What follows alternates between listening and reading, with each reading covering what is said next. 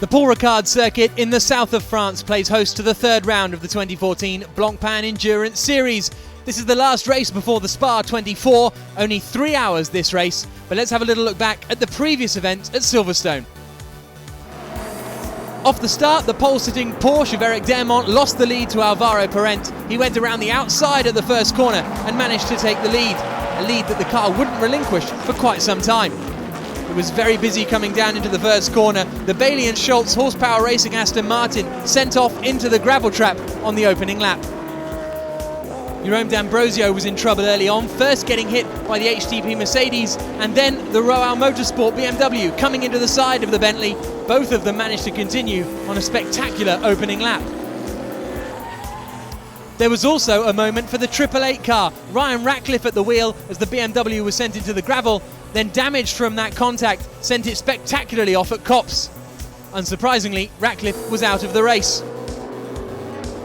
Then there was movement as one of the ART McLarens got around the number 7 Bentley of Guy Smith to move up into third position. Guy Smith then had to serve a drive-through penalty for not respecting yellow flags at the first corner. The first round of pit stops saw the ART McLarens come out running first and second as Alvaro Parent handed over to Gregoire de Moustier. De Moustier, though, moved over to let his quicker teammate Kevin Coryus through, coming down into Stowe Corner. An ART McLaren 1-2. Things were looking good for them in the Silverstone sunshine. Andy Merrick was the next man on a charge, forcing his way past the Saint-Aloc Audi. A mistake from Edward Sandstrom allowed Merrick around the outside to take the position, and now he had the chance to close in on the ART McLarens. He was right on the back of Gregoire de Moustier coming through Abbey, and the Bentley made the move coming down into the Brooklands in front of the BRDC grandstand to take second place. The final round of pit stops saw Andy Soucek climb aboard the lead McLaren as there were more troubles for the Aston Martins. The one that had gone off at the first corner went off more spectacularly, bringing out the safety car. Alex Premer lost the back end of his ART McLaren on the restart, dropping that car out of podium contention. As the sun began to set, it was a battle for the lead of the race. Andy Soucek in the ART McLaren being hounded by Stephen Kane in the Bentley. With only a few laps to go, Kane forced his way past on the inside at Luffield in front of the BRDC grandstand and moved the Bentley into the lead of the race. Soucek tried to hold on, but there was nothing he could do to stop the Irishman taking the lead. The M Sport Bentley crew were over the moon. Despondency, though, for ART. Andy Merrick and Guy Smith could hardly believe it as the 7 car came through to take the checker flag and Bentley's first win on home soil in more than 80 years. An historic day at Silverstone.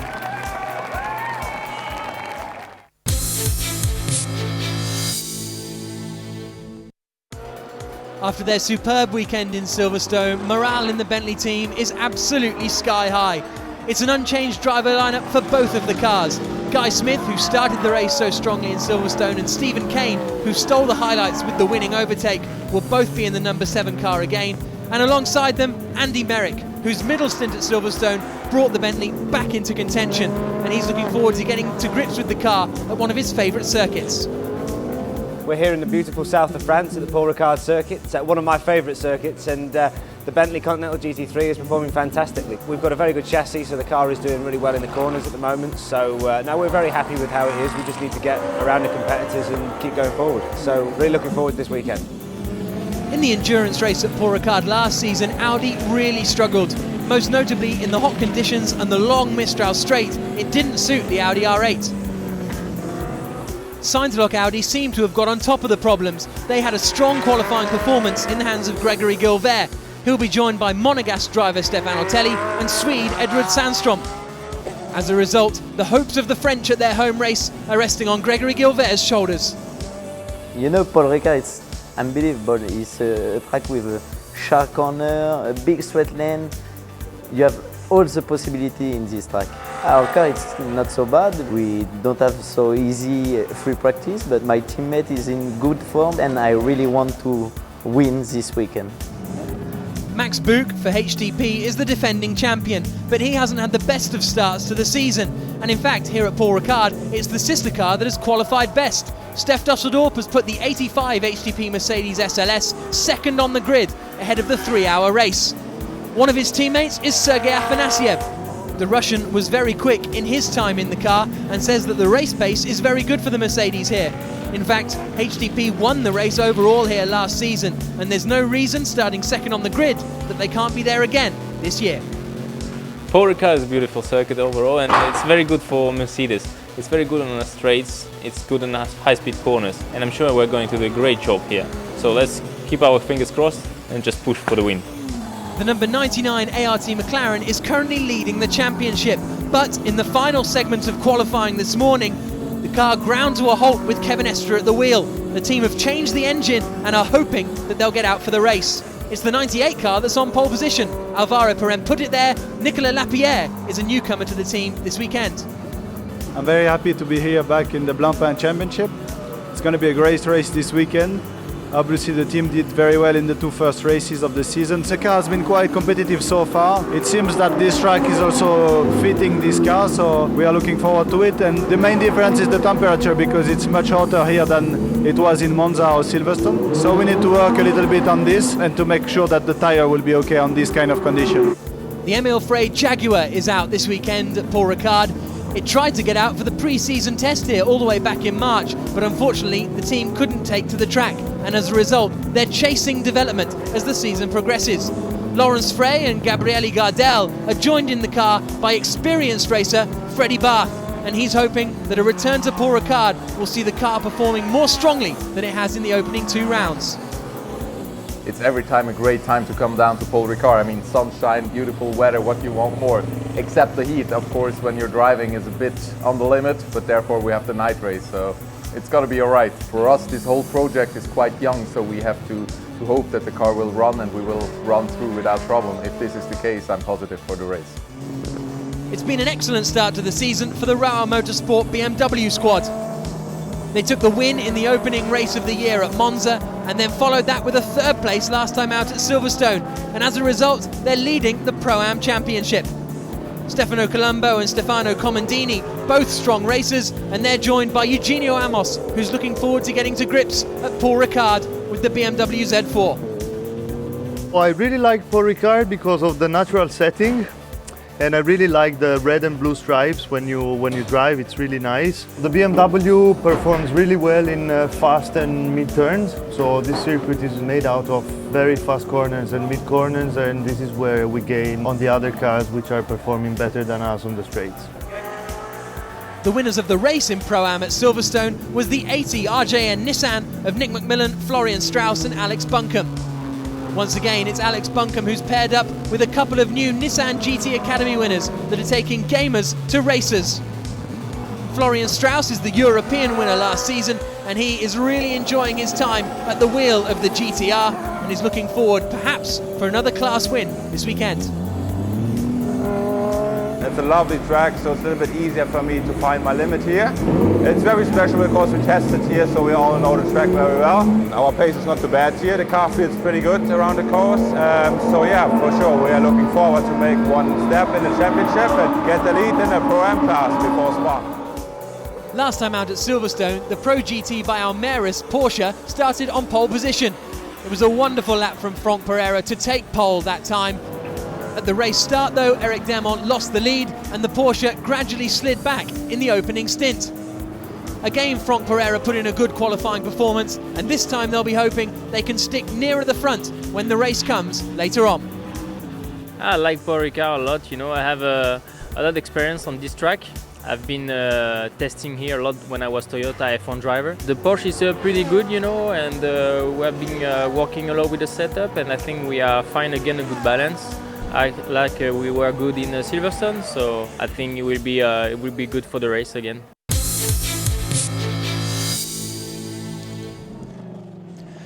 A very good evening, everybody. Welcome to Paul Ricard in the south of France. It's the 3rd round of the 2014 Blancpain Endurance Series. My name is Jack Nichols. Alongside me in the commentary box, but currently lurking down on the grid, will be John Watson, and we've got OJ Borg in the pits as well for what is set to be a spectacular race. Air temperature 23.8 degrees. It's getting cooler as the evening draws on. It's approaching 7 o'clock local time in the evening, and it'll be the first time that a Blancpain race has gone this late into the night, apart from, of course, the Spa 24 Hours. We did have an evening race at Magny-Cours back in 2011, but that didn't go as late as we're expecting to go today. A 3-hour race, finishing about 10:15 local time. And what a beautiful evening for it. We couldn't have wished for anything better. Wonderful skies here at Paul Ricard. And we can go down to the grid with John Watson, and he is with the men on pole position, Alvaro Parent and Nicolas Lapierre. Alvaro Parent, another dominant qualifying. Well, I said 0.4 of a second, you said it's only 0.3. Still dominant. Still, I know, another great qualifying for sure. Got a good lap in. You know, our next competitor is 3:10, so you know, we're feeling good, feeling confident for the race. You know, Nico's here and joined us this race, and it's looking very good. Who knows what's going to happen? Nicolas Lapierre, you're in the car alongside Alvaro. This is about a 3-hour walk in the park for you, because you're going to be doing Spa 24 later in July. Yeah, I mean, that's why I came here, you know, to have a bit of training in this car. It's very different than LMP1, but I have very good teammates, and also the team is doing very well this year, so I have a good support from them. It's great to see Alvaro's data, you know, he's one of the fastest GT driver all around the world, so it's good to be associated with him, and we're looking forward to this one. Nicolas, this is always a very track-sensitive, temperature-sensitive circuit. We're not qualifying in the middle of the day, now early evening. What do you expect to change? Yeah, it's a big change, you know. We did all the testing with over 40 degrees on track, and now we're starting the race, I think it's around 35, and it would get even lower during the night, so we need to find a compromise on the setup, so we have a car that works now and that will work in the night, so we have been working quite hard on this, and we hope that it will work. Well, enjoy it. Many thanks. Superb to have Nicolas Lapierre here, who just a couple of weeks ago finished third in the Le Mans 24 Hours for Toyota, alongside Anthony Davidson and Sebastian Buemi. He's here ahead of performing in the Spa 24 with the ART crew. He's replacing Alex Premat for those 2 rounds. I believe Alex Premat will be coming back at the Nürburgring. But great to have quality the way that Nicolas Lapierre brings it. And we also have Le Mans winners in the field as well. The likes of Guy Smith, the likes of Stefan Ortelli. Both have been victorious in the past at the 24 Hours of Le Mans, but it's pure GT racing here. 42 GT3 cars about to take to the course in this 3-hour race, as our Segway goes from back to front and catches a few people out on the way down. An incredibly big grid. It was a great qualifying for the TDS Racing BMW. Henri Acide and Nick Katzberg, there with John. Nicky Katzberg, third quickest overall, but significantly quickest in the Pro-Am Cup. Yeah, that's not bad, I guess. Third overall is something we didn't expect. And finally we are first in Pro-Am as well. Now we need to take back a result, because we've been quick all season but never really finished on a good spot. So Henri is going to start. Will he be in at the end as well? I take it he will be. Yeah, he has to be. So I'm doing the middle stint and he does the first and the last one. Any thoughts about going into the night time at all? But I think it's going to stay light for quite a long time. I'm guessing the middle stint will be the most difficult with the sun going down, and in the third stint the sun will be down completely, but you will still have some light. So that's going to be a nice experience, I think. I hope you enjoy it too. Many thanks. So Nick Katzberg there starting third on the grid, and as he says, a wonderful performance from him. He didn't put it quite so melodramatically, but a really impressive performance from Nick Katzberg to be third overall. Our Segway shot is continuing after... that gentleman's about to get mowed down. No, he just about takes avoiding action at the last possible moment, and we're following actually the second place car to the grid. That car there is Steph Dusseldorp, Sergei Afanasiev and Luca Wolf's car, and that will be going to the right in a few moments' time and pulling on to the second place spot. Wonderful performance from Steph Dusseldorp, who's going to be starting the car, and he slots in to that front row grid slot. And there is the 35 Nissan GT car. One of the drivers is Miguel Feischep, and he's there with John. Miguel, you've got a very quick Nissan here this weekend, fastest on the straight. Yeah, exactly. It's a very good car. We got a pretty good setting for this track, and it's also very strong here. Stanislav, what are you hoping to get out of this race tonight? Of course, podium. We won this and we did this. We do this. You're about the only car that's going to be able to overtake on the straight comfortably, I understand. Is that right? Well, there are other pretty fast cars about here, but our is, I think, pretty good, and it's easier on the straights to overtake. But slow corners, we have a little bit less traction. But I think to Pro-Am, it's a very good car. Richard de Vila, you've been around motor racing as long as I have. You're engineering this car. Where are you getting all this speed from? Well, it's a good product, you know. They say Nissan makes a good car. What can I say? Well, tell me why. No, it's been a very quick car, very impressive car. But what can you expect from the three guys here this evening? I think we've got a very strong lineup here. The second car should also be coming up. We got penalized because of a small matter of a red flag, but this is one of our strong tracks. Silverstone here in Monza, it's the one we work on the top speeds and go for it. We need to get points for the championship. We're a bit behind on schedule this year, but coming up. I'm sure they'll do a good job. Many thanks. So that Nissan will start in 4th place on the grid. The other Nissan was due to start in 3rd place. Stellar lap from Alex Buncombe, going 3rd quickest, but that lap was set as the red flag came out. In his defence, he said he came out of the final corner, and as he was coming towards the line, the red flags came out. So technically, he improved under the red flags, and as a result, all of the Q3 times were ditched, meaning they will start the race down in 32nd place. Nick McMillan, Florian Strauss, and Alex Buncombe, which is a pain for them, obviously, because they were. Not only did they win at Silverstone last time out, they're also second in the championship. Only 5 points between Stefano Comandini and Eugenio Amos, who are currently at the top of the Pro-Am drivers' standings. So real frustration for them, as we see Nicolas Lapierre and Gregory Gilbert having a little bit of a conversation before the race gets underway. Gilbert starting in the Sainteloc Audi, which is starting 6th on the grid, which was a strong performance from Sainteloc. They seem to have got their Audi R8s hooked up a lot better than WRT. The highest WRT car is in 11th place. Christopher Mies, James Nash and Frank Stippler. Cesar Ramos, Marc Basseng and Laurence Vanthor down in 21st place. Now we can hear from Stefan Rattel, CEO of SRO. Stefan Rattel, beautiful evening, perfect night for a motor race. Yes, it's you know, we love Paul Ricard. It's one of the nicest circuits in Europe. We have once again a large and competitive grid, and this format with an evening race here in Ricard should be spectacular. One of the problems with this racetrack in the past was if you had an afternoon race, everybody was on the beach. Tonight they've got no excuse. They can come off the beach and come up and have great entertainment. Yeah, but that's new. So we think we'll need more than 1 year to make them know about it and understand, but we'll try, and we'll probably continue for another couple of years. It's pretty exciting going from dusk into darkness and then into nighttime racing. No, it will be. I think it's the right place to do it. We will see, and they need to get the next one is the 24 hours of Spa, so they need some training for night racing. Training for Spa 24, I think. Exactly. Thank you. Great to hear from Stefan there on the grid.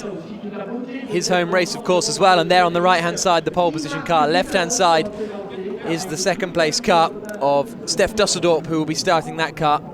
And the start here could be pretty important. If Alvaro Parent makes the break, he may well scamper clear. Some 0.3 of a second his advantage in qualifying.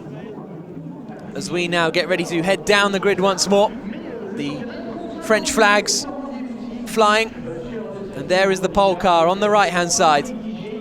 Alvaro Parent starting it. Then we've got the brilliant qualifying from Nicky Katzberg. Henri Acide will be starting that BMW there on the right-hand side. And then it was great for TDS in general, really, because alongside them, or just the row behind, will be Eric Clement starting the second TDS car. Then we've got the first of our Bentleys, Guy Smith starting the number 7 machine there. You can see on the right-hand side there, alongside it, on the 4th row of the grid, Andrea Rizzoli will start the Scuderia Villorba Corsa Ferrari 458 Italia. And, well, we can hear from the Bentley crew. Malcolm Wilson from M Sport is with John. Malcolm, how long did the celebrations continue after Silverstone? It was back to work the next day. We don't allow people to enjoy themselves too much, but no, you can imagine it was a great moment for everybody. Bentley and in M Sport, it was a terrific feeling to think that you could go and do it after so many years. Now, you had slight technical changes, and also one of your cars had an issue with the qualifying. Yeah, I think, but I still think we're in reasonable shape. I think I think we're good. Well, hopefully, we'll be good over the race distance. For sure, the BOP is definitely going to affect us. But if we can get another strong result here, that's really what we're looking for. And there's a tyre circuit, it's hard on tyres. Your car's light on tyres. How do you know that? Because your drivers told me. That's what drivers tell interviewers. No, I think we've obviously got good weight distribution, and I think, as I say, over race distance, I think we should be okay. Well, enjoy it. Have a great one. Many thanks. Great to hear from Malcolm Wilson and John Watson bursting his bubble there a little bit, and wonder if the drivers might be in a little bit of trouble after that. But there's Guy Smith at the wheel. He will be starting that number 7 Bentley as the fans get ready in anticipation ahead of this 3-hour race that will be starting in just 4 minutes, you can see, until the pace lap will begin. The race itself will probably get underway in about 10 minutes time, 9:15 local time. We're due to get started, but what a sight that is. Almost the cars curving around the final corner back up there. A really impressive setup. And here's a look at the grid once again. On board with the Segway. As the grid girls make their way off, the team personnel now are off the grid. All that's going to happen is the cars will fire up and head out onto the circuit. A rolling start as ever in the Blancpain Endurance Series. On the left-hand side there, you can see the Sinterlock Audi that qualified so well. Edvard Sandström, the Swede, will be starting that car. Then we've got the Bentley we were just talking about down the Valour Corsa car. Behind that, we've got the first of the Black Falcon cars, and also on the right-hand side there, Maximilian Buch starting the 84 HTP Mercedes car. That's the one who, that's the car that won here last year. They're just disappearing out of shot, and they were very disappointed to be only 9th on the grid. Then we've got Marco Seefried starting the 333 car, GT Corsa by Rinaldi. The second of the Bentleys is there. They also were penalised because of setting their best time under red flag conditions, so that's why Antoine Leclerc, who was driving the car at the time, will start that far back. There's the pole car that was at Silverstone, the 93 Eric Dermont Franck Pereira Pro GT by Ameris machine. There's our Pro-Am leaders at the moment in car 43. They're leading the Pro-Am standings as we then start to make our way towards the Gentleman Trophy cars at the back of the grid, a myriad of Ferraris, but in there, look, the number 1 car.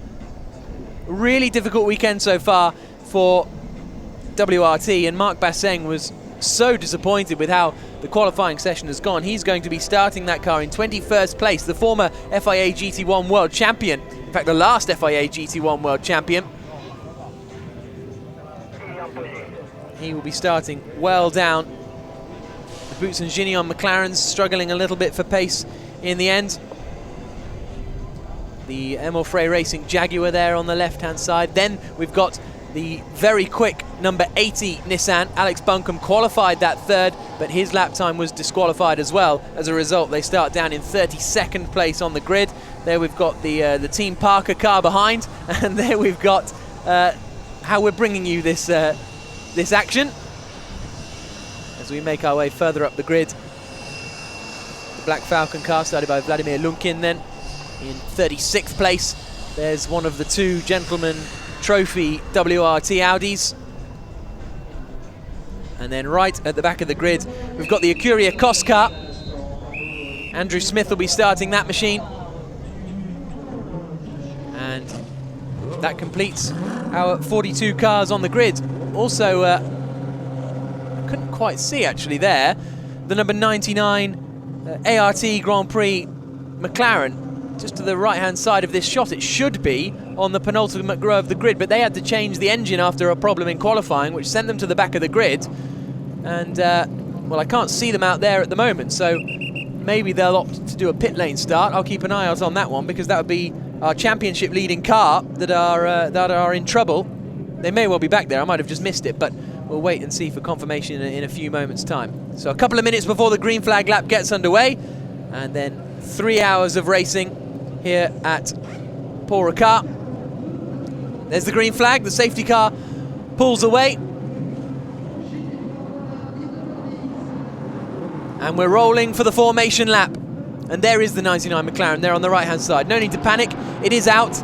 They had to change the engine on that MP412C after a failure in the third qualifying session when Kevin Estre was at the wheel, and they told me they didn't know what the failure was exactly. It was just something to do with the engine, but that's perhaps McLaren with their famed evasion of questions. Did you find out what the problem was? Exactly the same response that you had. I mean, frankly, they maybe didn't know. It may have been an internal problem, but whatever the reason is, they're not actually going to tell us, because giving that information away is giving away is yours. It's your intellectual property, and don't tell anybody, least of all somebody in the grid. Absolutely. It'll be interesting to see when the 650S GT that was announced at the Goodwood Festival of Speed comes online for GT3. But here's a look at the grid. It'll be on pole position Alvaro Parent starting the car. Alongside him on the front row will be Steph Dusseldorp. Then we'll have Florian Strauss starting the number 80 Nissan. But it was that 80 Nissan that got pushed right to the back of the grid as we work our way through. And there's the Kevin Coruse there in 10th place, but they will actually start second to last on the grid as the cars make their way around now. And now they'll head out onto the Mistral Straight. And we're using the full Mistral Straight, John. Well, we're using the circuit in its original configuration, which is a great racetrack, 5.7 kilometers around. There are technically 15 corners, but if you come out of turn 7, the left-hand curve onto the straight, when you get to the end of the straight, which is just a straight, you enter turn 10. We've suddenly lost 3 corners. But of course, what we now have at Paul Ricard on the straight is a chicane, which was used for some of the support events here this weekend, but not for this 3-hour Blancpain Endurance race. And I'm delighted, because the character of the Paul Ricard circuit is the Mistral Straight. It's all about straight line performance. And on that touchy subject, Nissan are pretty much, well, by about 3 kilometers per hour, the quickest down the straight. But more importantly, the cars at the front, particularly in the case of the McLaren, they're with about 6 or 7 kilometers down.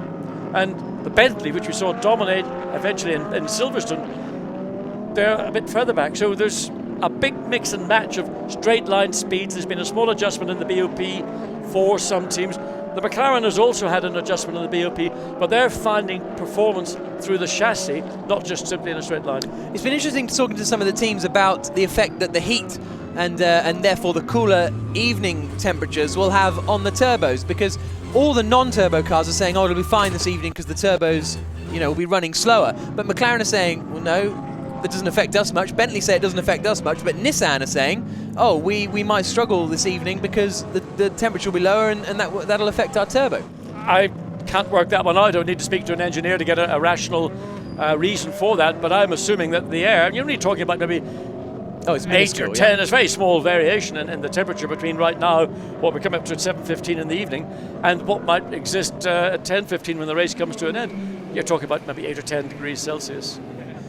So it's a 3-hour race. We'll have 2 pit stop windows, pretty much around about the 1 hour and 2 hour marks, where they will have to change drivers and change all 4 wheels. There's time to be won in the pit stops, but there's also time to be won in the race.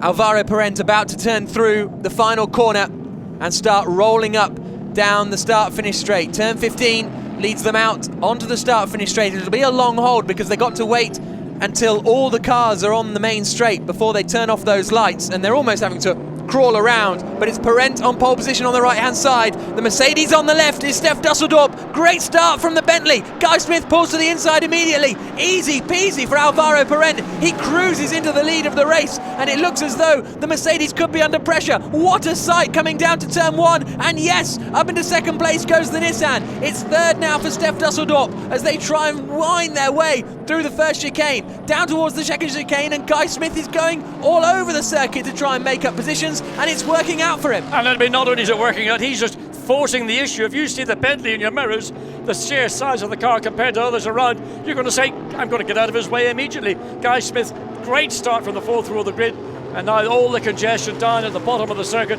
as they come through as turns 6 and 7, and the 7 is the left curve that leads onto the Mistral Straight. Let's see if the speed of the Nissan, which we've been discussing, can do anything with the overall performance of the lead McLaren. Alvaro Parent pulled out, well, there you can see, probably the best part of certainly you'd almost say a second. Yeah, quite possibly. So up into second place has gone Katsumasa Chiyo in the second Nissan. In the first of the Nissans, the second Nissan way back down the order still. Third place then for Steph Dusseldorp. It's almost 4 abreast for fourth position as they come towards Scene Curve. This is phenomenal stuff. Who's going to get it? It's the Audi up the inside. Edward Sandstrom past Guy Smith. Also in there is Max Buch looking racing in the second HDP car, and Guy Smith tries to fight back past Sandstrom up the inside into the long right-hander, almost leaning on the Audi there, the Bentley, but Sandstrom appears to have held it on for the time being. Right behind them is the 333 Ferrari of Marco Seefried. Good job by Guy Smith and Edward Sandstrom. They gave each other working room. In fact, as you go through turn 8, you can run high, as we saw Sandstrom do. It's not as tight as getting down to the apex, but it frees the car up, and he managed to maintain position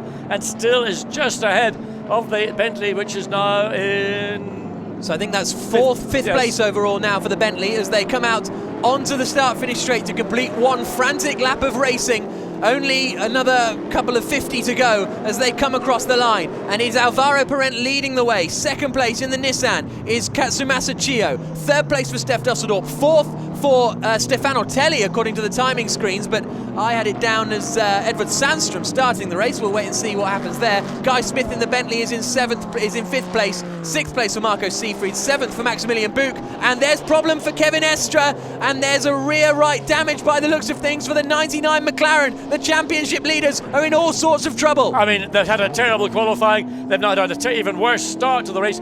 Don't know why that occurred. He could have snagged a curb. It could have been contact. But Kevin Estra had to bring the car back to the pit at a reasonable pace. Otherwise, the flailing rubber will catch bodywork or certainly catch suspension, and that could lead to bigger damage to the back of that car. But what a disappointing start to that car. I mean, a car that potentially was another race-winning car. As he comes in, literally all the rubber has gone, so scraping the side of the car. Carbon fibre is actually just where you can see the smoke coming from. It's not the tire. Here comes Guy Smith on the attack to try and get back that fourth place. He's on the outside of the Saint-Eloque Audi as they come down towards Scene Curve. He'll be on the outside line, and he can't quite do it. Marco Seefried hovering there on the inside, and also trying to join the party is Max Buch. Then we got the second Bentley in there. That's a great start from Antoine Leclerc to be up in the fight and in 8th position after he got penalised in qualifying as well. He's right up behind Maximilian Buch, who's currently in 7th place in the HDP Mercedes, but they're all starting to queue up behind this Audi now, which will have to go with the timing screens, is Stefano Telli. Well, the Audi is probably fractionally quicker on the Mistral straight, but clearly the Bentley's got that little bit of extra grip around particularly Sector 1, which is the first third of the lap, and the final sector, Sector 3. The part of the racetrack where you want to try and make an easy pass is on that Mistral straight. But if you're slightly short in terms of top speed, even with the tow that you'll be getting from the Audi, it's frustrating.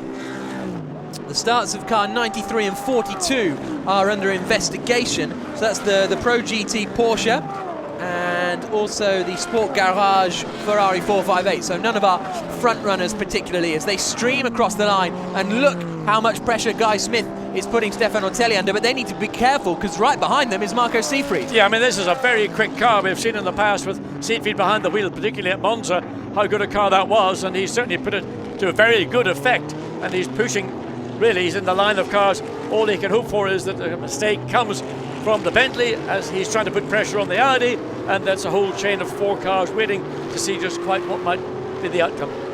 So, 5 minutes gone, 3 hours to go, and Alvaro Parent has a 1.6 second lead up at the front. That's what it looks like, and Katsumasa Chiyo is coming with him. And then there's a bit of a gap back to Steph Dusseldorp, about 2.2 seconds. Then it all kicks off here with Ortelli. And right up behind him is Guy Smith. And once again, Guy Smith will look to the outside coming towards Scene Curve. But it's a quick right-hander. And this is where Marco Seefried in the green Ferrari behind tried to take advantage. He'll do it again this time, looking to the inside. And round the outside goes Guy Smith and Scene Curve. Brilliant move. Well, that was commitment because Scene Curve, one of the quickest corners of any circuit anywhere in the world, and to make a move around the outside, well, that took commitment and it took a fair bit of courage to do it. And look, having now got ahead of the Audi, he's already stretched the advantage by what the best part of was it a second, you could almost say, and that was, well, I would like to see that one again in slow motion because I just have to see what was going on in Guy Smith's head. Oh, and there's it looked like a bit of a problem for one of the Nissans there, but we'll keep focusing on this action because Guy Smith now is up into 4th place, past the Audi which I think it is Edward Sandstrom at the wheel. It looks like Sandstrom's helmet through. Contact! And that is off. Eric Clement in the TDS Racing BMW. He has either hit the wall or hit a person. He's hit the Nissan, I suspect. Because remember that Nissan was coming from the back of the field all the way through, and that I suspect we're maybe too much conjecture at this point, and there's certainly going to be a yellow flag. Whether we think that's a safety car situation, too early to determine, but the car is not moving. No, it's difficult to see quite where it is because there's not many points of reference here on this Paul Ricard circuit. Yellow flags are out, and it's in Sector 3 that's happened, so we'll keep an eye out for where exactly that is. These guys are down in Sector 1, and Marco Seefried is under a lot of pressure now from Maximilian Buch, the defending Blancpain Endurance Series champion. Yes, and Maximilian Buch didn't have the kind of qualifying you normally associate with the young German driver, but clearly in a race context, he's back up to the pace, putting pressure on Seefeld in the Ferrari. Ferrari's really focusing on the Audi ahead. He wants to run down that 26 car number, the Sandalock Racing Audi. So, up into 4th place has gone Guy Smith. Wonderful performance from the Bentley so far after their win at Silverstone, and we can hear from Malcolm Wilson. He is down in the pit lane, and talking to him is OJ Borg. Thank you very much, Malcolm. A fantastic start. Yeah, great start. Antoine made a really, he's up now to 8th place, and Guy's now pulled up as well, so really, really encouraging to see. Fantastic, thank you very much. Thank you. So Malcolm Wilson there with OJ Borg, and the number 10 car has stopped at corner 12, so that's somewhere around here. I think it's on the left-hand side there. Well, it's just before corner 12 is actually that double left-hand corner in the middle of Sector 3. So let's have a replay of what we saw Guy Smith do so outstandingly. He got alongside the Audi on the slight incline as you run up into the scene corner, and well, he just got about half a car length, and once he had that half car length, he said, this is my corner, I'm going to make it my corner.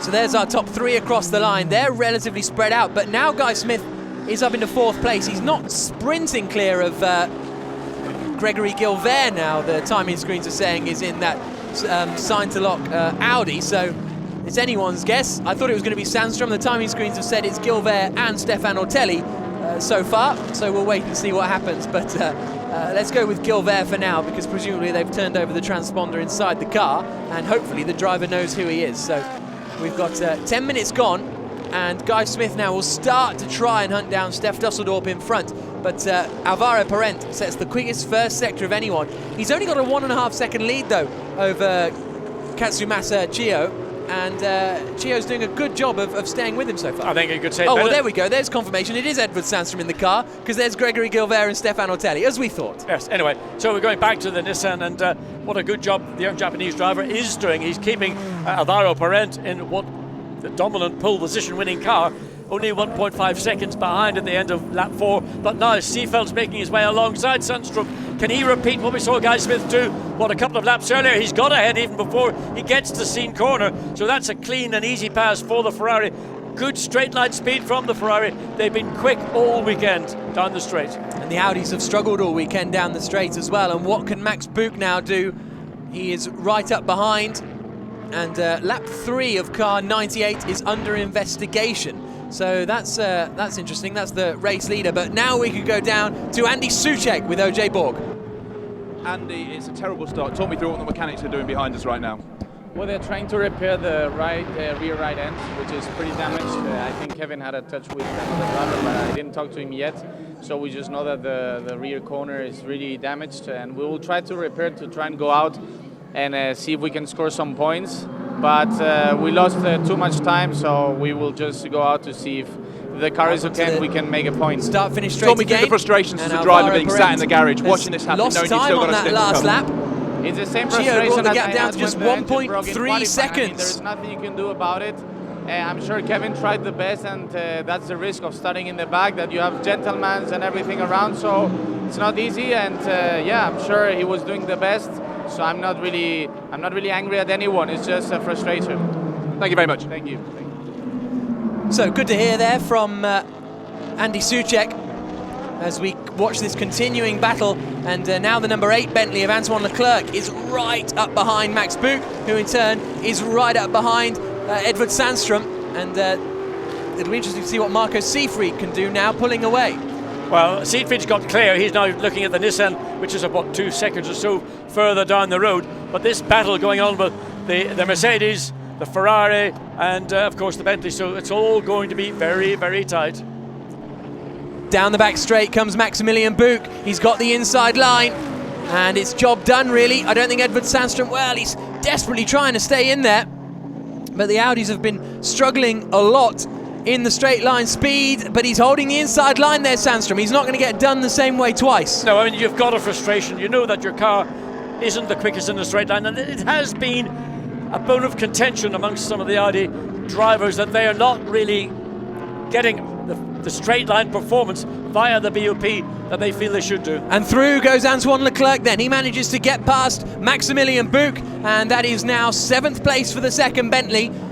Marco Seefried 5th then, Sandström 6th, Leclerc 7th and Buch 8th is the current order around that sort of area. And there we can see them coming through, and it's all a bit of a cork in the bottle, really, isn't it, behind the Audi? Well, now the Audi is being displaced, it's sort of falling further back as this battle continues. It's going to be more, but look, Antoine Leclerc, look, the Mercedes trying to go one way, gets up on acceleration alongside the Bentley, just edging ahead as they come up into turn one. It'll be interesting to see, can Maximilian Buch get, and he can't. Antoine Leclerc decides, I can brake late and still make it into turn one on the inside. It's racing between these two, all over 7th position that Leclerc now holds. They need to be careful because right behind them is the 90 Velour Corsa Ferrari of Andrea Rizzoli, and behind him is Henri Acide, the car that started in 3rd place, fell back at the start, but Acide is keeping pace now in 10th place. Yeah, so the car was qualified by Nicky Katzberg, professional driver. Good job by Nicky Katzberg in the BMW. Henri Acide is not at that level, but he's doing the best he can. He will hand the car over to Katzberg for that middle stint, which, as Katzberg explained, it's going to be that level where the light is just about sinking down or below the horizon. Tricky time for a driver. Tricky times for Alvaro Parente. He's in the lead of the race, but he is only 1.4 seconds clear. That gap is not extending in the way that we sort of thought it might do. Here comes a battle towards us. Pulling to the outside line is Rizzola, trying to get past Maximilian Buch now for 8th position. So Buch is in the Mercedes, well wide goes Henri Acide behind, even wider behind that. Who was that? Frank Stippler going halfway towards Toulon, but keeps it all together in the end as they start to push the boundaries here, and track limits is something that can get you into trouble here. Well, I think on the edge that I've seen is obviously we've seen a lot of drivers running well, with 4 wheels well off the racetrack, and I suspect that if drivers perpetuate, that's going to be, they'll get a signal from the race director to say stop doing it. If you don't stop doing it, you'll get a drive-through penalty. But of course, in the edge of the scene, you can say, well, I was another car ahead of me, I just suddenly, the whole front washed out, so I had no choice.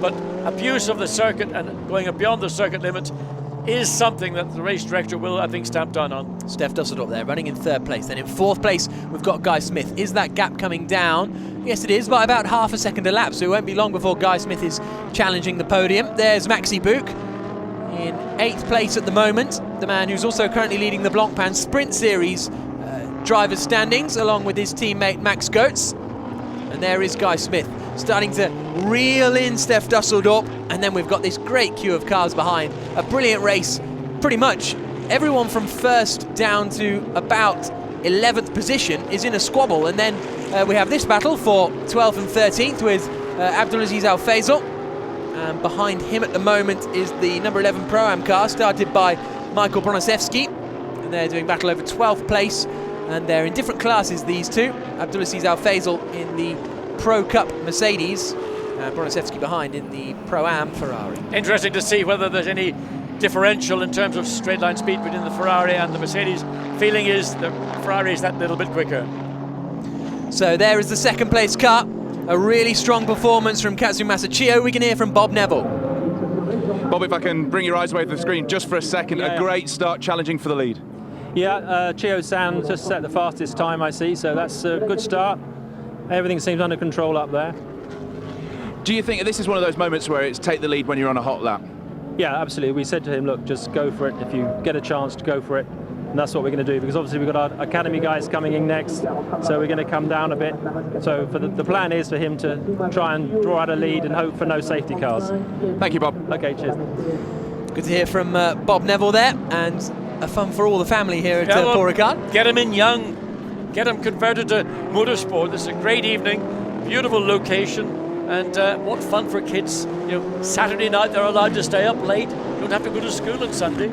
Absolutely, sounds good. And so across the line come the cars, and this is still Max Buch right up behind Antoine Leclerc. Meanwhile, behind them, the 90 Velour Corsa car of Andrea Rizzoli has just set the fastest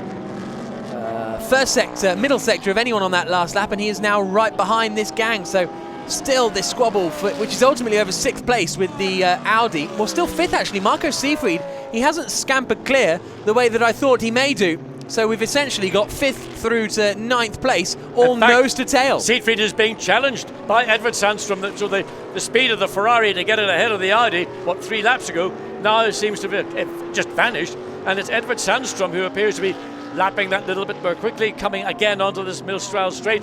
He is going to be slightly suspicious of Antoine Leclerc behind in the Bentley, which has made its way through the field very strongly indeed. Again, you can see the silhouette of the Bentley almost monstering the Audi as they get halfway down the Millstroud straight. He gets out. Can he get alongside before the scene corner? That's going to be the interesting thing. Antoine Leclerc on the outside. Can he hold it around the outside like his teammate Guy Smith did? Yes, he can. Through he goes, and that is now up to 6th place for Antoine Leclerc, and Max Buch trying to follow through, but he's not quite close enough to the back of Sandstrom to make a pass, unless he has the inside line here. No, that's going to get close pretty quickly. Yeah, the inside line is the preferred line if you're on your own, but if you're on the outside, as we saw Sandstrom, we saw him do it in the opening lap, he did it there now also with Max Buch behind him. It is actually, it's a bit like racing on an oval circuit in North America. You've got a high line and a low line, and each one has got its own references in terms of speed. At the minute, the high line, when you're racing side by side, is probably the quicker. Not just North America, there's one in Corby, let's not forget that, the Rockingham Motor Speedway, as the cars head out onto the start-finish straight again. Just to clarify what Bob Neville was saying there, Katsumasa Chiyo is a racing driver in his own right, 26 years old. He was 3rd in Japanese F3 last year, a very experienced racer, but alongside him are the 2 Nissan GT Academy graduates of that will be Stanislav Akanselov, who has won the Russian category, and Miguel Fleischer, one of the European candidates. So it's all down to Chiyo to sort of build up that advantage at the front in the way that all Pro-Ams work, really. You have the professional go out there, and then you have the amateurs come on and try and do a good job as well. And 2nd place for them at the moment. Where's the other Nissan car? Well, we saw that stopped at the beginning of the race. We haven't seen it subsequently. That's very true. Let's go down to hear from Stefan Ortelli. He's with OJ. Stefan, has the car had a problem out there? Seems to be losing time. It's not a problem. Eddie is doing an amazing job, because we are, of course, a bit too slow in the straight line. It was like that last year, but this year it's even a bit easier because it's cooler with this time. So the car is doing very well. He's really protecting the tires. It's just the lack of top speed, so he has to cover, and I think he did a very good job at the beginning against the Bentley, but in the straight line we are losing too much. We are more than 10 kilometers slower than the other cars. It's difficult to stay. It's a long straight line, but in the corners we are good. Thank you, Stefan. Thank you. And we've just seen evidence of that. Max Buch going past Edward Sandstrom and up into 7th place. So the Audi continues to slide backwards, and it was a catastrophe here last year for Audi. Both the WRT and the Phoenix cars were absolutely nowhere, and I'm afraid it's a similar story this season and this weekend here.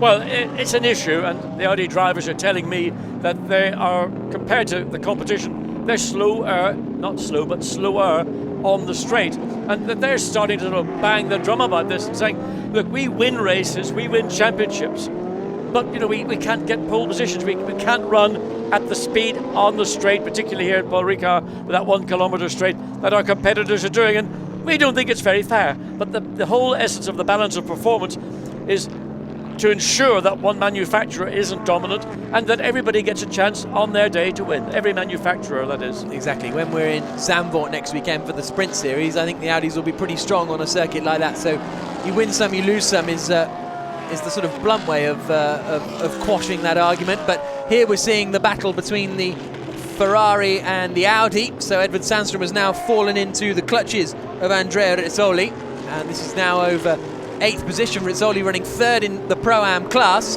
as Chiyo leads it. Marco Seefried is 2nd in it. just to finish off what I was saying a couple of minutes ago now, the second Nissan is currently in 23rd place with Florian Strauss at the wheel. No, he's up to 21st place on that last lap. He's got past Marc Basseng, but he's 21st place, and expect that car to continue to climb throughout the race, I'd have thought. Yeah, Alex Buncombe is going to be in the car for the final stint, the nighttime stint. Looking again, coming down the straight. Everybody stays on the right-hand side to make it more difficult. That any pass you're going to have to make, you're going to have to earn it. It's not going to be a gift. But it is, I think, when you're in an Audi, because Rizzoli was past before they even got to the end of the straight. We almost saw a bit of fighting going on between, here we go, I think this is the continuing battle between Abdulaziz Al Faisal and Michael Broniszewski, all over 12th place still. Yes, the Mercedes got sufficient straight line speed to keep the Ferrari behind. So there we see the Audi that really was in such a strong position at the start of the race, almost by the lap, losing position upon position of the. But there's another 2 hours and 38 minutes of this race to go. We're going to have 2 pit stops, 2 driver changes. The track will change. This is one of the race tracks that significantly alters between daytime temperatures, in fact, from morning to midday to evening to nighttime. And you may have a car that isn't particularly good at this sector of the race, but come 9 o'clock, 9:30, everything can change. Still, the gap at the front, 1.46 seconds. It goes up, it goes down. The fastest lap of the race so far has been set by Katsumasa Chio in... yes, I put my teeth back in. Yep. Apologies. Katsumasa Chio, who's currently in second place. Yeah, I mean, it's a very strong drive indeed from the young Japanese driver. 1.4 seconds, the gap between Alvaro Parent, who dominated qualifying almost by 0.4 of a second. When you consider the top 11 cars were covered by a single second, and the young Japanese driver in the Nissan, absolutely stunning. He's almost a 6-second advantage over Stef Dusseldorp in the third place Mercedes, and then you've got Guy Smith only 1.1 seconds behind Dusseldorp. So his focus is about the Bentley coming forward rather than thinking about what can I do to run down the Nissan in second place. There you can see the battle that's beginning to evolve for this third place, and these 2 cars, third and fourth, have broken away from Siegfried in the Ferrari in 5th place. There are rumours that, or reports that it was contact with the 14 Jaguar on the opening lap that put the 99 car of Kevin Estre in such trouble. The 14 Jaguar is still going, running in 28th position at the moment, but I think we have lost the 99 McLaren. It doesn't appear to have come back out of the pit lane. We'll see if we can find that out for certain. Actually, they're literally just below the commentary box, but I can't see through the floor. I mean, the problem is, depending where the incident took place, there is the car. There may have been suspension damage to the back of the car, but what frustration to Kevin Estre. I mean, a real star in a GT car, but starting at the back because they had to change an engine, maybe being a little bit keen to make up a lot of ground in the opening lap. The Jaguar maybe not even aware the McLaren was coming through. Third place battle coming underneath us as getting closer and closer. Only 0.8 of a second between Dusseldorp and Guy Smith. Here they come down into the first corner, and then behind it's all kicking off as well with Marco Siegfried and Leclerc and Buch only covered by 0.6 of a second. That's incredibly close as well. So this race is really brewing up nicely in the first 25 minutes. Still 2.5 hours to go. But here you can see the battle for second. Stef Dusseldorp, the tall Dutchman, and Guy Smith, the successful Englishman. Yorkshireman okay, first. Not Englishman. I think, no, Yorkshireman first, Englishman second. And here's Marco Siegfried under a lot of pressure.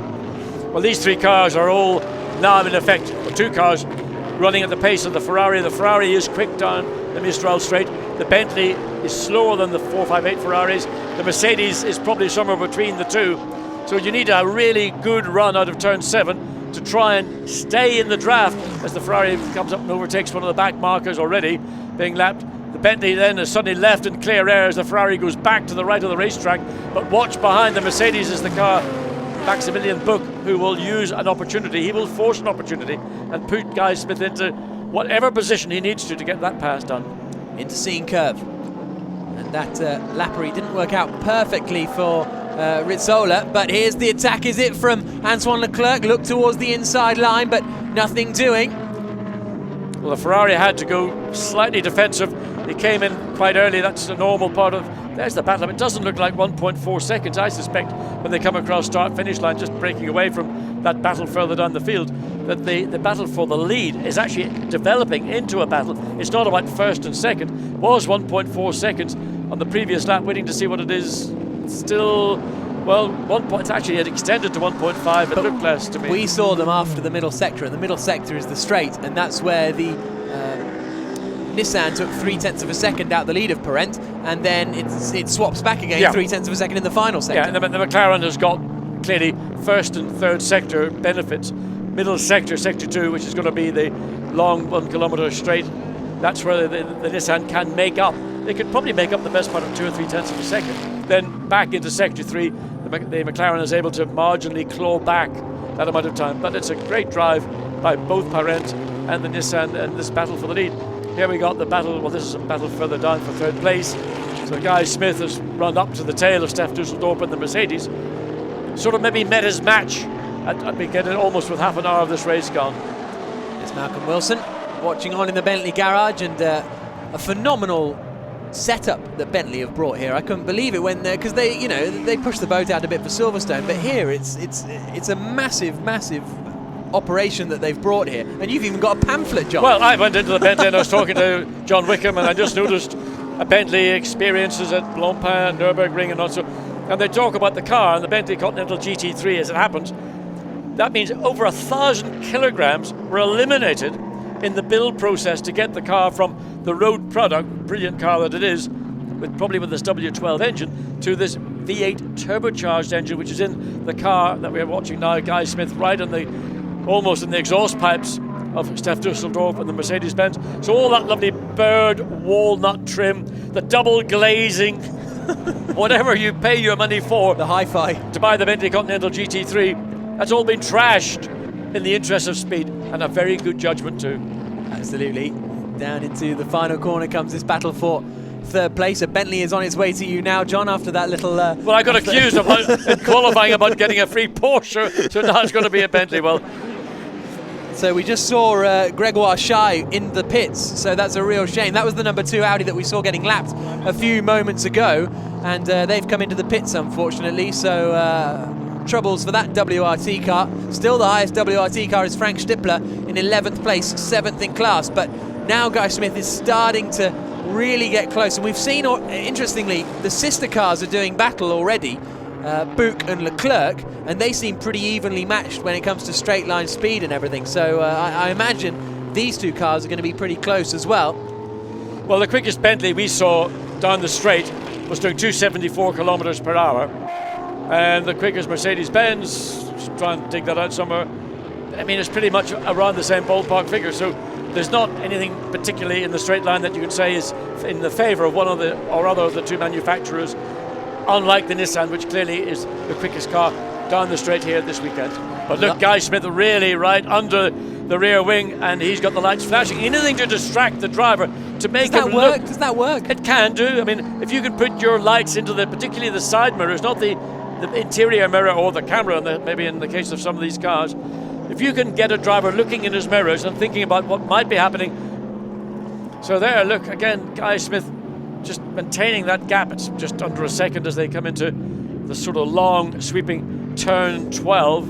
And when they're flashing their lights, they often have a flash button that you just push and then it flashes. They're not there pulling the stalk whilst they're trying to turn the corner. In the good old days, you would have done it. In modern technology days, it's a strobe. You just put your thumb on it, it'll be like an aircraft strobe light.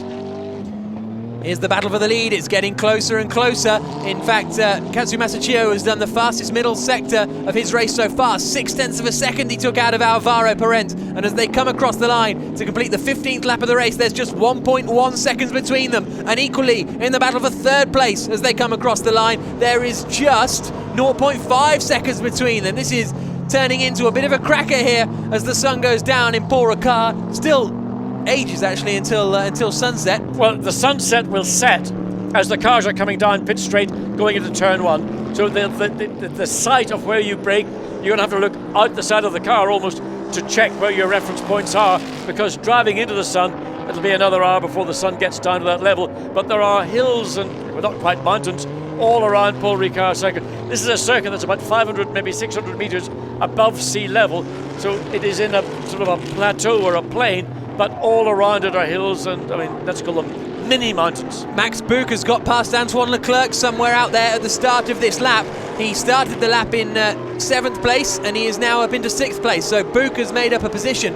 There is no one in the top 16 cars that is alone on the circuit at the moment. Everyone has someone within half a second of them, and this is one of those. It's Steph Dusseldorp in 3rd place, Guy Smith in 4th place as they do battle up towards the right-hander at Scene.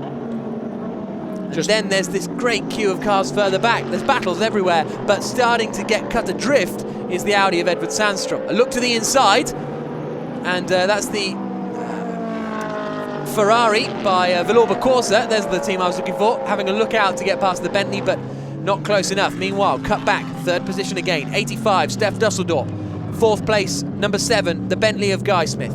Looking at the two cars, to me, the Bentley of the two looks the slightly better in terms of the ability to get the car into the apex, rather than Steph Dusseldorp, who's struggling. But the point is, he's got the track position, and he isn't appearing to be affected by the pressure Guy Smith is applying. Again, you can see into the final turn, turn 15, the Bentley almost as close as you can get without making contact, then on acceleration out. But there's the battle for the lead, and that is down to, well, it was 1.1 second as they came across the line at the end of lap 15. It's now 1.3. It's almost immaterial, that 0.2 of a second. But Parent is having to push hard. He just did his best middle sector of anyone, which 16 laps into the race is quite impressive because the tyres are starting to go away. The temperatures on the track is starting to come down, as Max Buch now is going to have a bash at getting past Marco Seefried in the Ferrari. It's taken a little bit of time for Max Buch to get the natural pace. We know he's a pretty quick driver in a Mercedes-Benz, and he's just had to wait, be patient, not take a risk. He's got back ahead of Antoine Leclerc, the Bentley dropping back that little bit. Now the Ferrari is going to be vulnerable as they come through. This is turn 5, then the short sprint down to turn 6, and Max Buch using a lot less racetrack at the apex now. Look again how quickly he's closed up to the tail of the Ferrari. He needs to stay in contact all the way down, means to try and get a pass into Scene. Again, the lights flashing on the Bentley, distracting Steph Dusseldorp. So far, it's had no effect. Up into Scene curve. Any moves this time from Guy Smith? No, but the Ferrari's going very defensive in the background. Max Buch is close. Marco Seefried thinks he's not close enough. I'm feeling brave enough to take the racing line into Scene. But Max Buch knows that it's not in the straight he's going to get him. It's got to be some clever lunge somewhere. And that Ferrari there at the back is just at the fastest middle sector of anyone, Andrea Rizzoli. But this is the sort of corner where Buch's got to make the move. It's into turn 11. Again, Buch runs very wide, takes that high line, then drops down, makes his apex. Then it's a sort of long corner, then a brief sprint up to turn 12. A double left-hand corner, always a late apex. Having to wait to get the power on, waiting for the front to bite to give you the grip, the confidence. Then through turn 13, which is really of no consequence, then hard brake into 14. And when you're out of 14, you've got to stay tight on the left-hand side to give you the perfect position. Here he goes into the final corner. Max Buch sees the opportunity and goes through to take 5th position away. But Marco Seefried isn't going to relinquish it that easily. There's the battle for 3rd coming through, but over the crest of the hill, it's Seefried and Buch side by side. The Mercedes has the inside line. The young German will try and hold on. Will he be able to be late enough on the brakes into the first corner? Yes! Buch goes through, holds on to 5th place. Seefried drops to 6th, but he needs to be careful because here comes Antoine Leclerc in the Bentley. Seefried's all over the shop coming out of the first chicane. And Antoine Leclerc is all over the back of the Ferrari as they drop down into turn 4. And on the brakes and get alongside. Oh, no, he didn't. He had to back out of it. And the Ferrari, having led the Mercedes, now under pressure from the Bentley behind. And the performance we saw Siegfried earlier in the race, climbing up through the field now, he's now stalled out and really he's having to defend so wide going into turn 6. And on the exit, everybody is able to hold a much tighter line. Guy Smith now all over the back of Steph Dusseldorp, again down the Mistral Straight. But we've seen him in this position many a time, tucked right under the rear wing, but nothing he can do going into Scene. He's got to do a Buch style, if you will, and find somewhere a little bit cleverer to make the move, although he doesn't. I'm sure he doesn't need me to tell him that, as Max Buch now has a bit of breathing space over the car in front, and both of those cars in the battle for 3rd seem to be all over the shop. Well, they all, particularly the Bentley, ran wide on the edge of the Scene, and also the Mercedes, and we saw Dusseldorf car sort of a bit of a head stagger as it came off the curbing as it dived down. into the long turn. Look at this, trouble for the race leaders. Alvaro Parent is getting queued up as he tries to lap traffic. He dives to the inside line. He goes through on the inside of that Audi. What can Gio do about this? Way back end stepping out as he tries to get on the throttle as quickly as possible. He was too keen to get on the throttle. He had an opportunity because Parent was slightly compromised as he came through turn the 15. But there we can see the lights are flashing on the race leader as he comes down into turn 1. And now the Nissan right at the tail. And Parent has been compromised again going through turns 1 and 2. He needs to find a way to get down the inside, get one of these two cars behind him as he gets under the brakes, as they drop down into turn 3. And can Parent get them? He's got one of them, but the Nissan slipped through as well. He's now got to find a way past the white Ferrari as they go through 4 and dives up the inside into turn 5. Parent can breathe again. Especially because a Ferrari gets stuck in between the two of them. That's what Parent needed. Yeah, and that was a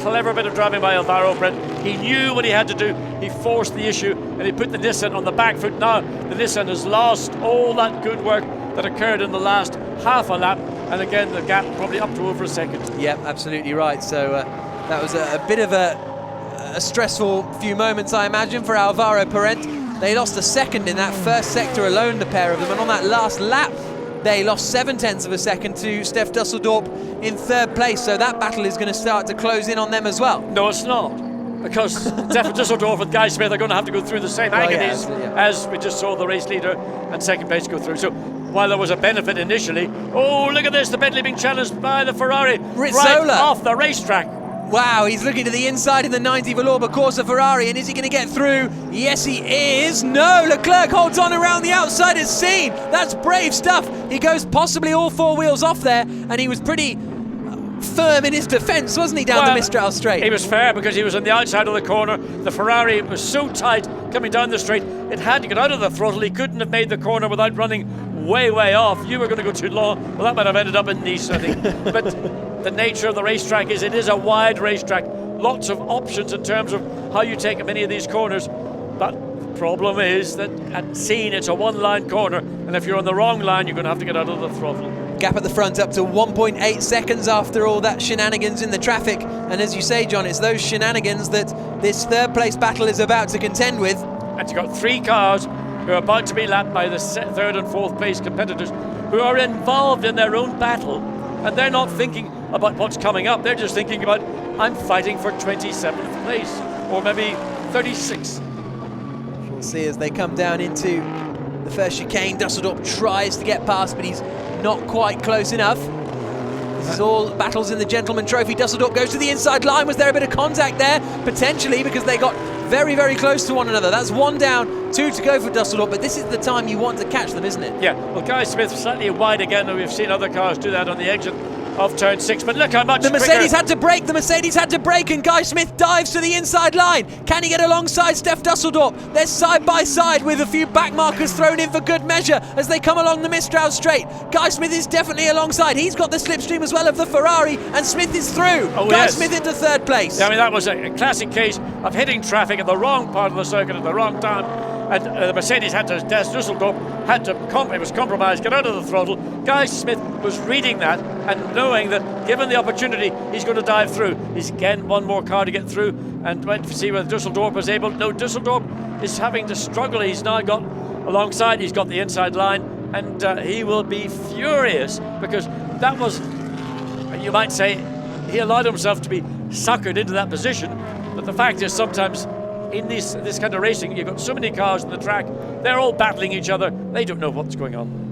Absolutely. And no, Dusseldorp, well, here's a look at the replay, and you watch as they come through this left-hander at Le Col. I think Dusseldorp actually has to dab the brakes because he gets so close to the back of this Ferrari. The Ferrari suddenly, look at that there, the lights come on, yeah. The Ferrari suddenly gets really slow in the middle of the corner. Dusseldorp, he's caught behind the Ferrari, nowhere to go. He's got to pull out to the right-hand side of the racetrack. I mean, is technically off the racetrack. So that's motor racing. You have to read ahead of you and be prepared for the worst to occur. And Stef Dusseldorp got caught out. It's easy at that part. I've been caught out many moons ago. Wow, I never thought I'd hear you admit to that. When the moon was a blue moon in the sky. unfortunately, to bring you some bad news, Marco Seefried is apparently slow on track somewhere. The 333 Ferrari, the lime green machine, is slipping well down the order. That was in 5th place. It's now is yet to come through to complete the lap. Well, that explains why we saw the car dropping back, because it made its way up to 5th place, I think. Yeah. And then it sort of stalled, and then it started to drop back one by one.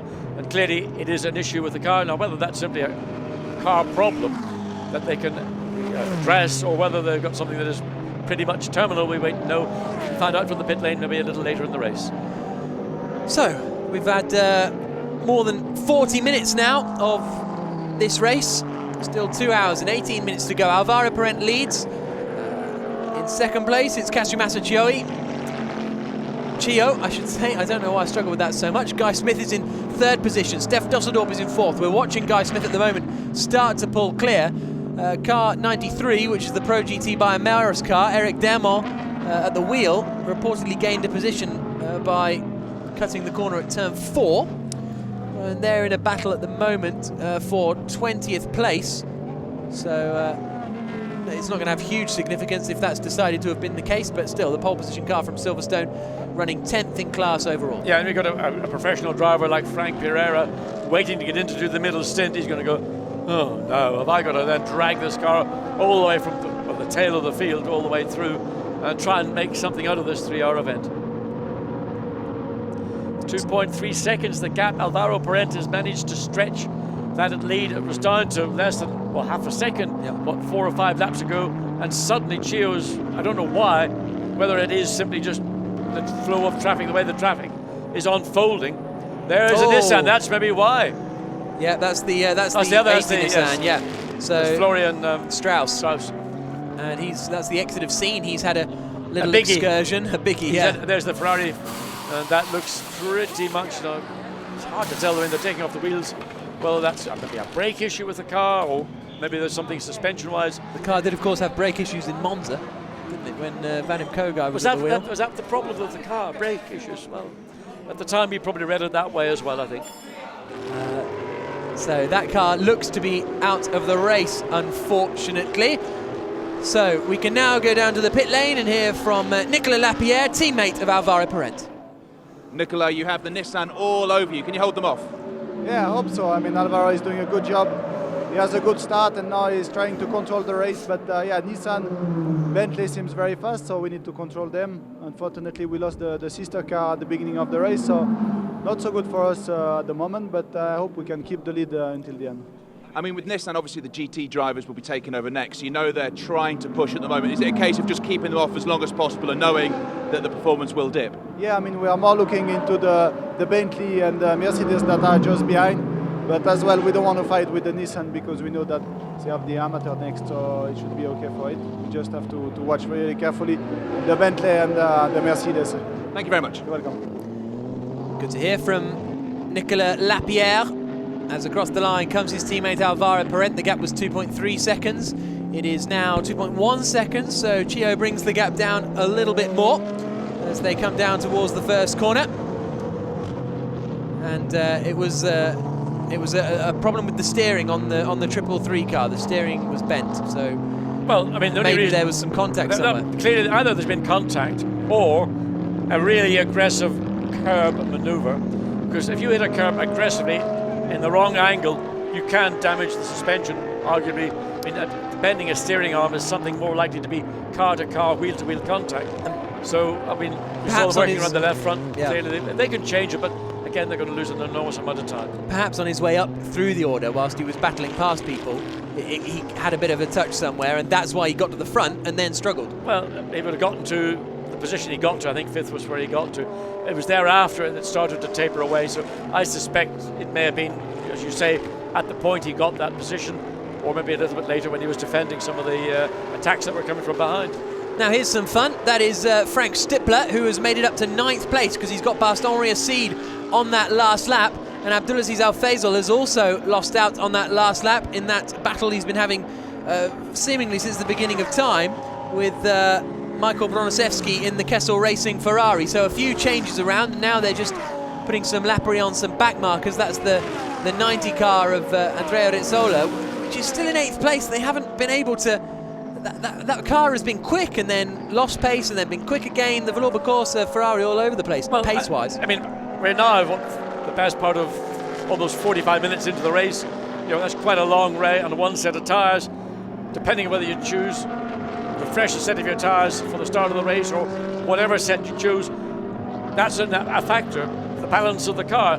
Good on a fresh set of tyres, less good on a set of worn tyres. And Frank Stippler, I mean, just literally driving all the way around the outside of some of the back markers in his pursuit of trying to make that 9th place into an 8th place. The gap you can see between the cars is, well, there's virtually nothing in it as they go into the penultimate turn, the turn 14, which is nothing as a corner. It's about setting the car up for the very tight. And again, Stippler going the long way around as he makes his way past some of the back markers.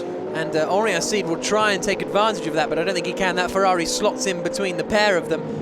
And so nothing doing there. Antoine Leclerc's attack on Max Buch has dropped off a little bit. The gap is now up to 2.2 seconds between the 5th place Mercedes of Buch and the 6th place Bentley of Leclerc. And there is Edward Sandstrom in 7th place, 1.2 seconds further back. I mean, you wouldn't have thought Edward Sandstrom was a Swedish driver. He's driving the wheels off the Audi. I mean, using every bit of the racetrack and the curb, and in some cases a bit more than that. I mean, he's really having to use the most of the car in the 1st and 3rd sectors, where the Audi is very effective indeed. It's now coming onto the straight where they are really losing out, and you know, all that hard work in sector 1, then you get onto the straight and you're just sitting there. You feel you're a sitting duck for all those around you to just simply take the position away. Guy Smith pulls pretty clear now of Steph Dusseldorp. Dusseldorp down to 4th place, gap 2.8 seconds last time across the line. Headlights flashing, Antoine Leclerc as he gets past. Now there's the Mercedes. That's an early stop. That's why Abdulaziz Al Faisal lost positions, because he's in the pits.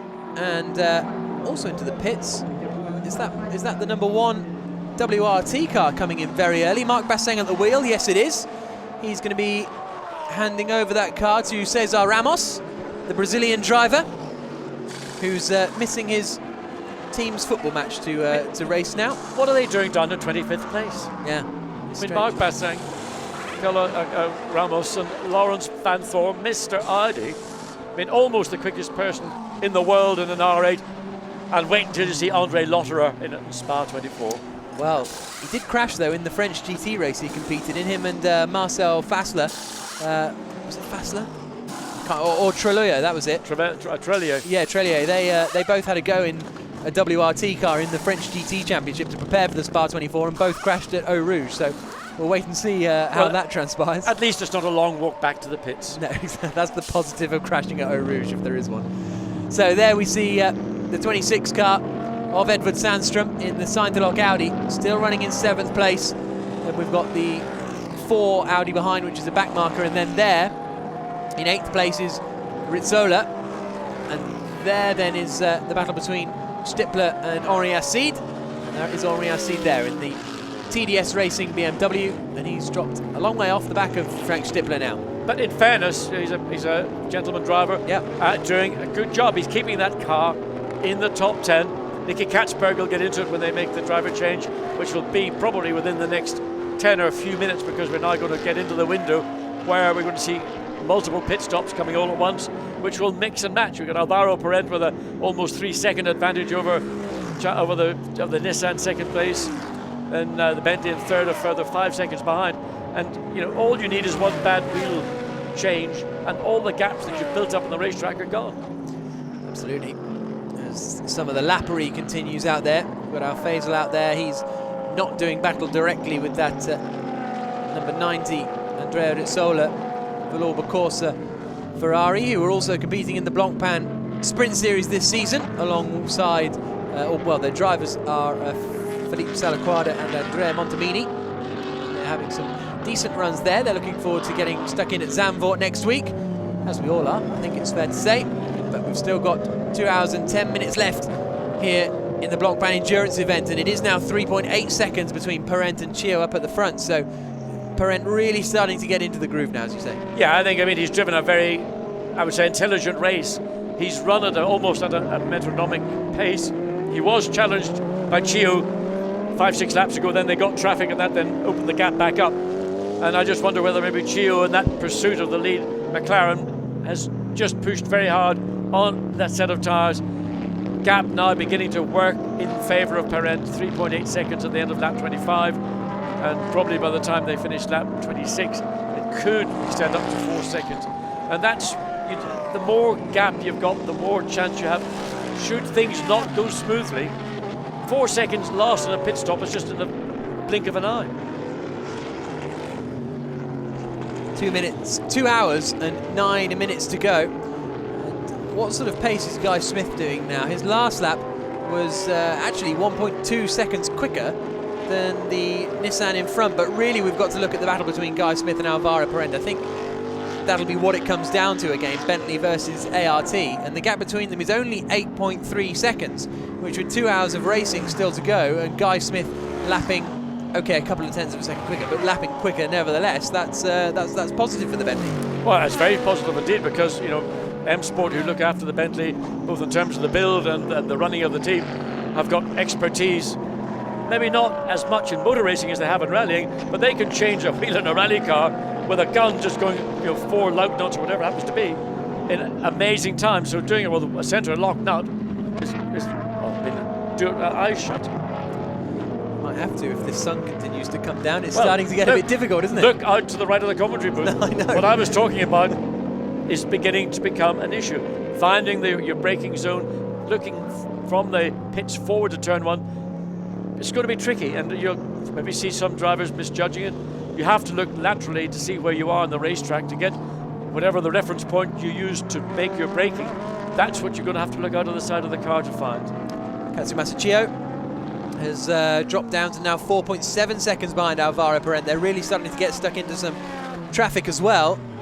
And Guy Smith is only 2.3 seconds behind now. So on that last lap, Guy Smith took 2.2 seconds out of that. So he's going to be right on the back of the Nissan almost instantly, I think. Here he is. Oh, he got a problem. He looked, I mean, he was totally uncommitted when he went to look down the inside of the Ferrari. I think he's got a problem because clearly the speed out of turn 5 was way off the potential of the car. The Ferrari's actually extended the gap that previously it was actually turn 4 that had existed. Keep an eye out on that, because Chio certainly had to get well out of it as they came down into the braking zone, and Guy Smith now is right up behind in the battle for second place.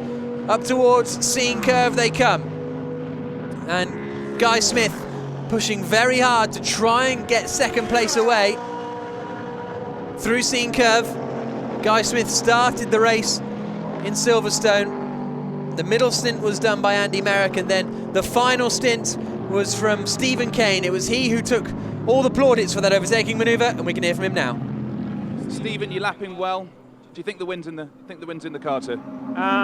It's hard to know yet. It's very early in the race. Obviously, we've got 2 more stints to go, but Guy's doing a brilliant job coming up from 7th. You know, the car's performing well. It's looking after its tyres again, as the Continental GT3 does every time it's out there. But yeah, it's going to progress, and the race is going to evolve. So we'll just have to see where we go from here. How frustrating was it? You got caught up for quite a while. You couldn't get past. It looked like that was going on for quite a while. How frustrating was that? Yeah, the frustration is always there when you're behind a slower car, but you know, Guy's a professional, and he took his time and got past without any contact, and hopefully now that we can get on a run and get closer to the front too. Thank you, Stephen. Thank you. And here is the battle coming into the first chicane. Guy Smith is right with him.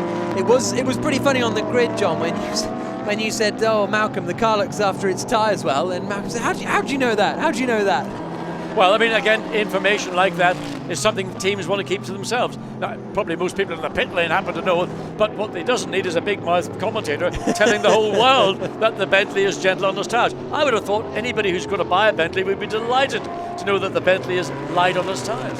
If you can buy a Bentley, you can buy some new tyres every so often, I'd have thought, as they are, well, very sideways for Chio, as now he comes through the left-hander at Le Col. Is he going to have to get out of the throttle? No, he's not, but he's going to have to really work hard to get around that slower Ferrari now, and they go nose to tail along the Mistral straight. And, well, the Bentley hasn't actually got past the Ferrari yet, because the Ferrari's quick in a straight line. The Ferrari's quick in a straight line. The Bentley has had a change in the BOP between Silverstone and here. So part of that was a smaller restrictor in the inlet in going into the turbos. So they haven't got the straight line speed. The Nissan, as I mentioned earlier, got tons of speed. You can just see it there, an example of where the Nissan's strength lies. Bentley now gets through the Ferrari. It's simply quicker through Scene Corner, but the gap has gone from what was literally on the rear boot lid of the Nissan coming through turn 15 just a lap ago. And at one point I thought maybe Guy Smith might be able to outmaneuver Chio on the run down into turn 1, but there you can see just what happens in traffic. Again, caught behind one of the 458s coming out of that's turn 4 or turn 12. Then through turn 13 you can do nothing really, and then again what Guy Smith has got to do, and just the fact that he's got past the Ferrari, so now it's really just closed back up again as the Nissan going into the pits. That looked like a really strange exit, strange line. He doesn't seem as on it, does he? As maybe it's the car, maybe it's the tyres, but certainly Chio isn't looking as with it as he was before. And for the second time in this race, Alvaro Parent is under investigation. And here comes Guy Smith, around he goes. There must be a problem for the Nissan. There was certainly something wrong in turn 15. He had a very strange line. He didn't use the racetrack, the extent of the racetrack he could do, and didn't have the speed as a consequence of turn 15. Guy Smith, perfect entry, perfect exit, got the drive, and just used the traction the Bentley enjoys, and was just so much quicker by the time they got to the braking area into turn 1. A wave from Stanislav Aksenov, but I don't think he'll be too happy under that helmet, because maybe there isn't a problem, but that's a few times that the Nissan has just been so slow. Well, I mean, I doubt it's a problem in the sense of a mechanical issue. I suspect that he's just having to do what he can do until the pit stop, because he's just lost grip, and by that I mean may well, on an aggressive circuit, which Paul Ricard is on tyres, just used the tyre much earlier in the race, whereas Guy Smith, with a good balance in the Bentley, has got a much more consistent performance from the tyre, and I mean his running, well, the current lap, that last lap was at 2:02, so that was because of the traffic. His previous best was a 1:59.3, which is almost as quick as the quickest lap of the race. Yep, so perhaps tyre problems then. And just to finish my point from earlier, for the second time in this race, car 98, the race leader, is under investigation for an unspecified event. Earlier on they said they were under investigation, then no action was taken, but again on the screen now, Alvaro Parent and the ART McLaren under investigation for what we're not sure, but we'll keep an eye out on that. But now Guy Smith then is up into second place, 9.6, well, pretty much 10 seconds off the race lead with 2 hours to go.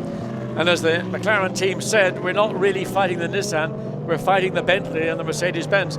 And now the Bentley have got themselves into second place, that's again an issue and a pressure. And Gregoire de Moustier will be the next man to get in the car. Yeah, and there's going to be Andy Merrick getting into the Bentley, so favour goes to Bentley in my book in this instance. Yeah, but it certainly seemed that way in Silverstone. Andy Merrick had the advantage over Gregoire de Moustier. I mean, Andy Merrick did a great job in Monza, the opening round of the Blancpain Endurance Series. Again, a stunning job for Bentley at Silverstone, as did Stephen Kane, who took the car through to come from behind. Remember, that winning Bentley at Silverstone had a drive-through penalty. It didn't just win the race, it had a drive-through penalty. So had it not had that penalty, it may well have won the race by more than the, 8-10 seconds that it finally did. There was also a safety car that brought them back into contention, so it was, you take some, you lose some. It sort of spoils the story a bit, doesn't it? So, we've seen the RG and Nissan drop down to third place. Let's go and chat again to Bob Neville. I wonder what he's got to say. Bob Neville, you just lost second place. Is it a problem, or is it just the tyres going off? There's no problem, but to be honest, we're trying to win Pro-Am, and there's no point in fighting a car that's in the other class. So we asked him to let it go by. As racing drivers, though, I'm sure that's a very difficult thing to ask him to do. Yeah, it's hard on them, but it's a fact of life. So at the moment, no problem. It's just backing off slightly. Yeah, that's it. Thank you very much, Bob. Yeah. There's the official line. Well, I think it's a very plausible line, because when you're running 3 different categories in one race, as we're doing here at Paul Ricard, you don't need to fight a car that isn't in your class. You don't get points for beating a Bentley. You only get points for winning your category. So, Bob Neville's been around a fairly long time. He understands motor racing. It's actually quite a fundamental thing to understand motor racing, rather than getting carried away. Our driver's in second place. Yeah, come on. that's for the birds and the bees. Okay, I lost that towards the end there, but So did I. Alvaro Parent continues to lead, but only 9.3 seconds clear of Guy Smith. And then Steph Dusseldorp now is just 1.6 seconds behind Chio, and Max Buch is, well, 6 seconds further back down the road, but it's HDP 4th and 5th at the moment. Edward Sandstrom is up into 6th place because Antoine Leclerc in the other Bentley has come into the pits now, and we're really getting into that pit stop window phase. Yes, we just had the hour here as the Bentley making its way into the pit lane. And again, it's incumbent upon Antoine Leclerc to bring that car in and stop in a precise position, not too close and not too far away, because the airlines and everything that goes into the wheel change, critical that everybody knows precisely the marks are there. That's where we want you to stop, Antoine, not an inch further or an inch short. Yep, there's the other Bentley as I watch Antoine Leclerc out of the window, just in case something goes cataclysmically wrong. But Guy Smith there running in 2nd place, and he's gone 0.7 of a second quicker than Alvaro Parent in that first sector. So that's a very impressive first sector from Guy Smith. There is the 3rd place car now of Katsumasa Chio. Only 1.6 seconds clear, as we've said, of the chasing HDP Mercedes. But here's Alvaro Parent. He surely will be trying to stay out as long as is feasible, but Gregoire de Moustier, we've already seen him. There he is, suited and booted, helmet on in the pit lane. He's ready to take over. It's always a very difficult situation for a driver, Gregoire de Moustier in particular, when Alvaro Parent starts the race, leads the race, has dominated the race, and then coming in, Parent, the lead car coming into the pits now on lap 31, and he's right behind the Team Parker Racing BMW. So that could slow him down whilst they get pulled into the pits. And he's just about going to squeeze through, but it's that 98 car. We said it was under investigation earlier on. It's for lapping cars whilst going off the track, essentially. Yeah, I mean, he's used something which is not the racetrack. I mean, for example, coming through Scene Corner, 2 or slow cars ahead of you, you don't want to lose your momentum, particularly if you're under a challenge, as he was from Choi in the Nissan. May well have just run wide. We don't know. We didn't see the incident, but Gregoire de Moustier gets into the car. Alvaro Parent helps with the seat belts. To be just always a panic when you get in. Suddenly you get flustered. The shoulder straps, the harness, the waist belt, the crutch straps, and now de Moustier, all he has to do is pull down on those shoulder straps to ensure that the seat belts are tight. As we wait to see this formerly leading McLaren there, air jacks go in, and again this is sort of a kind of poetic form of motorsport where the 2 guys, one wheel comes off, the other puts the new set of tire on, and so they start right front, right rear, left front. I mean, pretty good stuff. Looks as though Bentley are staying out in the pit lane. They've disposed of Antoine Leclerc's car, who has now handed over that machine. Not sure who to yet, because it hasn't quite clicked over. I'd expect it to be Jerome D'Ambrosio, but we'll wait and see. But Bentley are still out in the pits, so they're going to be taking the race-leading car in pretty soon, I think. I mean, obviously nobody can go a lot further than the hour, or maybe an hour and a few minutes.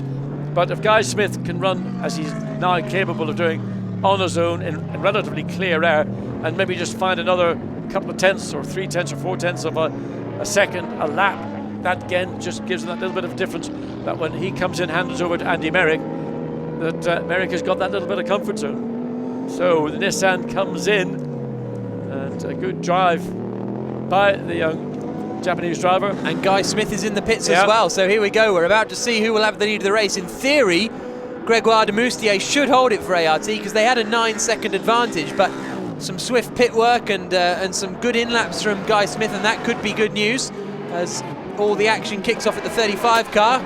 Katsumasa Chio will be handing over to his Russian teammate Stanislav Akasnenov. And Guy Smith is in, and door open. Andy Merrick will take over the second place car.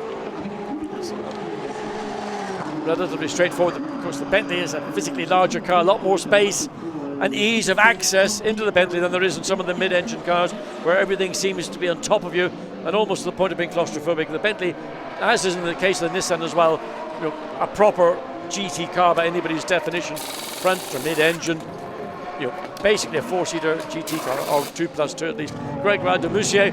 Oh! Gregoire, that is not what I'm sure Alvaro Parent told you to do in your outlap. No, absolutely. What sort of sector times has Gregoire de Moustier done?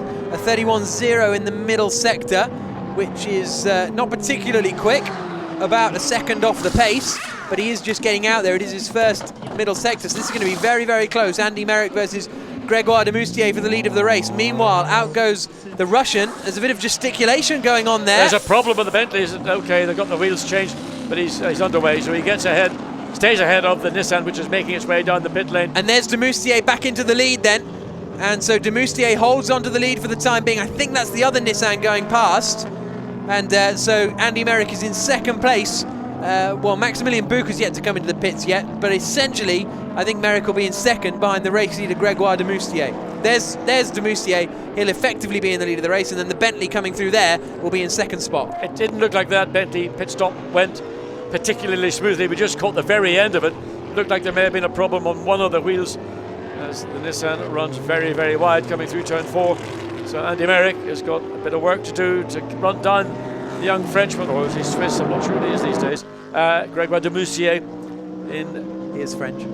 What will in effect, when the whole pit stop process washes out, will be in the lead in that number 98 McLaren. 84, Max Buch is still out there trying to put the laps in. Has his teammate come into the pits? Yes, and Lucas Wolff has now taken over the 85 Mercedes, so we'll see what sort of times Max Buch could do on his in-lap. He's certainly pushing. Yeah, he was pretty aggressive turning into turn 3 and turn 4. He really, the SLS is a big car, a lot of momentum to change direction, probably slightly softer in terms of the suspension setup than other cars, so it doesn't respond to that sort of almost single-seater style of your quick flick change of direction.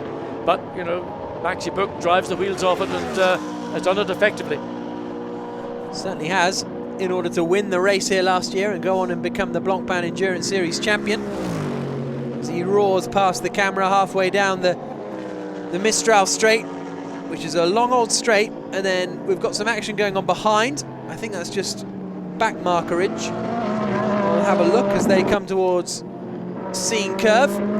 So that's, well, the 333 car has got back out of the pits then, but is a long way down the order. But is it still Siegfried driving it, do you think? Or because obviously they lost about 15-20 minutes in the pit, so he would be able to go out and continue and run his 1 hour, which in my case, if I was the team principal of that team, I'd keep Siegfried in the car, or Seafield in the car, as long as possible. They've handed over to Rinat Salikov and are now running in 39th position. So clearly I'm not in charge of that team then. No, clearly. Here comes Max Buch into the final corner. Is he going to be the last man to pit? Yes, he is. So that's an impressive distance from Maxi Buch. And they're getting ready to go in next into the 84 car. As Buch comes into the pit lane and pulls into his stop. Oh, look at that. Oh, Isn't that's that cool, magnificent? actually, yeah. A silver, a genuine 300 SL Mercedes-Benz. What a collector's item one of those is today, especially an alloy-bodied one with Rudge wheel knockoff wheels on it, and the fitted luggage, a cool mill in any currency, but probably certainly in pounds. It's Harold Prima who's hopping into the car, and so it'll be Nico Verdonk who does the last stint. And the gap for the lead of the race then is down to 6.2 seconds, Gregoire de Moustier and Andy Merrick, and then it's only Lucas Wolff is another 7 seconds back from that. I think we'll have to wait until the next lap to get it fully clarified. But this is the last pit stop of this window by the looks of things. And the HTP Motorsport guys doing a good job so far. You really can gain time with these tyre changes. Get all the wheels cleared and away you go. I mean, those are lightweight wheels and lightweight tyres, but that's relative to a road car. I mean, to pick up one on one hand, one on the other hand, and run and not trip over yourself, they are physically difficult things to lift and manoeuvre, as we just seen. And there we got the race leader in second place, Bentley behind. Gap was 6 seconds, 5.8-ish. came down by 0.4 of a second, but into third place, interestingly, goes the 84 car that was in the hands of Max Book. Well, here comes the challenge from his teammate. Up the inside, is the 85 car close enough? No. So we've had a swap around in positions between the HTP machines, and now it is 84, or is it for long? Because here comes Lucas Wolf. Lucas Wolf is in the white and red liveried HTP car. And he's had one lap more than Harold Primat. Oh, he's going for it. This is going to get a little bit stressful on the pit wall, I imagine. It could end up in tears. But, you know, two drivers, same team, fighting for position. Wolf has got the advantage in that he's had a lap on the tyres that is more settled than we're seeing Harold Primat right now. So on to the Mistral Straight. Primat probably can breathe because he knows that the challenge that he faced in the first third of the lap is probably now over. Maxi Book just giving Nico Verdonk a little bit of a debrief before Verdonk gets in about 50 minutes to do the final stretch. But here comes the run. On the outside line is Lucas Wolf there on the right hand side as we look at it coming up towards Scene Curve. He is indicating, isn't he? Yeah, so he's let him go past. Yeah, I mean that's clearly been whether it's been from the pit lane radio transmission to say let Wolf go, he is quicker than you or not, whatever it is. Lucas Wolf has got through and Harold Primat dropped down one spot. So they're still running in third and fourth places at the moment, which is pretty good for the HTP squad. It's Gregoire de Moustier leading the way on that last lap. Andy Merrick in the second place. Bentley was 0.4 of a second quicker than de Moustier. We'll see whether that sort of pace continues this time around. So we wait to see where we are at the end of this lap. The gap was 5.8, it remains 5.8, so Andy Merrick has not really made any inroads as yet, both lapping 2 minutes 00, 4.4 in the case of de Moustier, 0.5 in the case of Andy Merrick. And Gregoire de Moustier, we sort of maybe don't put him in the same category as someone like Alvaro Parent or others that are going to be, certainly Nicolas Lapierre, but he is capable, as long as he doesn't get pressured, he can make the laps, he can do the lap times, but suddenly if he gets under pressure from a serious challenge, let's say Andy Merrick was to get right on the gearbox, the tail of the McLaren, then that's when the areas, I think, start to creep in.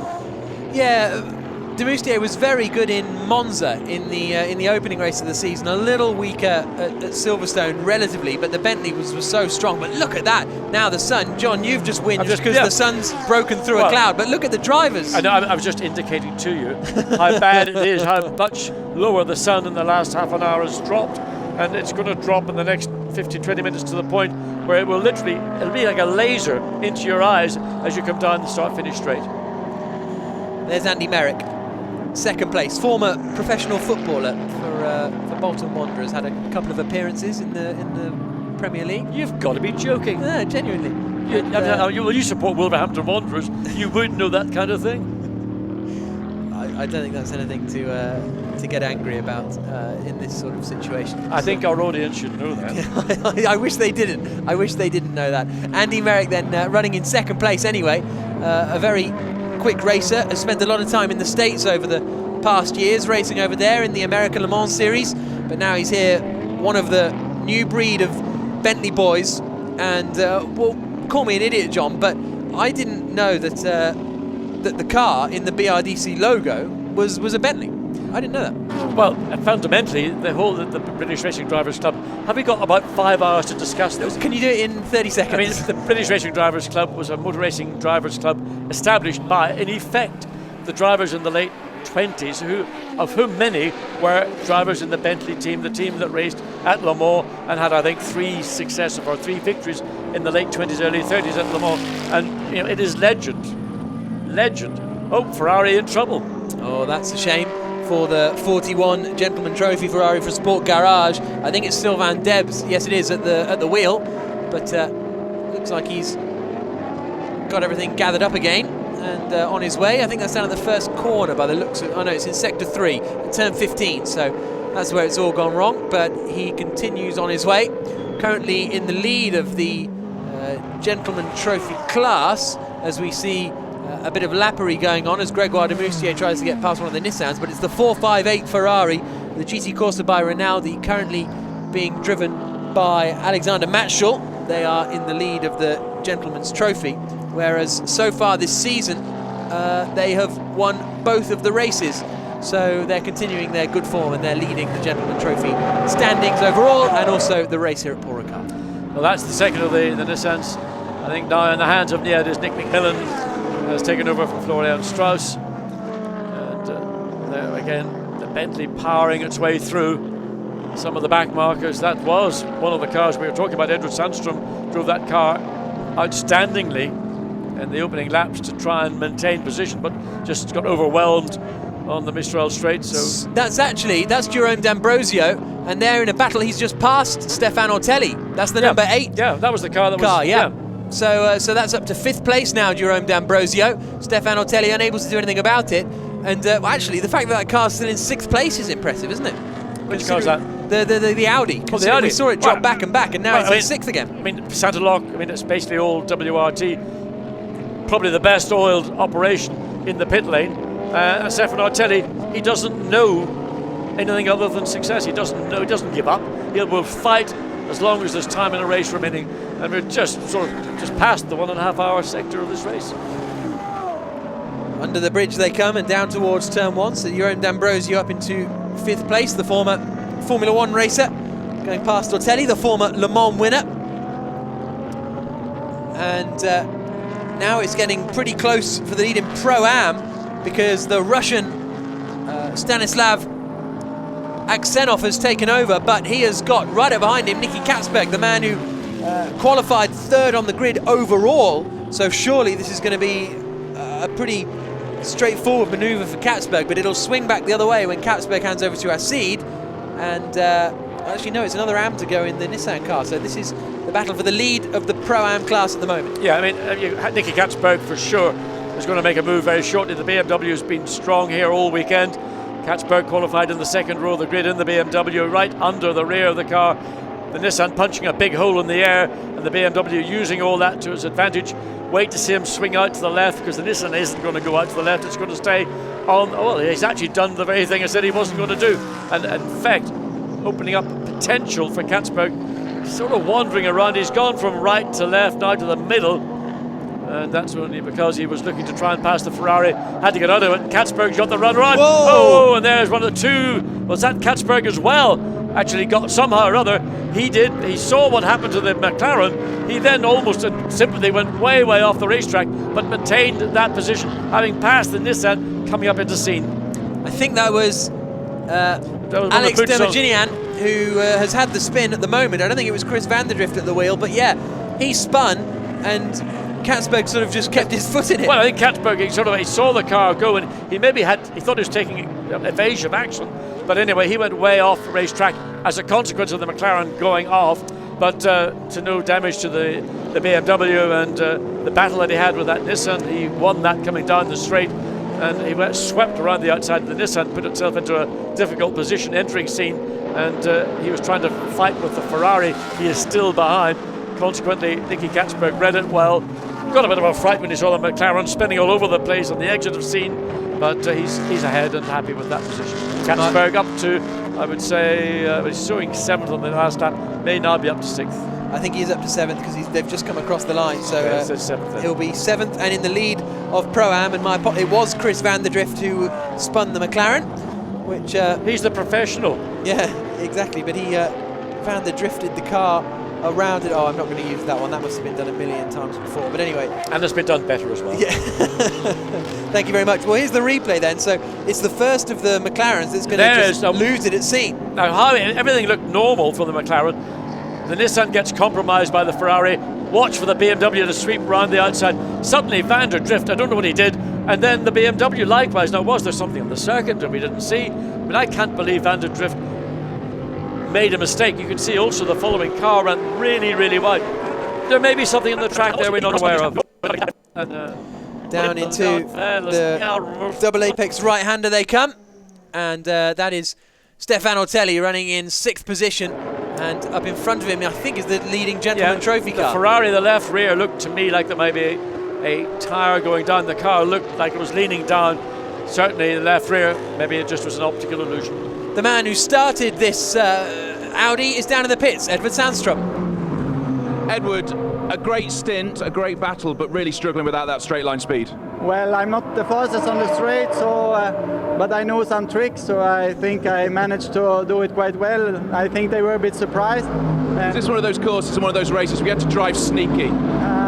You have to be smart sometimes, and I think I took my opportunities to at least lose as less as possible. In the end of the stint, I felt I could manage to follow quite good, but I can't fight because I'm never in a position in a braking to overtake. So I just have to follow. I have to be smart. I have to keep the gap to the leaders as small as possible, and that was my target all the time, to keep on fighting, don't lose the motivation because they pass you on the straight. Just try to hang up on them and to keep the flow with them, really. But Audi is good in the corners, and so I have a lot of fun anyways. And talk us through a trick. Tell me one of your tricks. You can't say you use some tricks out there without telling me one. Tell me one of your tricks. I mean, look on the straight line, and then you see sometimes I'm really slow, but sometimes I can hang on, right? Thank you very much, Edward. Thanks. Well, I mean, is that Swinglish? But I mean, in fairness, Edward Sandstrom did a great job in a car which he knew he was going to be, vulnerable anywhere there's over 160 or 55 mile an hour. And he did all the work that he had to do, and he did a good team job. Here's the challenge for fourth place. Sorry to cut across you, John, but Jerome D'Ambrosio trying to get past Harold Premat for fourth position now. The Bentley right up behind the Mercedes, and not too far behind them is the wily old fox. You think? Never discount Stefan Otelli. You think Sandstrom's got some tricks? Wait and see what Otelli's got up his sleeve. But because here he comes up the inside. Oh, not the place to do it. Not a good place to do it. D'Ambrosio has to relinquish that, and Ortelli is all ready to take advantage if this all goes horribly, horribly wrong. It's got the makings of it, because Jerome D'Ambrosio looked down the inside into turn, what was it, turn 12. It is not a part of the racetrack where you can make a pass, and all you will do is end up in collision. He got out of it, left enough working room, and he can now think about somewhere else around the racetrack. But of course the Mercedes has got that straight line speed, and you can see that Stefan Ortelli is eyeing up Jerome D'Ambrosio to try and sort of catch out the Bentley driver who's fixated on the tail of the Mercedes. D'Ambrosio runs really, really wide. Now looks to dive down the inside coming into turn 4. He hasn't got the possibility to do it. He's still holding it in there though, and that was very close to contact, but they keep it all together. The former Marussia Formula One driver right up behind Harold Premat, and then Stefan Ortelli is right behind. And are they all closing in on Lucas Wolff? No, Wolff is holding the gap further up in front in third position. The gap for the lead of the race has come down to half a second between Grégoire de Moustier and Andy Merrick, so that's all going to kick off before too long as well. So once again, we've got battles for the lead, and we've got a battle for fourth place kicking off. And we've got a spin for the 49 Gentleman Trophy AF Corsa car. Howard Blank, I think, at the wheel. Yeah, final turn 15. Got it wrong, not a difficult corner to make a mistake in, but, well, that's the difference between the professionals. And there's a car, is that a Bentley going slowly? There's a Bentley coming slowly down the straight. Okay, so who's that going to be? Well, I don't think it's going to be Andy Merrick, because he's gone through the second sector split already, just 0.2 of a second behind. So it must be Jerome D'Ambrosio who is slowing on the straight, and it is car number 8, Jerome D'Ambrosio. No obvious signs of look around, all trouble. 4 tyres look fully pumped up, so clearly there's been something. And he was in that battle, we watched him fighting really, really hard to make a position in that last lap, and then all of a sudden something has happened as a consequence maybe of that battle. Absolutely. The other, as he pulls off now to the inside, so it looks like it may well be fairly terminal. He's not bothering to go back around to the pits, but here's the battle for the lead of the race. Grégoire de Moustier in the ART McLaren, right behind him. Here comes Andy Merrick. And Andy Merrick has run down the 6-second advantage. There we can see on screen 0.2, 0.4, 1.3 on lap 39. That's how much he's close. Some of that may be due to traffic. Doesn't matter, you take it where you get it.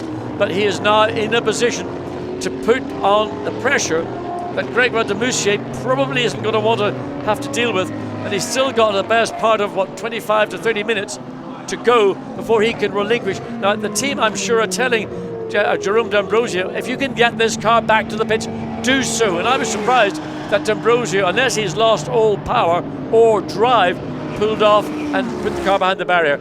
It may be that there's no drive to the car, that's why he couldn't do any more. All of a sudden, Bentley have got a lot on their plate, haven't they? Because they've got a car that they're trying to get restarted. It looked as though D'Ambrosio was fiddling around inside the cockpit, and they've got a battle for the lead of the race as well. And they know, presumably, that this is one of their best chances to get the lead of the race. Again, we're not victimising Gregoire de Moustier here, but when Andy Soucek gets in, it's going to be a much tougher situation to deal with. It'll be Nicolas. Oh, sorry, yeah, Lapierre. Sorry, Lapierre will be a different magnitude whatsoever. But of course, we wait to see with Gregoire de Moustier whether he can hold off the Bentley. Remember, the McLaren has got good straight line speed. There is the second place Bentley. He's going to have to work very hard in the first and third sectors. Let's hear again from Malcolm Wilson. He's with OJ. Malcolm, mixed fortunes, one car battling for the lead, another car out. Yeah, we don't know. It's at the moment it's a transmission issue. It appears as though it's lost drive. So to be honest, we don't know exactly what it is at the moment. When this happens with one car, do you end up getting nervous about the other one, or are you confident in the ability of the car to keep going? Yeah, for sure. I mean, we always have the philosophy that if something like that happens, it's the start of an epidemic. So, but you know, we've run faultlessly for thousands of kilometres. Maybe it's something that, hopefully, it's just something on the one car. Thank you, Malcolm. Half race distance pretty much here at Paul Ricard, and this is the battle for the lead of the race. Gregoire de Moustier in the 98 ART McLaren, the car that, if they stay in this position, will move to the lead of the championship. But right behind them is Andy Merrick in the car that, well, actually, these two cars are level on points in the championship. Whichever one finishes in front will take the lead of the championship going to the Spa 24. Andy Merrick slightly quicker through turn 6 and into turn 7, but again, McLaren has got good top speed. Bentley monstering the back of the McLaren, coming down again on the right-hand side of the track now, drifting over to the centre of the track. Gregoire de Moustier coming to the left to take the true racing line through Scene Corner, and Andy Merrick just waiting to pounce as they exit out of Scene. And can he get a dive down the inside? Gregoire de Moustier shuts that off by taking the early initial apex. It's a very, very long corner, turn 10. It just goes on and on and on, and de Moustier holds the perfect line to stall the battling Merrick directly behind.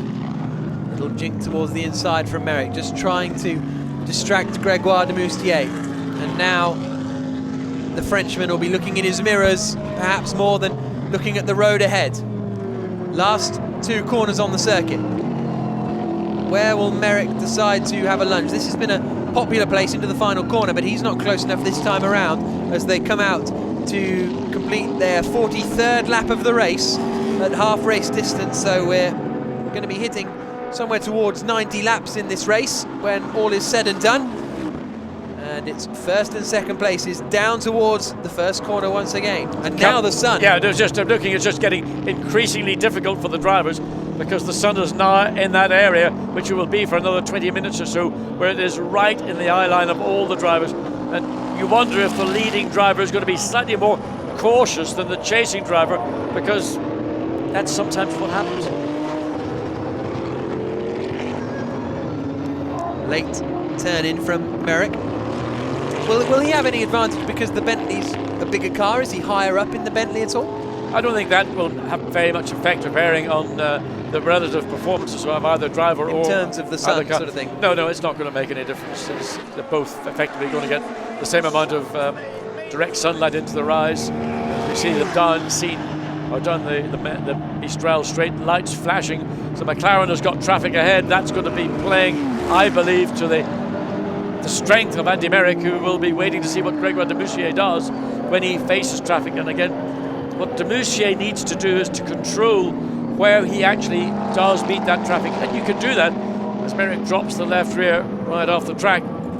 The lead driver is in the position to control that, but Merrick is all over the back of the car, and again putting the Bentley into the eye line of the leading Frenchman, but we call him a Frenchman right now, trying to distract him, trying to unsettle him, to make him respond and react to your actions. And it's a great privilege almost to be in the position of Andy Merrick and to torture the driver you're competing against. Towards the end of the lap once again, and we are now at the half race distance. Little feint towards the inside from the Bentley. De Moussier slow into the final turn.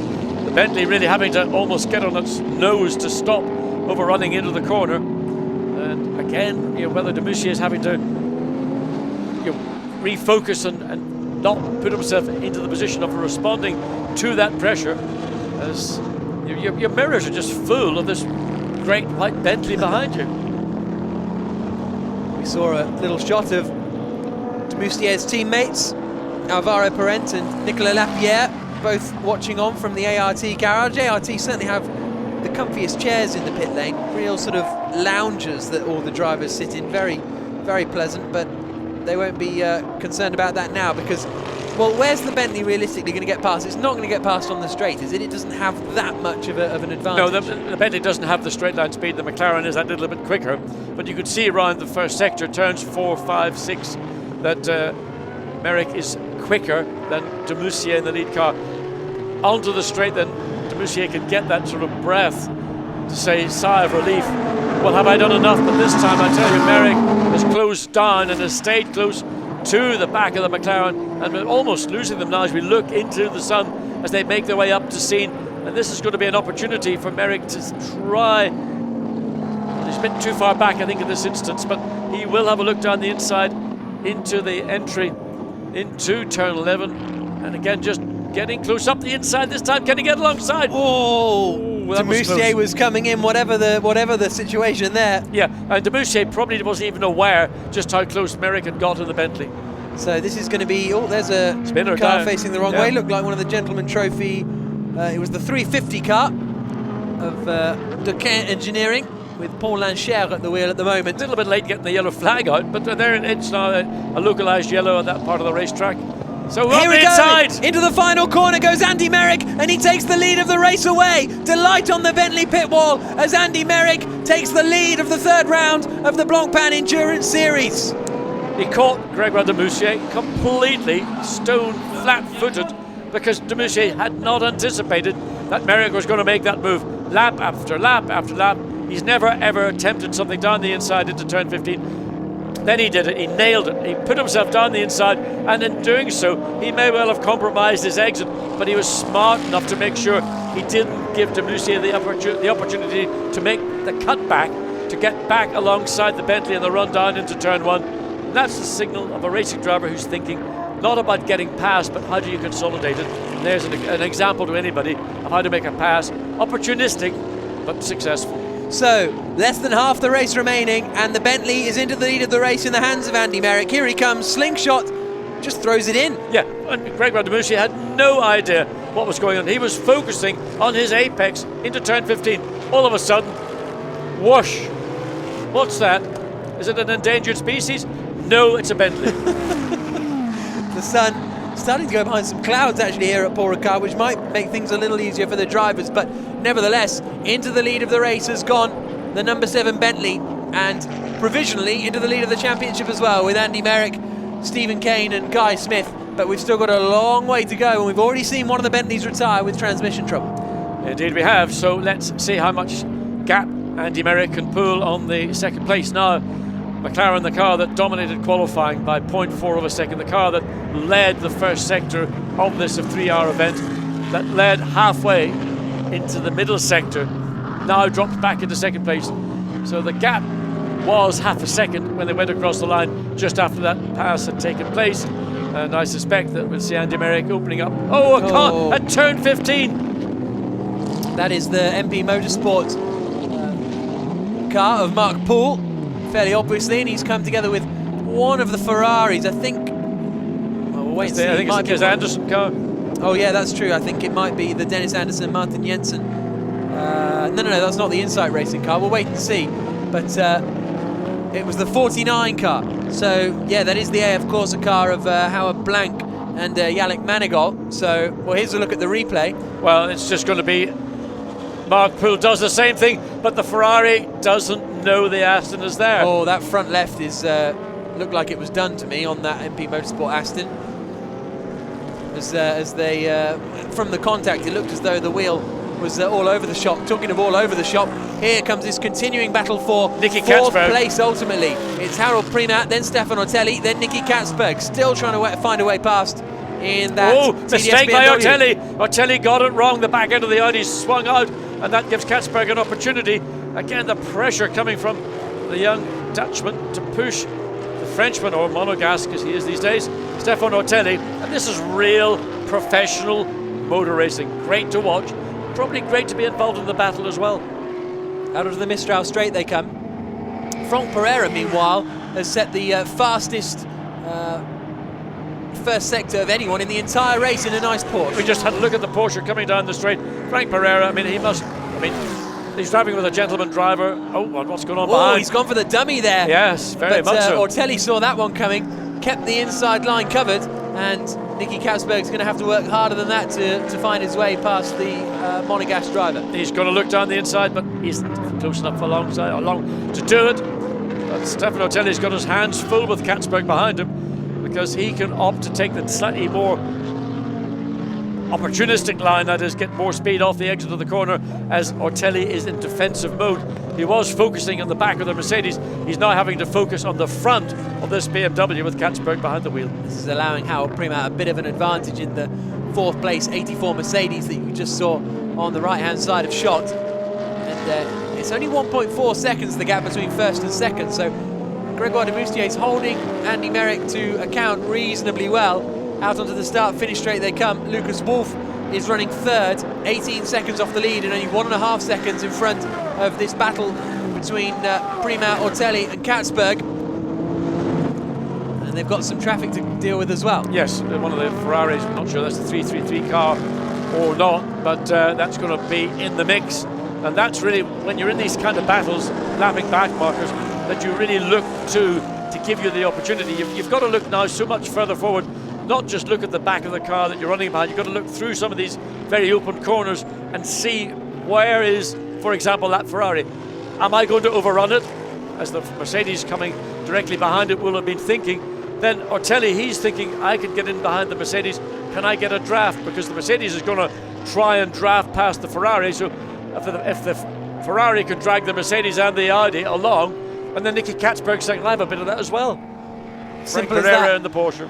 Yep, and through I think that's one of the back market Porsche actually, rather than Franck Pereira. But whatever the case, Lucas Wolff is going past. Are we going to see any movement further forward as they come towards Seine Curve?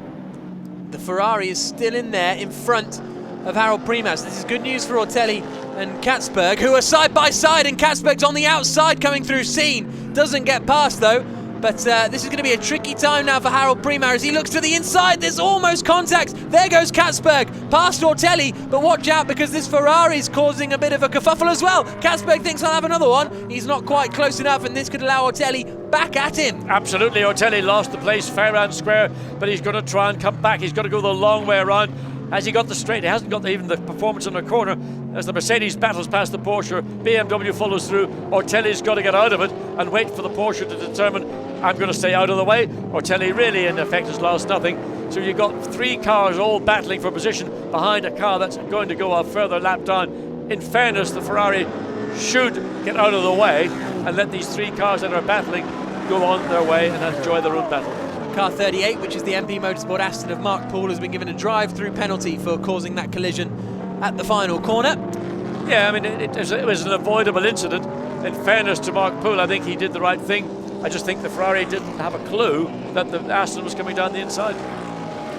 When you're flashing lights here to get past the back markers, it must be odd, because if you're a back marker, people are flashing their lights to try and overtake you on track. Correct, and yes. flashing their lights to try and lap you. So either you ignore everything and drive your own race, or you obey or respond to everybody's command and then you fall back quicker than a stone. So it's one of the problems of driving, as the light is beginning to disappear and you go into night. It's not like in 24-hour races where certain categories of cars have got different coloured bulbs, either clear bulbs or orange or whatever they may use. That helps you identify what the car that's catching you or behind you, which category is it in? Is it a category that I'm competing in, or is it from another category? And that's, again, a judgment that really is quite difficult, where everybody's got the same coloured headlights. Some cars here have got additional lights, but you see the Mercedes, it appears not to have, as you would do at Spa, you would have maybe, you might call them corner lights, to give you apex lights to be able to help you cherry pick where you want to put your car. Others have got them. The BMW Katzberg, you can see, and makes a mistake. Nicky Katzberg runs wide as he makes his way up into that turn 12. And there's a little battle right now with Harold Premat, but clearly Katzberg, the quicker of the three cars in this battle that we've been watching. Absolutely, he's trying to take fourth place away from Harold Premat. He's in the lead of the Pro-Am class at the moment, is Nicky Katzberg, so he's done a good job. He started third, and Henri Arcide started the car, dropped all the way back, but Katzberg has fought the car back up the order as they come across the line with 1 hour and 20 minutes to go. Looks to the inside of the Mercedes. There's the TDS racing team on the pit wall, and he's not close enough this time around, but you're right, some cars have got the full sort of Spa headlight setup going on, others are just running to normal. I mean, what a number of the teams are doing is this is, if you like, a 3-hour test for what they're going to meet in 24 hours at Spa, and they can use the additional headlights, there's no restriction.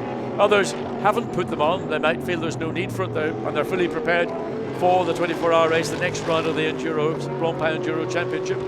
But it's just on a circuit where there is no additional lighting, and while it's not going to get pitch black by the race finish at 10:15, nonetheless, just being able to pick out around the racetrack the apexes you want to make, also critical around the Paul Ricard circuit, because it's such a wide circuit.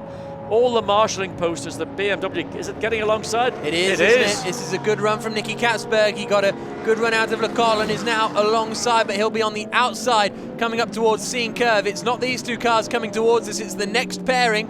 Will Katzberg be able to go around the outside? He's tried it before and he tries it again. Nick Katzberg takes fourth position away in the TDS Racing BMW. He went so wide off the side of the absolutely. Seine I Curve. mean, It doesn't really count then. No, it doesn't. And that's something about modern circuits, and Paul Ricard is about as modern as they can get, even though the circuit was introduced at the beginning of the 1970s season. But you can see the black tarmac is the racetrack, then everything beyond that technically is not racetrack. And if you take advantage of it and you gain an advantage, then you may well be penalised as a consequence.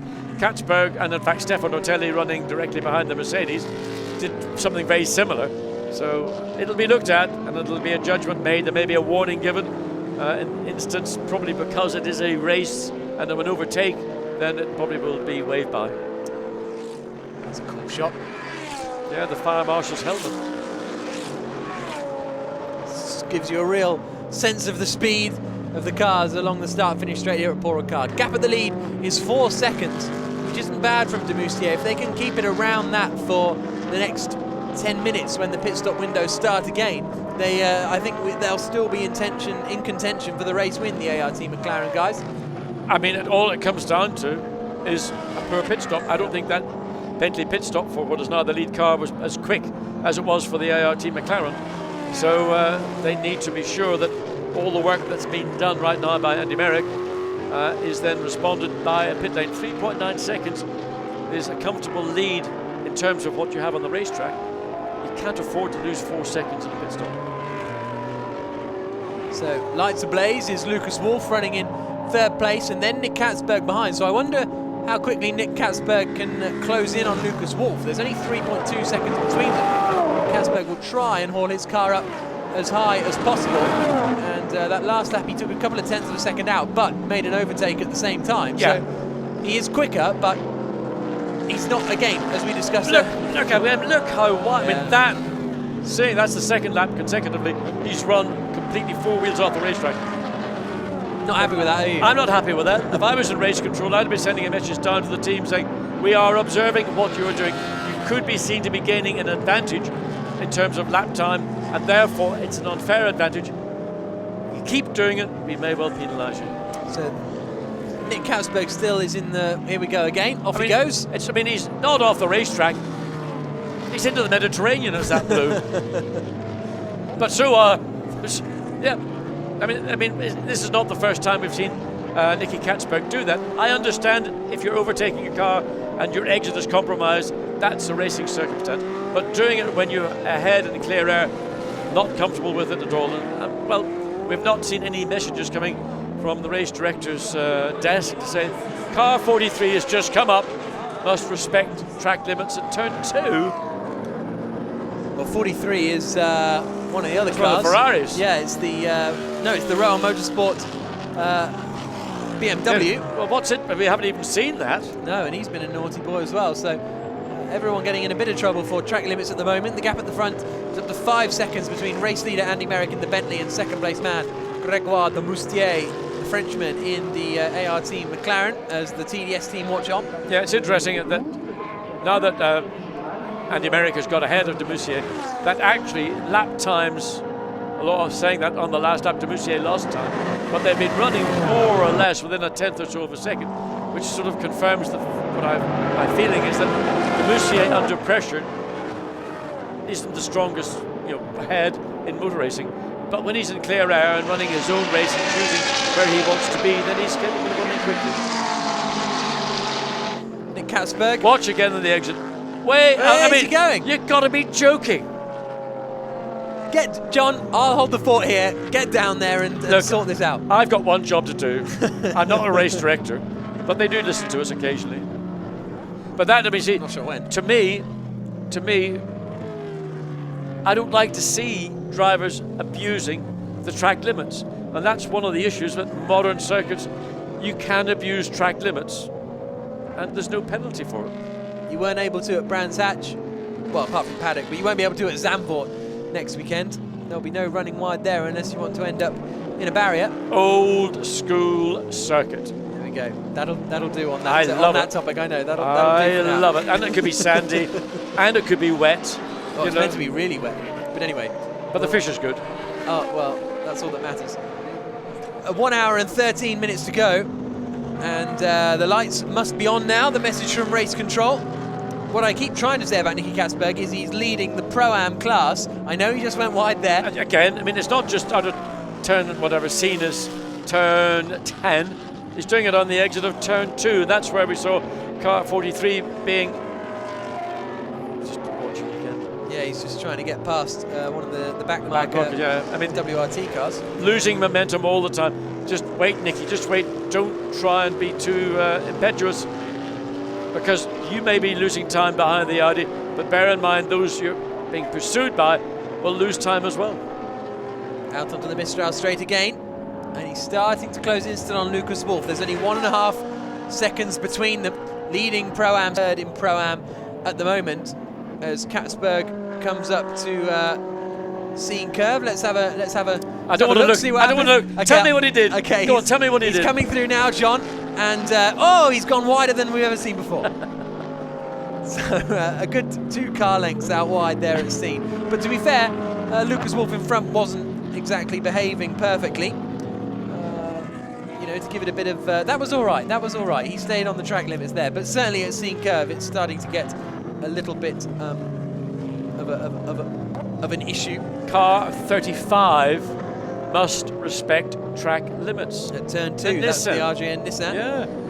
What are they? They're a lovely group of people. What were they doing abusing track limits? Look Bob at this. would never right do that. now onto the tail of the Mercedes-Benz in third place. Look at this. Bentley pit stop getting ready. Yep. It's all part of the preparation. I'm delighted to see it, because you might think that these pit stops are just done by magic. It's not. It's a lot of hard work, and a part of it is getting the guys warmed up. I thought we were the only ones who did that before the broadcast got underway. No, you do calisthenics. I get warmed up. So the battle for the third place is closing down. Lucas Wolff in third place, 4th place for Nicky Katzberg, but leading Pro-Am as the battle continues. We're approaching rapidly the pit stop window, and it's 6.7 seconds between first and second. And Stefano Otelli's also got ahead of Primat, so Otelli up 1 place into 5th. So the Mercedes, is it a problem, or is it just that Stefano Otelli never say die, just keeps on like a little Yorkshire Terrier? Well, we've got a Yorkshire driver, but just doesn't give up. Lights ablaze as we approach. Well, it's just gone 9 o'clock local time here in Paul Ricard. About half an hour, 45 minutes up the mountains from Marseille. And Nick Katzberg feints to the inside line as he tries to put the pressure on Lucas Wolff through Scene Curve. And well, he takes the line, he takes his line. I'm going to give up. And then comes through the double apex right-hander. He's getting really close, throws it in very, very deep because he knows that they're closing in on this slower Ferrari up in front. Lucas Wolff looks to the inside line. I mean, you can tell that the BMW has been mega, having actually pulled away from the back of the Mercedes. The BMW has been mega through what is turn 11, 12, 13, and then in the final run, now watch what happens. He's been slightly compromised by the Ferrari, so any thought that he might have done to lob it down the inside and try and compromise the Mercedes on the... Oh, he's gone into the pits, an early stop. Into the pits comes Lucas Wolff with 1 hour and 9 minutes to go, so that's going to be a fairly hefty run for Sergei Afanasiev, who will take over in the 85 car. Yeah, but I mean, it's going to be on the limit on fuel. It's going to be certainly...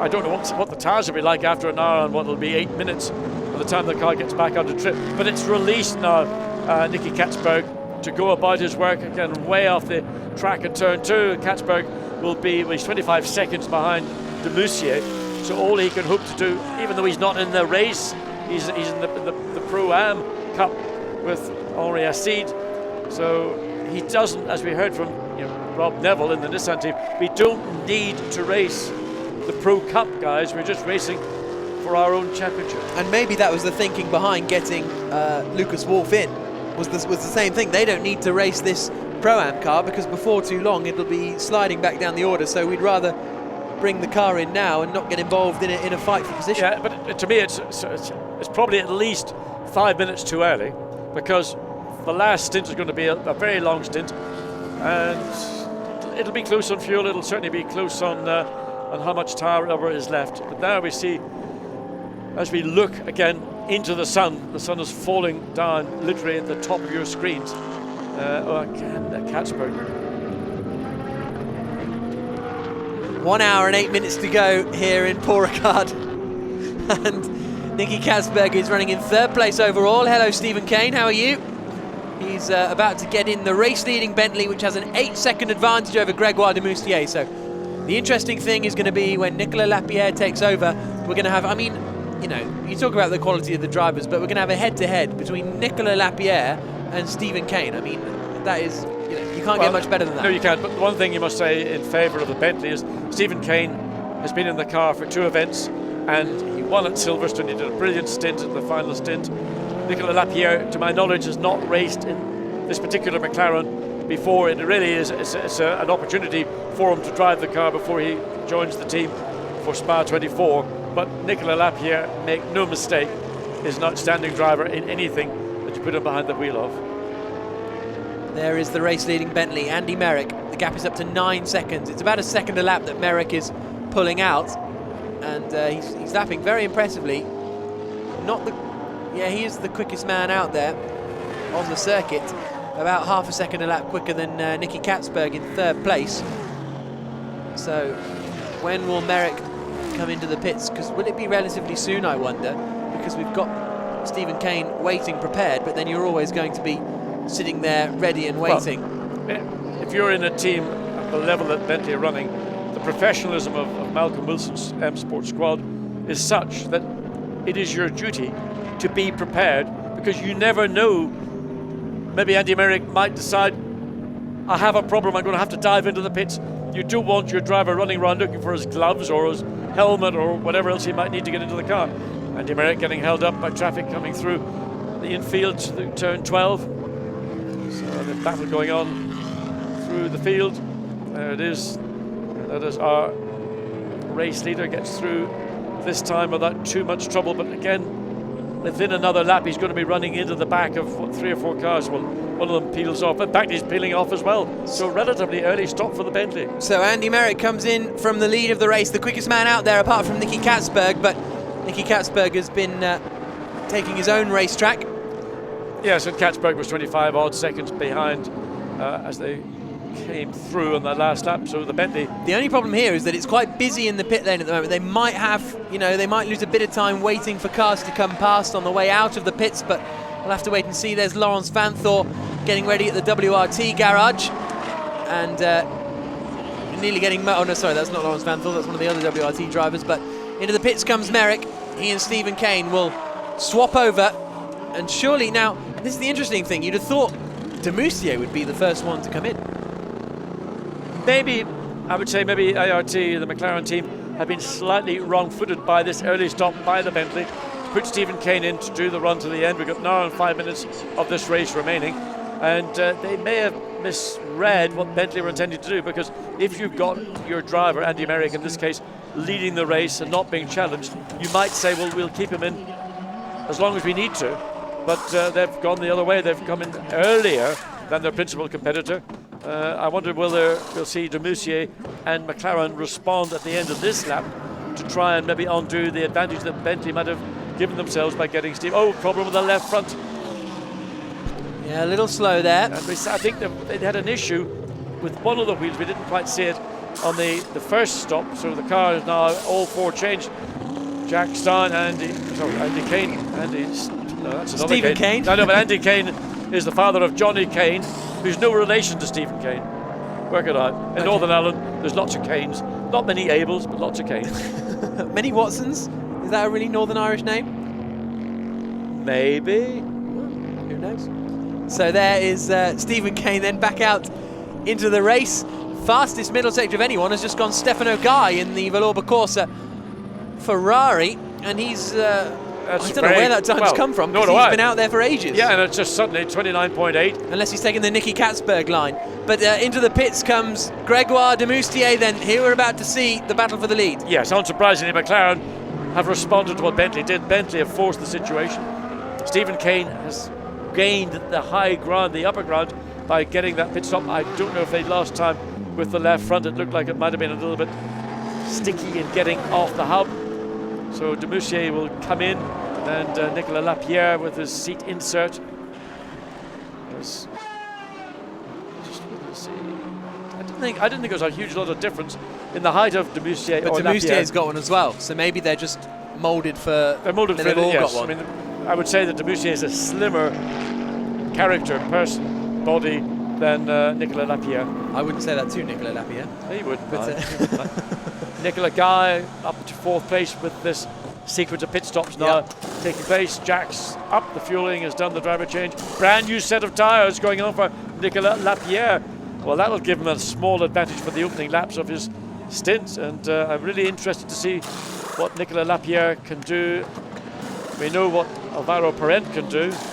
Nicolas Lapierre is capable of matching, I would imagine, everything that Parent is capable of. And we know what Stephen Kane can do here in the Bentley. He's about to retake the lead of this race. In theory anyway, because I don't think, well, the McLaren's going away here. This is actually going to be pretty close. They're going to be caught out by the Jaguar potentially, but is that McLaren back into the lead of the race? Oh, not quite. Here comes Kane down towards the inside line, and he retakes the lead from Lapierre.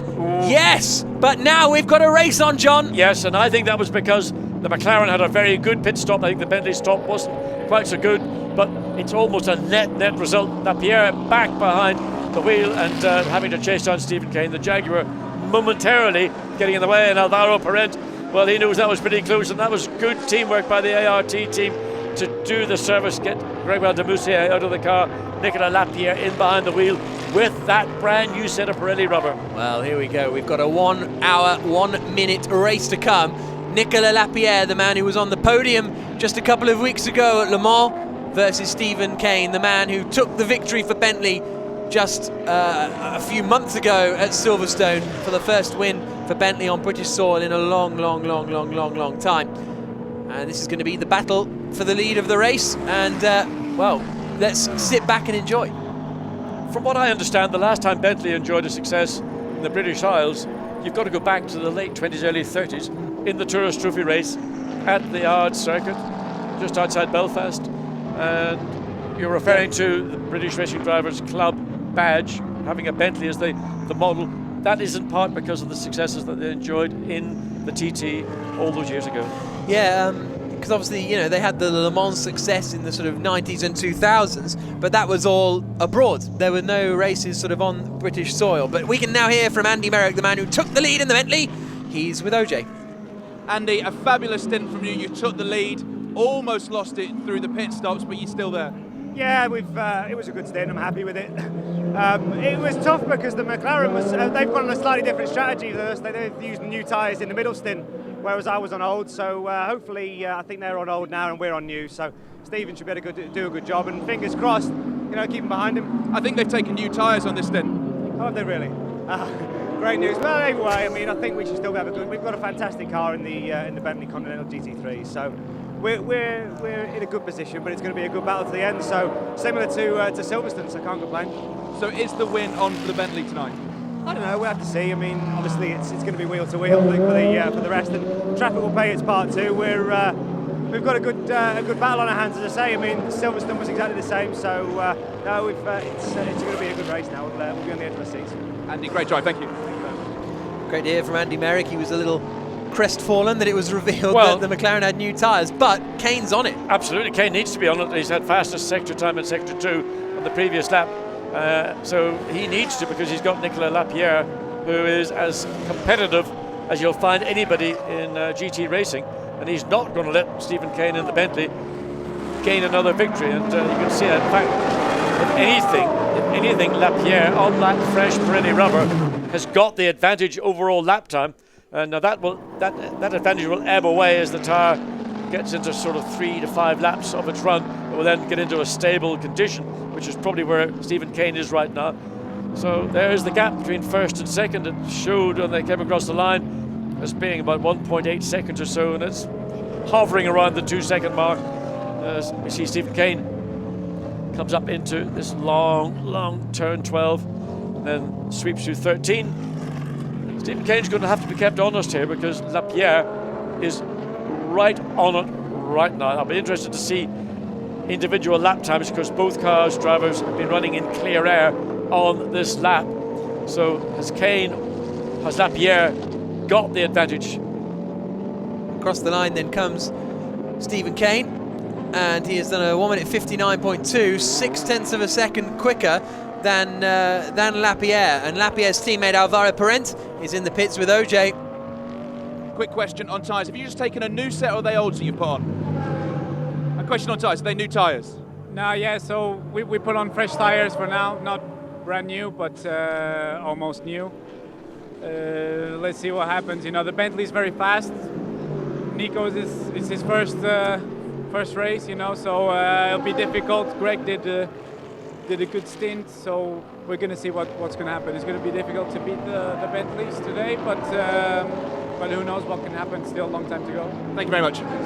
Well, Alvaro, maybe you didn't see the sticker tyres that went on. The only running they've done is from being pushed from the back of the pit lane onto the pit lane itself.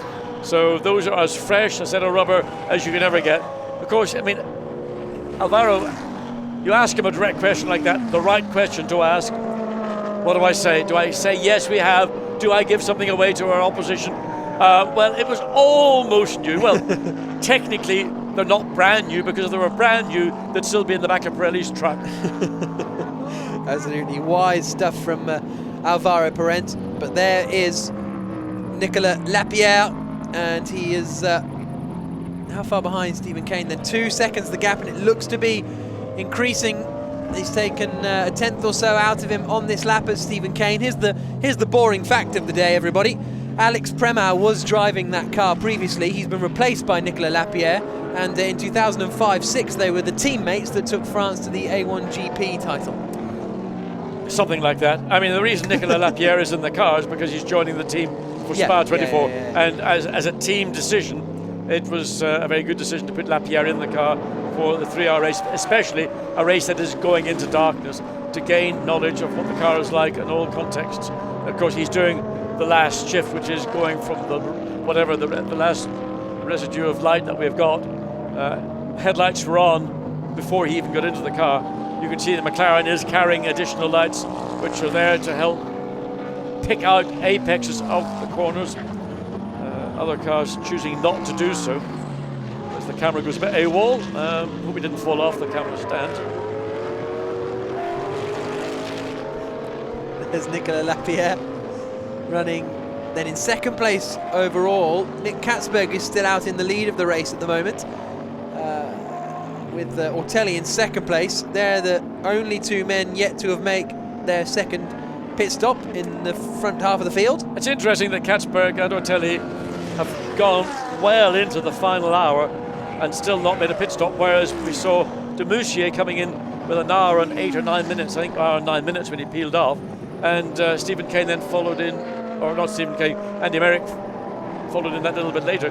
There is Ortelli in the pits, he gets out of the car. Great drive by the Monegasque. I mean, just a fighting spirit that probably is unmatched anywhere in GT racing. The Science team have done such a good job with that Audi. We've seen on numerous occasions it's got no straight line speed. The WRT squad, their highest position is 9th place at the moment, but Ortelli and Gregory Gilbert, who he's now handing over to, they could end up sort of top 5 potentially if things fall their way, as Ortelli marches off and Gregory Gilbert gets ready to take over. There is Nicolas Lapierre then, second place. The gap is 2.6 seconds, and in fact Stephen Kane is getting quicker and quicker and quicker. He has taken 0.3 of a second out in that first sector alone. The gap is now from 2.6 seconds up to 3.3. Now Stephen Kane's coming into traffic. Lapierre will also have to deal with that traffic, but again, it's where you catch the traffic and it's how do you deal with it when you've caught it. The worst thing is Stephen Kane loses his momentum, and the Audi right now hasn't given any indication that he's going to let Stephen Kane, the race leader, get through easily, and that's a frustration for anybody in this position. Was the gap that he has just up to 3.3 seconds on second place. Lapierre can just vanish in the space of, well, it's right now we've been through 3 corners, 4 corners, and he still hasn't managed to get past the Audi that's going a lap down. But now they're lapping Laurens Vanthoor down in 18th place, the WRT Audi. As out of the final corner comes Nicky Katzberg, and he's staying out there. He's staying out there. Maybe he saves fuel because he doesn't brake for scene. Interesting, Stephen Kane's last lap was the fastest lap of the race. Very good, a 1 minute 58.971. Very impressive, and you can see how much quicker he's going than the BMW in front of him of Nick Katzberg. But Katzberg is doing a long middle stint because Omri Assid has to do 2 stints. Yes, indeed, and Omri Assid, I think in fairness, did a very good job in the opening stint. He started on the second row of the grid. He, I think, was 10th when he made his pit stop. So for a gentleman driver, that was a good performance. Nicky Katzberg has driven the wheels off the BMW and driven most of the blue paint off the racetrack in the process on the exit of Scene Corner. There is Henri. Little check to see if anything's coming, and then he gets ready to hop in the car. Well, we've only 52.5 minutes of this race remaining, so I don't know how much further the BMW can go before it has to come in. If it's not for tyres, it'll certainly be for refueling. Now, this is that a problem with the car? The BMW, is that the left rear tyre? Is it very good spot, yes, front left, but well, I think front left anyway. That's the Pro-Am Championship leaders, the 43 Royal Motorsport car, and it ain't turning. It just that left front. It's just staying off the racetrack. Stefano Colombo was in 6th in class, but he has now dropped well down the order as he wrestles the car back into the pits. So that's a real shame for them, as Henri Assis gets ready to take over with, as you say, 51 minutes to go. Car 17 spun and continued at turn 11, which is the Insight Racing, Dennis Anderson and Martin Jensen Ferrari 458. But they appear to have continued. And there's Nick Katzberg, our race leader still, but not for much longer, because surely he'll come into the pits this time around. And indeed he does. So that means Stephen Kane will take the lead of the race. But the interesting news is on that last lap, Nicolas Lapierre was quicker than Stephen Kane. That was because Kane was catching up to the group of cars. So that's the ebb and flow that you're going to get. So Lapierre was still in clear air. Stephen Kane got trapped going through turn 1. We saw him behind the Audi for about 4 corners before he got back onto Mistral Straight. So that's where that time for the leading Bentley was lost. Now Katzberg brought the car in a little too far behind its spot, so they had to push the car forward to get the fuel nose in. So now that will cost them a little bit of time. It's all that little detail that a driver's got to consider when you're making a pit stop, and that's where certainly time will be won and lost. And you know, just getting those metronomic pit stops, wheels precisely. Yeah, well, let's have a look and see whether the smirk is going to come back into the battle, the equation. The wheels are going on. So that BMW Henry Henri Acid, it's going to be very close indeed, but the thing is that Henri Acid is not going to be the kind of combative driver that we know Nicky Katzberg is. Car's going to be off, the right front's still going to be changed. So car makes its way down the pit lane. Remember the speed limit button there? Well, in fact, it's not inconceivable that Henri Acid will come out ahead of the Mercedes. Quite possibly in third place. So, but the TDS are right at the top of the pit lane though, as Henri Acid trundles his way down. It's the battle for third place with the 84 Mercedes of Nico Verdonk. This group of 3 cars coming is no, the they're not going to get it yet. No. So they're going to come out behind. Down in 6th place overall, I think, behind Verdonk, Lucas Wolff. Well, no, Sergei Afanasyev has taken over that car, and Gregory Gilbert. Up at the front, the gap is down to 2.3 seconds. That last lap, it got very close, as Gregory Gilbert is very, very close to the back of Sergei Afanasyev now. And I think Afanasyev came out in front, behind Gilbert. I'm not 100% sure, but I think that happened. And so there's Stefan Ortelli going to have a little chat with Nick Katzberg. They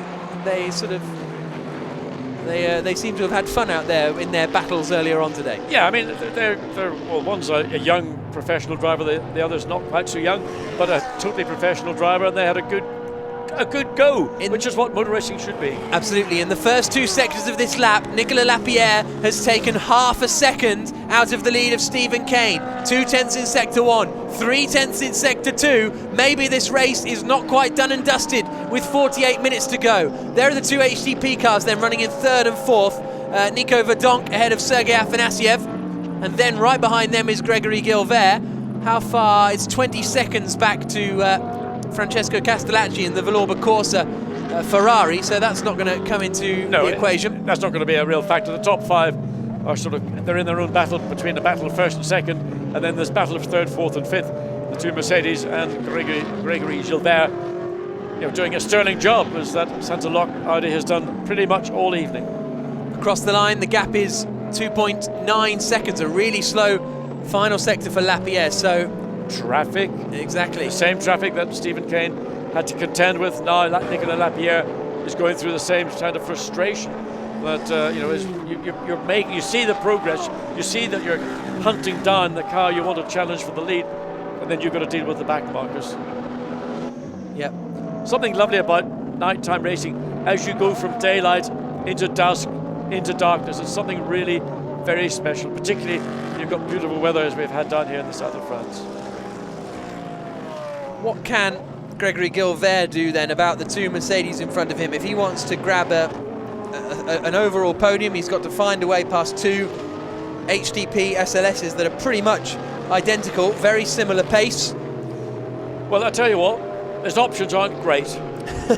Because the Mercedes always the optimist. No, the facts of life are the Mercedes is good down the straight, the Audi we know are short on top speed. The Audi may well be better around sectors 1 and sectors 3. The best that Gilbert can hope for is that there you can see an example coming into lap traffic, headlights flashing. The Audi is to the left of the tail of the second of the 2 Mercedes-Benz. So it's going to be a traffic situation that might give Gilbert the opportunity, first of all, to split these 2 HTP cars, and secondly, to move forward and take 3rd place. Got a great graphic going on at the bottom there, giving us the pit stop times there for that last run, and you could see at the front, and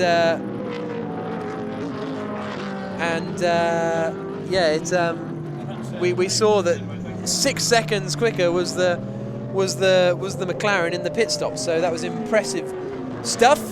And but it's still the Nick Katzberg Henri Acid car that's leading Pro-Am, 17 seconds clear of Francesco Castellacci. They've got 45 minutes, 17 seconds into 45 minutes. Castellacci naturally is going to be the quicker of the 2 drivers. That's a possibility to take that category away from Katzberg and Acid, yeah, it's going to be interesting. Again, look at the 2 Mercedes ducking and diving, coming down into turn 1, looking to outmaneuver. At least the Audi gets out of the way, lets these battling cars, third and fourth, get through. Again, Gilbert, just the doppelganger to the two Mercedes-Benz. He's flashing his lights. You're doing everything to distract. You can see it's almost burning the paint off the boot lid of the Mercedes. Sparks flying off from the under tray of Nico Verdonk there. It is indeed. Spectacular stuff as they get ready now to head out onto the Mistral straight once more. There's more than. I wonder if something dragging at the bottom of that car, because we've not seen sparks. That looks like night time, I guess. Well, not just that. I just wonder, is the underbody at the tail of the Mercedes, is something just beginning to detach, or maybe some damage by going over a curb. Whatever it is, suddenly those sparks are much more visible than at any point during the race. Just to go back to, well, let's first of all hear from Stefan Ortelli, his teammate, desperate to get onto the podium. Stefan's with OJ Borg. Thank you very much, guys. Fantastic racing out there. What did you say to Nicky in the BMW garage? Congratulate him. You know, it's okay. The BMW, almost all the cars are faster than us in the straight line, but we are still fighting like hell in the corners. And he did a better move than me, but he showed me the place to pass. And eventually, a few minutes after, I did pass the Mercedes as well in the same spot. So I was just say thanks to show me the place to pass. But it's still a big move because the Mercedes are a bit stronger, but the Audi is stronger on the first sector. So I have to say it was a really good time in the car, as Eddie did a fantastic job at the start. We keep on pushing, and I think we can still catch the Mercedes, and hopefully we'll be close to the podium. We're talking to the Mercedes, your teammate at the moment, all over the back of the Mercedes. What does he need to do to get past? Engine power. We're lacking a lot of power. It's crazy. I mean, it's okay if they put the chicane in a straight line. Maybe it's another spot where we can brake and maybe stop a bit the speed. But no, it's okay. I mean, we are stronger in some other track. Here we are. I think it's quite clear how slow we are in a straight line. But the Audi is a very good car in the corner, and I'm so pleased that we can fight like that. Bring on Spa. Great racing. Thank you. Thank you. Thank you. Good stuff. Yeah, I mean, a great insight from Stefan Ortelli, telling it pretty much as we've been trying to tell it from the commentary booth, and the problems that the Audi drivers have got. But the Santa Lock Audi particularly has been the strongest by considerable margin all weekend. So again, the battle going on, third, fourth and fifth place. Get onto the straight. Audi, Stefan Ortelli is telling us, we know what the problems are. They want a bit of a break in the BOP. They want a little bit of a larger restrictor in the air intake to just give them maybe another 3 or 4 miles an hour. They're not turning, they're not going to try and dominate the world. They just want to win every race. Exactly. But I mean, it shows that overall in a lap time they're pretty even, because they qualified very well. It sparks from both of the Mercedes, actually. Both of the Mercedes are kicking up the sparks all over the shop as Gregory Gilbert runs wide at Scene Curve. Well, in that case, it must be just little titanium inserts they've got on the bottom of the diffuser at the rear of the car that is just clipping the ground, and that's what would be causing them to little sparks, particularly round about turn 5, turn 6, where there's the car. It's a low-speed corner, but there's quite a lot of, you can see the body lean in the car in those two turns. Towards the final sequence of corners then. The gap at the front, actually, meanwhile, has gone up to 6 seconds. So Stephen Kane has really got on it and is 6 seconds clear at the head of the field now. Yeah, again, I mean, it's the ebb and flow of traffic, and it may just have happened that Lapierre hasn't been able to get through as quickly or as cleanly. You know, part of it will be he's not familiar with the McLaren. Unlike he races a Toyota and WEC, he knows that car inside out. So this is an education exercise for Lapierre. Still running in second place. He's what, 5.6 seconds it is now, 5.8 seconds roughly between first and second. It is not a done deal for Stephen Kane and Bentley, but frankly, I don't see anybody getting closer, let alone beat him. No, not much GT racing experience for Nicolas Lapierre. He's been in LMP1s for quite a large amount of time recently, and he was actually runner-up to Jamie Green, third to Jamie Green in the Formula 3 Euro Series. Second that year in 2004 again was Alex Prema, so they have a history that goes back a long way. But we're watching the battle for third place continuing. There is the leading Mercedes of Nico Verdonk. Behind is Sergei Afanasyev. Behind him is Gregory Gilbert, all vying for a podium position. and it doesn't look as though HDP are sort of sorting this team orders-wise, does it, at the moment? It looks like they're free to race. Yeah, and I think that's fair. They should be allowed to race as freely as it's possible, as long as they don't do anything that's going to endanger each car. And that's always an issue where two drivers in a similar team are battling over the final podium position, which is what we're watching right now. It's getting pretty dark here at Paul Ricard. The lights are on, out on the circuit.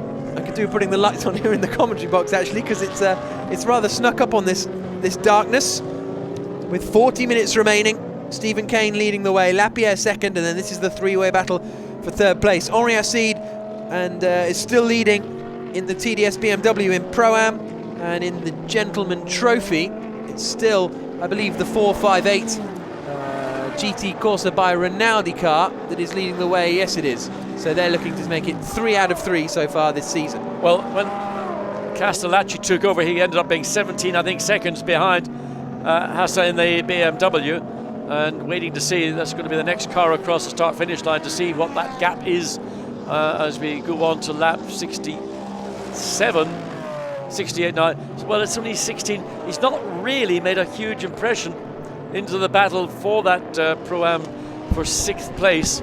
So Castellacci not really, as we look again, Gilbert right really under the gearbox now.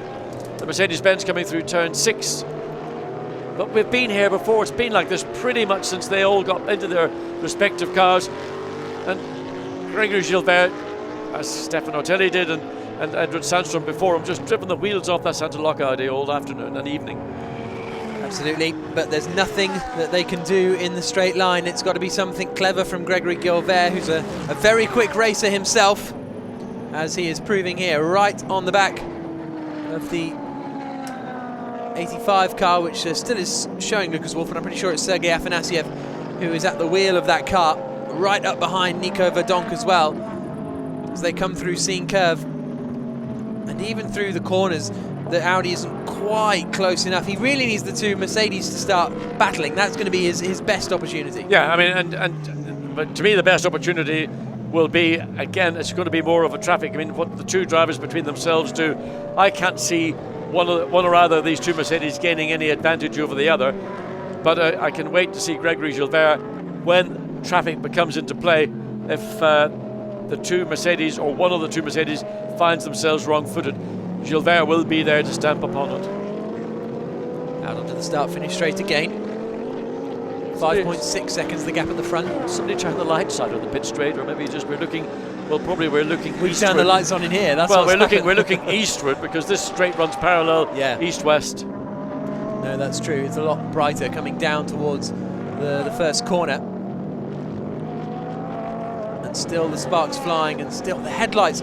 When you're racing in something like this, the headlights must just be a nightmare in your rear view mirror, trying to figure out what's going on. It's distracting, because the headlights are so powerful on modern road cars, let alone what they might be using with these cars. So what basically you almost just want to turn your interior mirror, or if it's a camera on board some of the cars rather than a mirror, to stop the distraction. All you've got is what's in your door mirrors on either side of you.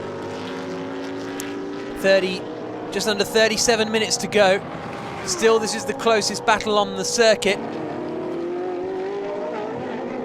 As out. And that's the leading, I think still is the leading gentleman trophy car. Yeah, the 458 car, which is currently in the hands of Frank Schmickler, is still in the car at the moment, and he will be the man to bring it home, and they're looking fairly comfortable. You can see they're 54 seconds clear of the 51 AF Corsa Ferrari in second spot at the moment. And this is going to be 3 out of 3 wins for them so far this season, which is a very impressive performance. It'll take them up to 75 points as we head to the Spa 24 Hours, which was a superb event last year. And here we can see in traffic, Stephen Kane getting a little caught out in the traffic now. Yeah, I mean, the gap as they came across the line was 4 seconds. Where's that all come from? Fundamentally, and what's happening here? I thought the Ferrari was coming back at the Bentley. Yeah, it looked like it, didn't it, for a moment? So where's the McLaren? But it's been picking up. You can see 0.1 of a second on lap 68, nothing on 69, 1.5 seconds on lap 70. traffic. There is the McLaren, the tail end of those. Well, in fact, there it is, the McLaren. It's now caught and they've been forced out wide on the exit of turn 6. That's the Boots and Ginny on okay. McLaren. So there it is there now, that's right. So that's the, but again, it's got this issue of getting past one of the Audis. It shouldn't be a massive problem for Lapierre. He will have a little bit of additional speed down the straight, but the point is, all the work that he's enjoyed getting the gap down to 4 seconds is going to evaporate as he tries to find a way past the Audi. He's just about alongside it as they come midway down the straight. Just it's difficult now to pick out the individual cars with the flare off the lights. And there is the Boots and Ginny on McLaren, which is running quite a way down the order, actually. They had a difficult start to the weekend.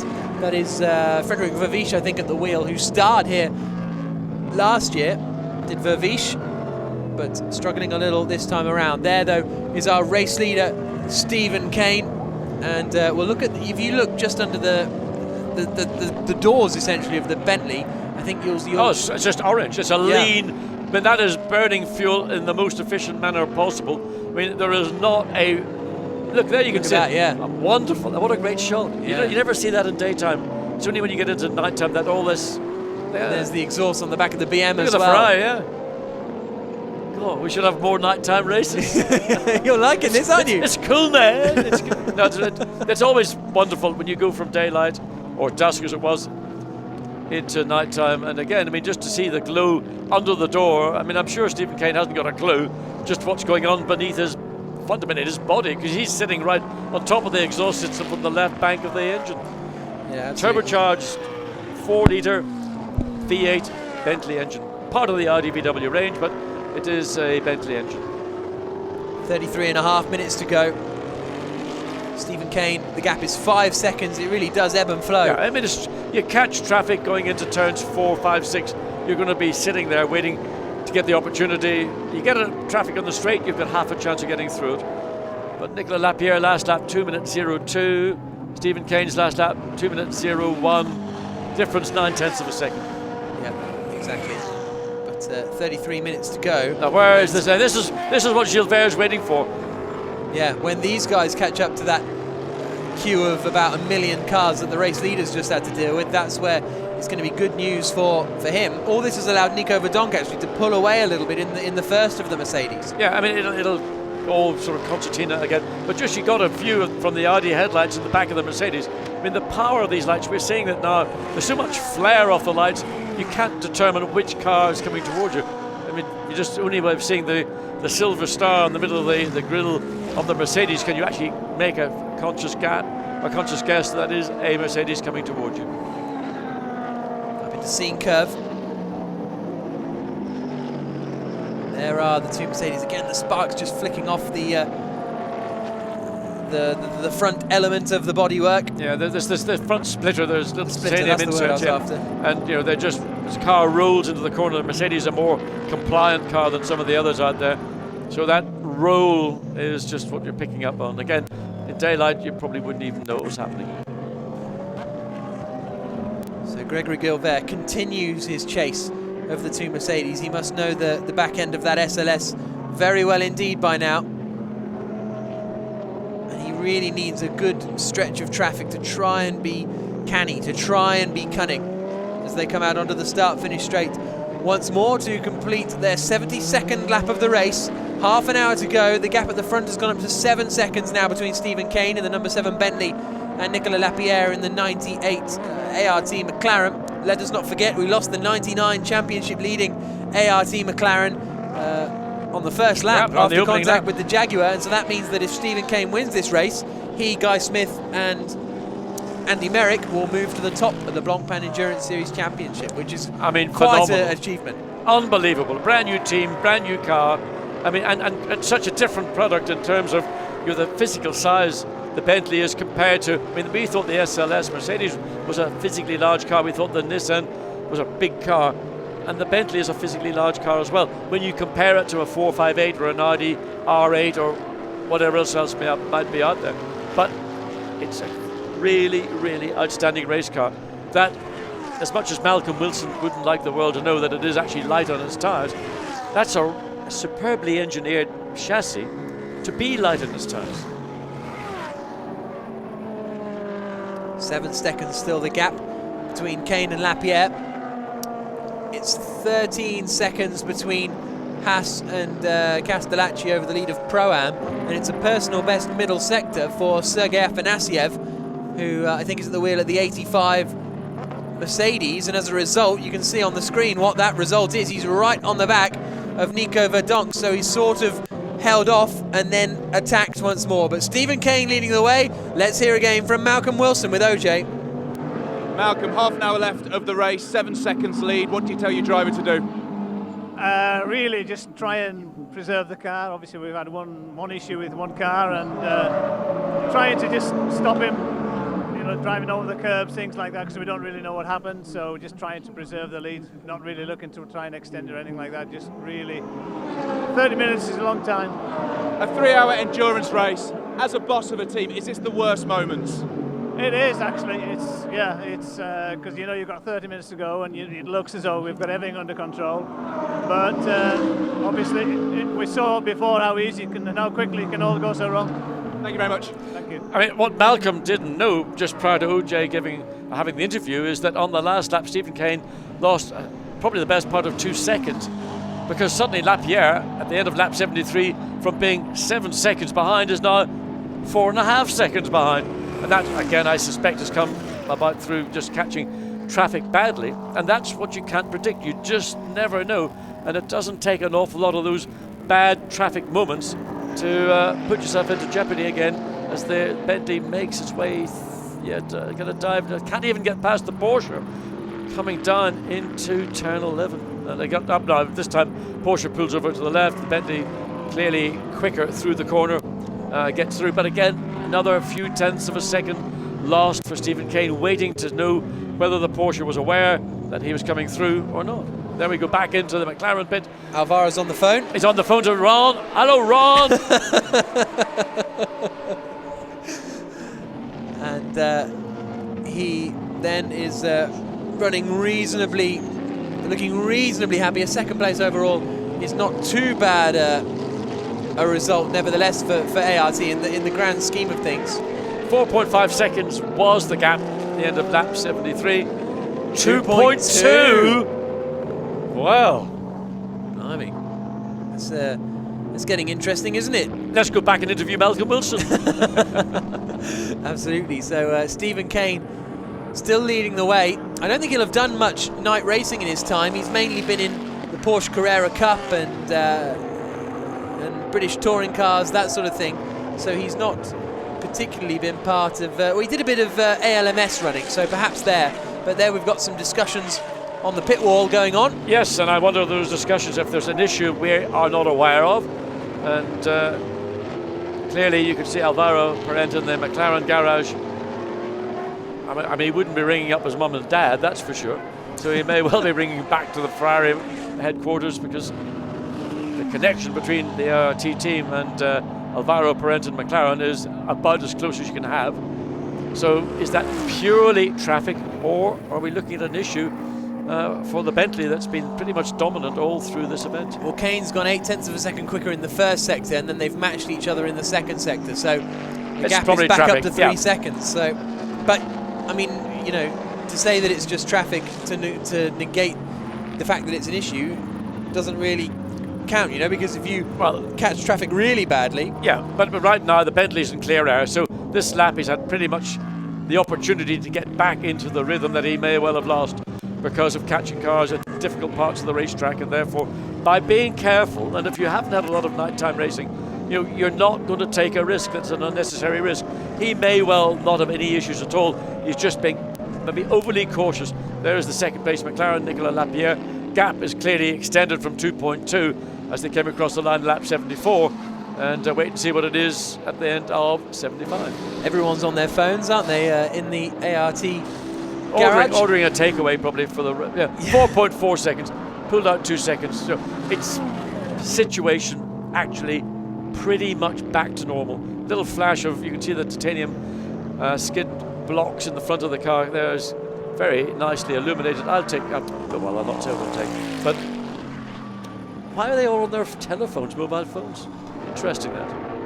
Well, yeah, I don't know. Maybe they're tweeting about their about the progress in the race. 25 minutes to go here. And there is the second place ART McLaren. I'm a bit concerned as we get later into this race. They haven't actually got the lights on the numbers that they have, for example, at the Spa 24. So this might get a bit of a challenge at certain points. In fact, during some points at the Spa 24, I believe our producers were guessing the cars by the rear brake lights, which was reasonably impressive.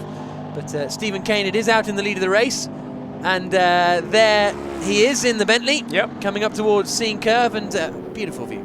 Okay, we're going to get a stopwatch as they go through Scene Curve. It was 4.4 when they came across the line, 4.3, so it's not pretty much different. So Stephen Kane has gained the advantage, getting back to 4.5 seconds, but Nicolas Lapierre has stopped that gap increasing on this current lap. This is lap 76. 24.5 minutes to go, and Nicolas Lapierre is running in second place. His teammate is Gregoire de Moustier. He's with OJ Borg. Gregoire, you seem like the only person in this garage not on his mobile phone right now.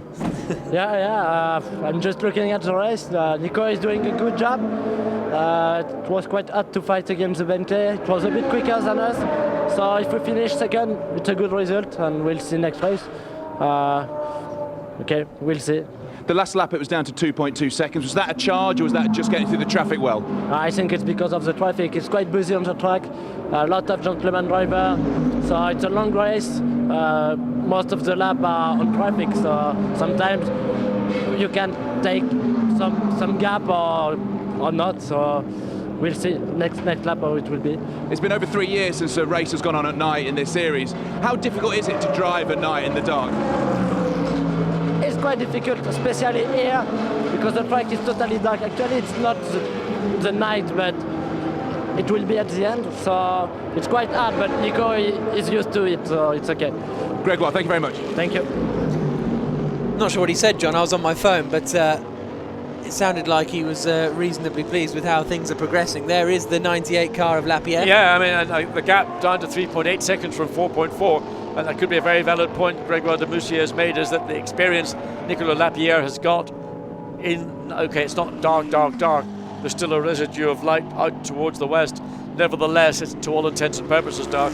And just picking your breaking points, picking your apexes, the experience that you get of having done many 24-hour races as Lapierre has done, and driving through those long hours into darkness, through it, and then coming out in the morning, is paying dividends. We were talking about traffic coming into play. Right now, there's no traffic ahead of Stephen Kane. He's just doing what he's doing, and I think Nicolas Lapierre's last lap, was about 0.7 of a second actually faster than Stephen Kane, and that to me looked like both drivers were driving in free air. Parent off the phone as the battling continues out there on the circuit. What's the news with Gilbert? He's dropped 1.3 seconds off the back of those Mercedes now, so his charge in the Audi seems to have waned a little bit. 22 minutes to go here at Paul Ricard, and the gap's down to just 9.6 seconds between the Pro-Am leaders, Henri Acide and Francesco Castellacci. So as we said, that is closing in, but with 20 minutes to go, 9 seconds is going to be a tough ask. It took quite a long time for Castellacci. When we weren't following his progress, he may have also been bothered by slow markers or back markers. But now suddenly he's halved the gap effectively, and we've got 21 minutes of the race remaining. It's not out of the question that Castellacci could catch up to the back of the BMW. Getting past might be a separate issue, but Castellacci is a professional driver. Hassa is a gentleman driver, and consequently might be vulnerable. Just as I say, Gilbert's dropped back. He's now 0.3 of a second behind Sergei Afanasiev. So that battle for fourth place is back on again. It's just simply, again, going back to de Moustier, he said, the circuit gets very busy at certain places. And if you just happen to pick the wrong place at the wrong time, that's where the gap. But Gilbert also, look, he's been driving right on the boot lid of the Mercedes for the best part of half an hour. Sometimes just drop back, think about it, and then move forward again. Sometimes can pay a dividend. 2.4 seconds between Kane and Lapierre. So 0.6 of a second has come out of the lead on this lap, and Kane's gone wide there. just coming into, maybe that wasn't quite as dramatic as I made it seem, but it was a slightly higher line than. But again, the factor might be, you know, there was somebody taking a flash across from the road. Maybe tire wear. It mightn't be that you can bring the car really right down. That's a very long corner, turn 11. Oh, and there's an issue for the Kessel Racing car. I think it's Marco Frezza at the wheel. It is, and the Kessel car looks to have had a bit of a moment as we get some arty action on the pit wall. Kane, 11 laps to go. That must be their prediction. Less than 20 minutes to go, and that would make sense. What's the gap between them? 2.2 seconds now. Yeah, I mean, the last lap, in fact, again, Lapierre took about 0.6 or so of a second advantage over the lap of Stephen Kane. Now, we're all getting rather energized and excited about what's going on. Is Stephen Kane being uber cool and just driving, knowing I'm not making any mistakes? He may be catching me, and there is the second place McLaren. Catch me, but pass me, if you're, well, almost not at your peril, but if you can. Yeah. Out onto the Mistral straight they turn once again for the 79th time in this race. It's all starting to look a bit eerie, isn't it, on the pit wall there? And there's the ART. Getting very tense in the Bentley pits, that's for sure. 19 minutes. There it was. Yeah, that's it. I mean, it's just you get fixated on the lights, and I mean, it's almost as blinding to watch it on screen as it must well be to be being pursued with a car with the lighting power that they have got, and the McLaren certainly has got plenty of lighting power in the front of the nose of the 1.7 seconds now, the gap, and Kane hasn't had any traffic on this lap so far. He's coming up to some now. He's got some coming up. So this is not over by any stretch of the imagination. Lapierre starting to maybe not had too much running this weekend. Well, remember, I mean, he's got all the experience of 24-hour races at Le Mans and others that he's taken part in. But likewise, ambient temperatures have dropped, track temperatures have dropped, tyre temperatures may have dropped. We know that the Bentley is probably more gentle on its tyres than the McLaren. Is that beginning to hurt the Bentley a little bit because it isn't generating the level of temperature in the working zone of the tyre? I mean, there's so many questions that only when Stephen Kane gets out of the car will he be able to give us the answers to. And look at that graphic at the bottom, a second, 0.7 of a second, 0.8 of a second. The gap is just 1.2 between first and second now here at the third race of the season in the Blancpain Endurance Series. There's our race leader, Stephen Kane, but there, the pair of headlights behind him is Nicolas Lapierre. Brilliant stuff. Contact apparently between cars 80 and 333 happened out on the circuit. That's the RJN Nissan and the GT Corsa by Rinaldi, as we saw the ART gang watching on. Katie Lawrence on the right-hand side, one of the McLaren customer support representatives. Now, can the 98 car close in on Stephen Kane? That's the question for Alvaro Parent. Alvaro, I think he's just checking the times now. Last time I checked it was 1.2 seconds. This is an attack towards the end of the race now, isn't it? Yeah, definitely. Nico, he's improving his lap times and he's going a bit faster. It's going to be a good finish, I hope a clean one, and that Nico passes obviously the Bentley. Let's see what happens. Is this part of the strategy? Leave it till late and then go hard at the end? I don't think so. At least on my stint I was going as hard as I could. Greg the same. Nico, I guess the same. Just go hard then? Yeah, exactly, go hard. I'm not sure about the lights, the view from the Bentley, and but we're looking strong right now, and fingers crossed for Nico. Thank you, Alvaro. Yeah, I'm going to say that Stephen Kane hasn't got the grip in the Bentley that he might have enjoyed a little bit earlier, which I'm going to put down to ambient temperatures and the fact that the McLaren would use its tyres, from what we understand, in a more aggressive fashion, and therefore they're probably maintaining a better tyre temperature. Consequently, they're getting the grip and the performance from the Pirelli tyre. I could well be right. You could well be wrong.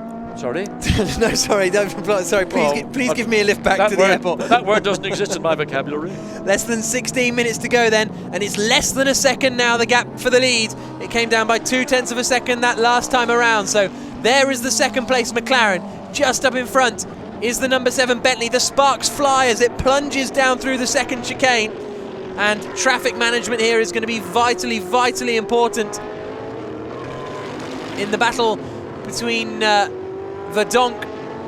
Well, the two Mercedes are actually nose to tail as they come down to turn 1. Super close to each other. 1/10 of a second. Only a 1/10 of a second. And now we can hear from a very nervous John Wickham, the team manager at Bentley. How's he feeling? They're calling you a nervous John at the moment. Are you nervous towards the end of this race? Well, a little bit more than Silverstone, to be honest, because it's much closer. The tyres are standing up, but I think the McLarens are as well. And obviously losing car 8 was a bit of a worry. We don't know exactly what it was yet, but it was transmission related. So we just have to be careful. And Stephen seems to be losing a little bit of time. Is it the drop in temperature, maybe losing grip? yeah, it could be, but we're also being careful. Careful. So I take it it's protect the lead to the end. Go as easy as you can, but protect. Well, we'll try to, absolutely, yes. Thank you very much. Okay.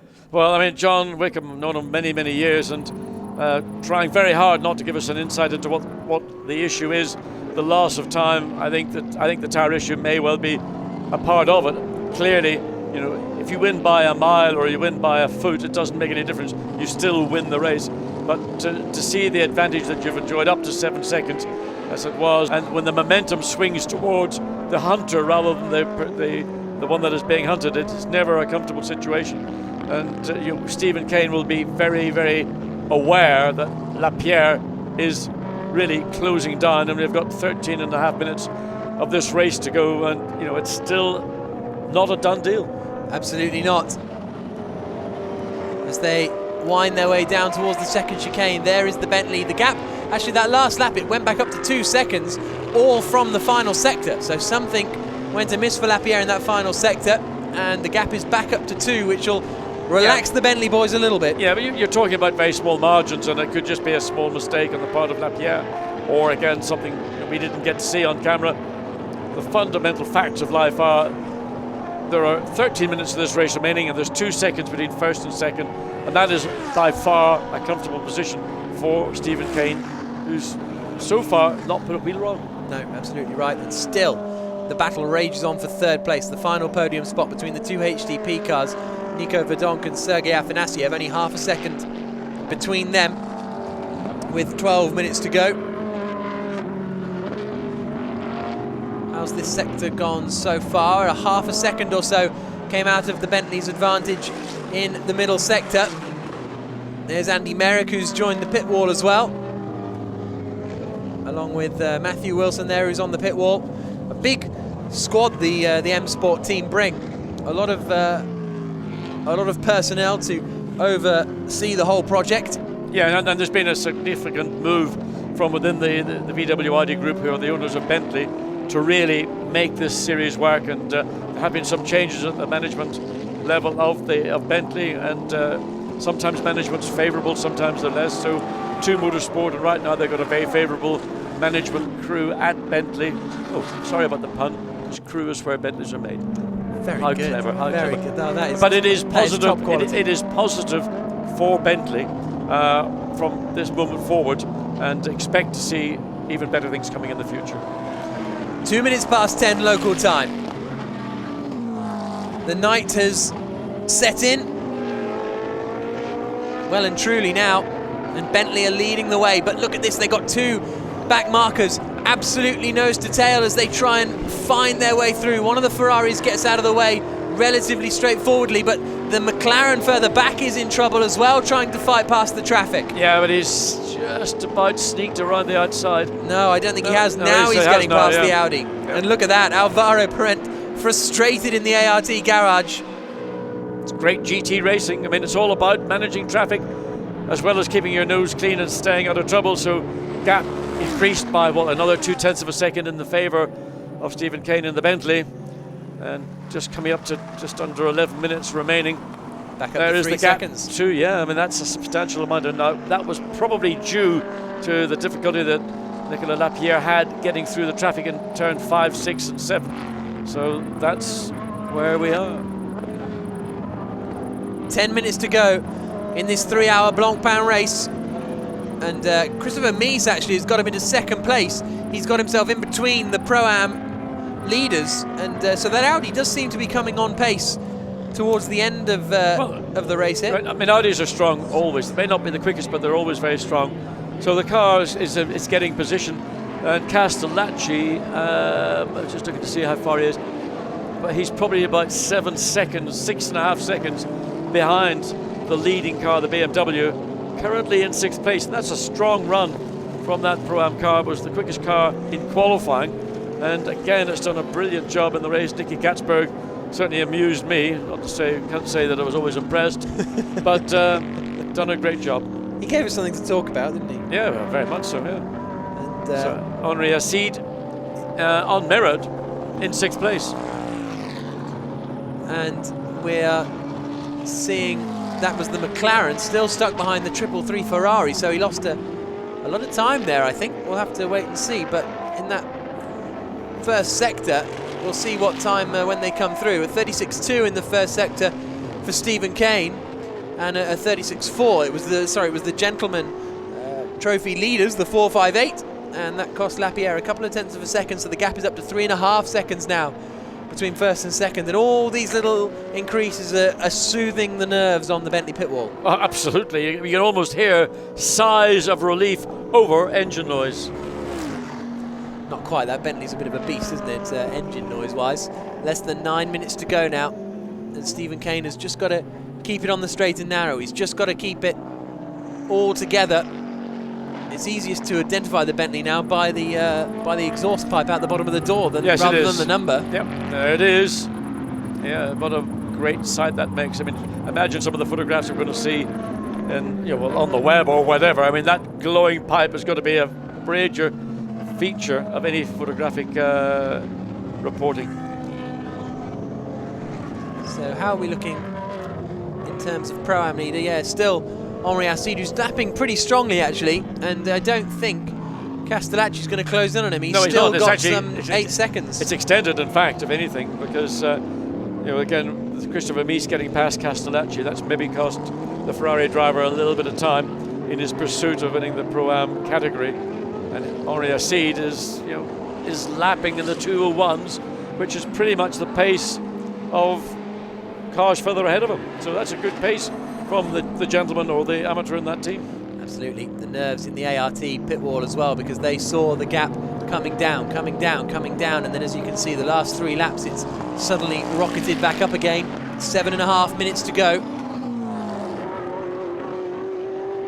There is the Bentley still, after its historic result at Silverstone in May, which was the perfect place really for Bentley to get its first win, and not just from a British patriotic point of view, just for the whole patriotic point of view, just for the whole story of the Bentley absolutely, return. But also I think for the series, because you've got a brand new manufacturer coming in, looked very impressive in the first round at Monza and ran strongly. Andy Merrick had a great stint in that run. Then the team, they didn't quite match it in the remainder of that race. Win at Silverstone, superb drive, superb team effort, and again here doing a really great job with the number 7 car. The number 8 car, a bit disappointing in that it has had to retire. We believe it might be transmission related, which, bearing in mind the amount of running that the team has done and the quality of engineering that has gone into the Bentley, that's probably more than likely to be something that may be, you can get road parts that come into the system. It might be something that we can really speculate about. We'll certainly get to the bottom of it. There's no doubt about that. 6 minutes to go, and 3.2 seconds the gap. It's come down. Well, it's going to come down again on this lap, and it's now 2.1 seconds at the second sector. But again, nothing to get too overly excited about as they come out onto the start-finish straight once more. And it's decreased again. It's under that. Looks like it's going to be 2.4. Yeah. Yep. So 85 laps completed here. Only a couple to go. Will the Bentley of Stephen Kane be able to hold on ahead of Nicolas Lapierre? Still, the battle continues between the Mercedes in 3rd and 4th positions, as the Bentley flashes past on the way down to the second chicane. Getting difficult to figure out where the corners are now Actually, as well. I think Lapierre, I'm not sure if he got compromised there or not by the lap car that he was trying to get past. If he hasn't, he's certainly closed the gap. There you can see the gap. It was 2.4 seconds when they came across the line. It took 1.3 seconds out of him in that first sector, John. That's what I was just alluding to. I know, and I'm just confirming it. So, the chase with 5 minutes remaining clearly is back on. Back on again. 5 minutes to go. This battle has been keeping us on the edge of our seats for the last hour or so, ever since Grégoire de Moustier came into the pits to hand over to Nicolas Lapierre, and Andy Merritt came in. Oh, there we go, the foot's going for Grégoire de Moustier. Both. Yeah. And also Perrins as well. This is tense stuff. They think they've got a chance to win this race. They're probably going to need, you know, a traffic situation, because with the gap 2.5 seconds in reality, you know, it's, well, is it still 2.5 seconds? They're going to come through turn 11 right now, and then you've got these final 4 corners, and we will get the story as they come up to complete lap 86. And there's only going to be maybe 2 laps to go. I think it'll be 2 laps to go as they come towards the, yeah, it will be, won't it? Because they'll cross it with just less than 4 minutes remaining, so they'll be about to start the penultimate lap of the race, I believe. It's going to be a tight one, actually, as they come out of the final corner, but yeah. I think we'll be going on to the penultimate lap of the race now, and the gap between first and second place that was 2.4 seconds is now 1.3. And we see it right now. I mean, it's traffic again ahead of the Bentley as it comes down into the braking, into turn 1 and 2, and Nicolas Lapierre knows that for him, time is running out. Not only has he got to catch the Bentley, he's got to have that deficit, but he's then got to find a way past. And, you know, at this point of a race, it's fully legitimate for the driver leading the race to be as defensive as is what described as reasonable. And I don't think Nicolas Lapierre is about to throw it off the racetrack. No. He probably knows that his only opportunity is going to come within traffic, and he's going to have to get the run, and the Bentley's going to have to be really seriously compromised. First sector, they were absolutely neck and neck. Both did 36.0s. If anything, Lapierre took 0.02 of a second out of the Bentley, but that's it. But here comes the traffic. The lights are flashing because this is getting into the ultimate crucial stage of the race. The Bentley coming up behind, looks like it might be an Audi. Perhaps it's literally impossible to tell if you're at home and you can spot it out. And look at that, there's cars going everywhere as they come down into the right-hander. And the Bentley has got past them both. And that's a big, big plus. That's a big, big plus for Stephen Kane. He's managed to get through at a point of the track where he's not lost really any time.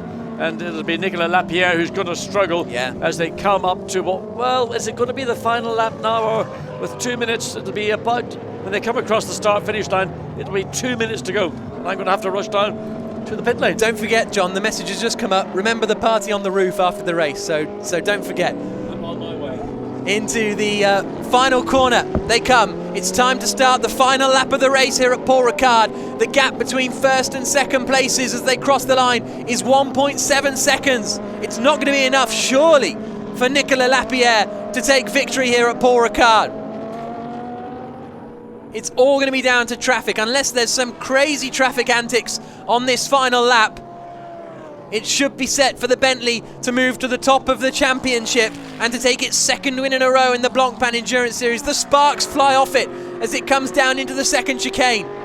Stephen Kane leading the way, Lapierre second, still only 1/10 of a second in the battle for third place between, in fact, yes, Afanasiev has got it. Afanasiev finally, after 3 hours of racing, has managed to get past his teammate and up into third position, and Nico Verdonk drops down to fourth place. But here, along the Mistral Straight for the final time, it's non-stop all the way up towards Seine Curve. Somewhere in there is the Bentley.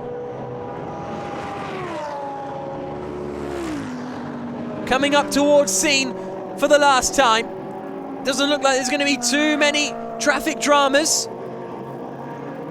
Through the right-hander comes one of the Audis. I think the Bentley is the car behind. No, pushing so hard there is Lapierre. That's the McLaren you can see.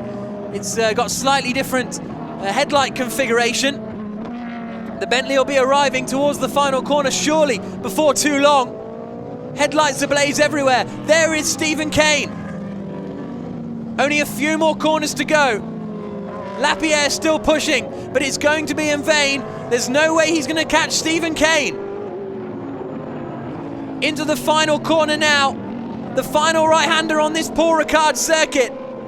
Bentley are about to move to the top of the Blancpain Endurance Series Championship with a victory in Paul Ricard. Delight on the pit wall as Stephen Kane takes the checkered flag. 1.1 seconds clear of the ART McLaren of Nicolas Lapierre. Wonderful, wonderful race going into the night here.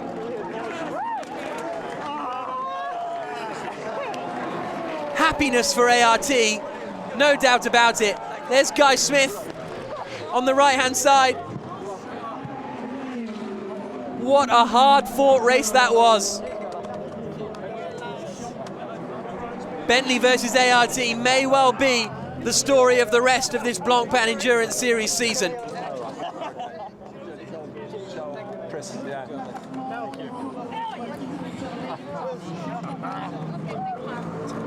Congratulations all around.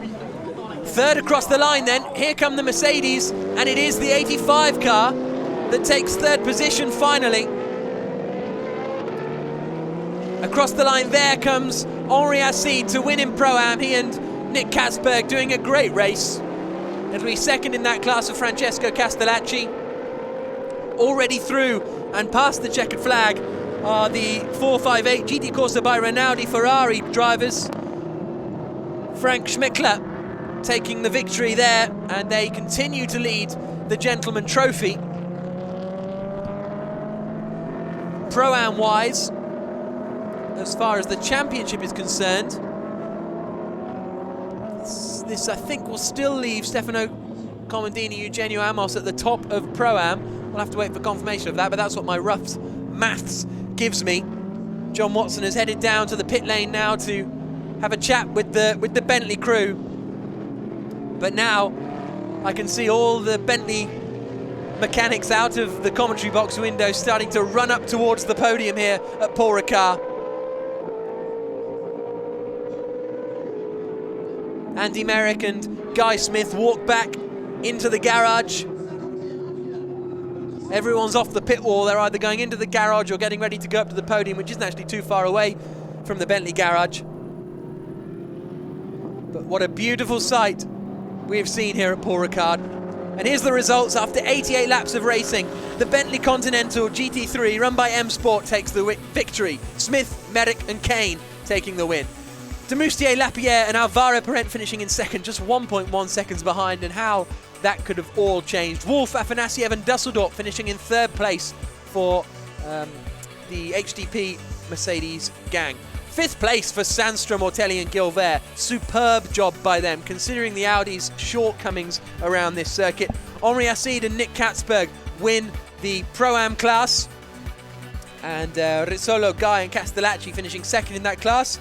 And Aksenov, Chio and Miguel Feixa complete the podium there. Ramos, Basseng and Van Thorp, 13th place, the highest, second highest WRT finisher after Christopher Meese finished in 7th place. There in 20th place overall are our Gentleman Trophy winners. But there is the Bentley down in the pit lane, winning for the second race in a row here in the Blancpain Endurance Series. Stephen Kane, as he did in Silverstone, climbs out of the car and celebrates hard. Two superb drives from Stephen Kane. He has to go and greet his team before he chats to John Watson, and you can't blame him. Superb scenes here in the south of France.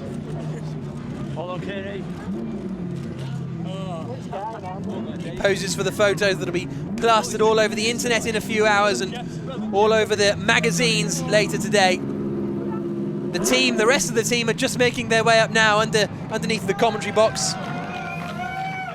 Alvaro Parent and Gregoire de Moustier there, getting ready to have a chat to Monsieur Lapierre once he climbs out of the car. In fact, how many guests have Bentley got? Because seriously, they're all walking underneath my commentary box. They've released them from somewhere. And there are the celebratory three. Down to John. Okay, Guy Smith, Andy Merrick, Stephen Kane. Is that a happy race? Is that a happy team? Very happy, absolutely incredible, exciting as well. I mean, top job by ART and McLaren. That was very exciting, as was Silverstone, but super job by the whole team, Team M Sport Bentley, and obviously a fantastic car in the GT3. So we're delighted, as you can tell. Guy, you had a great opening stint on that, and handed over to Andy, then Stephen took it over to the finish, but under pressure for the last half hour. Yeah, it was really nail-biting. I mean, obviously, Andy and I did the first couple of stints, but watching Stephen at the end there, I mean, he drove fantastic under pressure. ART were coming really strong there at the end, and it was a real nail-biter, but that's what, Blancpain Series is all about, close, hard racing, and I think today was a great race. Well, Stephen appears to have vanished, but Stephen Kane, come on, Stephen. Congratulations, fantastic drive. Pressure, the last half of the race, was it just being cool? Or did you have a problem? Or were they just running you down? I wasn't cool at all. No, the boys, Matt and Chris kept me calm on the radio, so it was brilliant that they give me all the information, but again, the Bentley GT3 Continental looks after its tyres, and it was brilliant in the race again, and it got us to the end in first place. Now, the ebb and flow between you and Nicolas Lapierre, it went up to 6.5, 7 seconds, and it was down to about 1.2. Then why was that? I just found it really hard to get past the traffic. I don't know if it was the first night race for everyone, and they just didn't know what was coming behind. Their teams weren't letting them know who was coming, and I had a few cars that blocked me, actually. Probably not intentionally, but it was very difficult, and I just didn't want to do any touching or make any mistakes. Well, congratulations. Malcolm Wilson, what a proud-looking man you are. I tell you what, you want to give up the rallying, at least you win in motor racing. Well, put it this way, we're definitely doing better at the moment, but it's down to everybody. It's just an incredible team effort. So, as you can imagine, it's a fantastic feeling. So, where was your heart? Was it in your mouth, or where was it? No, I had every confidence in this little Irishman. Thank you. Anyway, celebrate it. You'll enjoy it. Well done, guys. Thank you. Superb to hear from the Bentley guys, and what camaraderie down there. High fives all around. That's good to see as well between the two HDP guys down there in... I'm not quite sure why they're all Afanasiev, Dusseldorp and Wolf. I was very close on the main straight. Oh, yes, I am, because they're all in the same team. Their overalls there have confused me, because Afanasiev is in the 85 car, Dusseldorp and Wolf are in the white suits, but in the red car. So apologies for that. That was me having a little bit of a brain fade moment. But there are our third place finishers. There's our Pro-Am winners as well. And it looks as though we'll very soon be talking to our second place finishers. Gregoire de Moustier, Nicolas Lapierre and Alvaro Parent started on pole position, finished in second place. There with John Watson. Alvaro, you dominated the first sector of the race. The Bentley gave you a hard time in the middle sector, and then they just seemed to have enough to control the final bit. Yeah, it was very close. Really interesting race. I got a clean start, maintained a little bit of a gap. Then Greg did also well. Unfortunately, the Bentley seemed to be a bit stronger in the middle stint, where it was still hot. The track, and on the third sector they were a bit stronger than us. Then Nico was catching him right at the end. He was doing a good job and was on top of him right at the end, but just a little bit missing. Shame we didn't win. Nicola, you had a great drive. I mean, the gap soared one way, then back again. We weren't sure in the last 5 minutes or so you might get past. Yeah, I mean, I tried my best, but it's my first race in GT since a very long time, first race with the car, so I had to be careful in the traffic. That's where I lost a lot of time, but in the end the car was really great. My teammate did a good job, and I think I feel more ready now to go to Spa, and we will have a good race there. Well, looking forward to Spa, no doubt. Gregoire de Moustier, you were in the middle stint, you did a great job. Bentley got past you, but you consolidated that gap and stayed in second. Yeah, it was quite hard in my stint to keep the Bentley behind. Obviously, he was a bit quicker, so he passed, and I tried to be as quick as possible to keep the gap closed. And it was quite busy on the track, but we did quite a good job. P2 is okay, so Spa is important, we'll see. Well done, congratulations, well done. So the second place men satisfied, 1.1 seconds the gap between Kane and Lapierre at the flag, incredibly close. And we can now hear from the men who finished in third place, the HTP squad, starting with Steph Dusseldorp. Well, the HTP Mercedes teams, they weren't taking any prisoners today, were they? No, it was super exciting until the end. Incredible finish, and happy to be on the podium today. Super. Luca, what do you think about it? I mean, you had a hard job in the middle sector as well. Yeah, it was just not my stint at the moment, but the race, it was really hard to fight with the other cars. It was really tight, and yeah, now to finish at the third position, it is. I have no words at the moment. Sergei, not only were you battling your own teammate, you had the Santa-Lock Audi pushing you two guys all the way through that final segment. You know, it was amazing, and first of all I would like to say thanks to the guys, which they brought me there to the fight, and team made me fight till the end. They were on the radio, they gave me the proper car. We did a fantastic job with Mercedes here, and it was amazing until the last laps fighting with Verdong. It was just amazing fight, very clean because it's a teammates, and I have nothing to say, just thank you. Well, thank you for that too. Well done, gentlemen. Congratulations. Up to the podium, guys. John Watson, very popular in Russia, and they are now on their way towards the podium, I imagine. And we'll bring you the podium presentations, and then you can see the championship standings. Stephen Kane and the American Guy Smith moved to the top of the points, only 7 points clear of Demoustier and Parent. And they're only 9 points clear of Gilbert, Ortelli and Sandstrom. Look at that, really impressive performance from them. Kevin Estre, Kevin Korjus and Andy Soucek with their non-finish here. They are down in 4th place in the standings in the Pro Cup. As we move though to the Spa 24, and there's so many points on offer at the Spa 24 that could all be different in a month or so's time when we return from the Ardennes Mountains.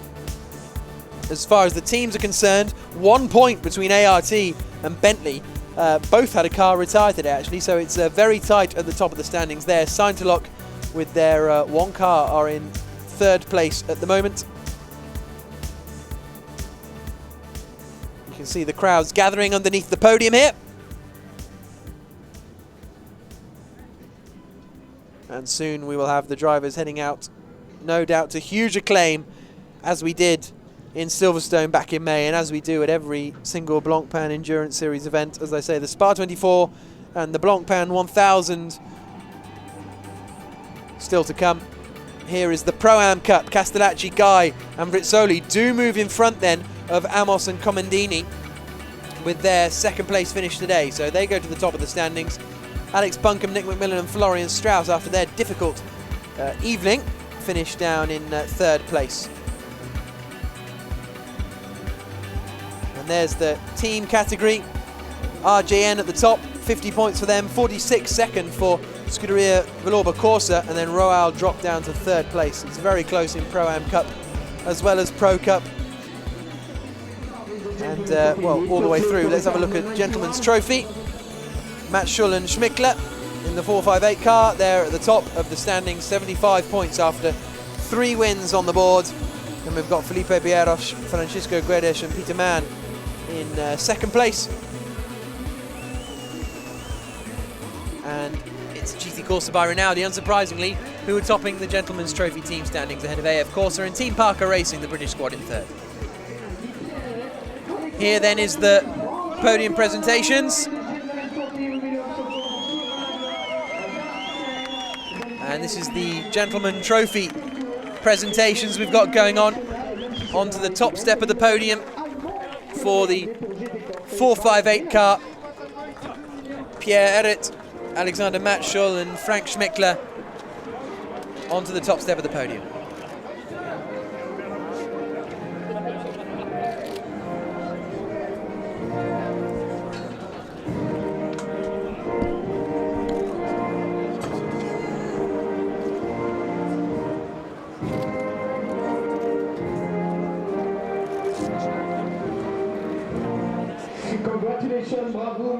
So congratulations to our race winners, and they also retain their position at the top of the Gentleman Trophy standings.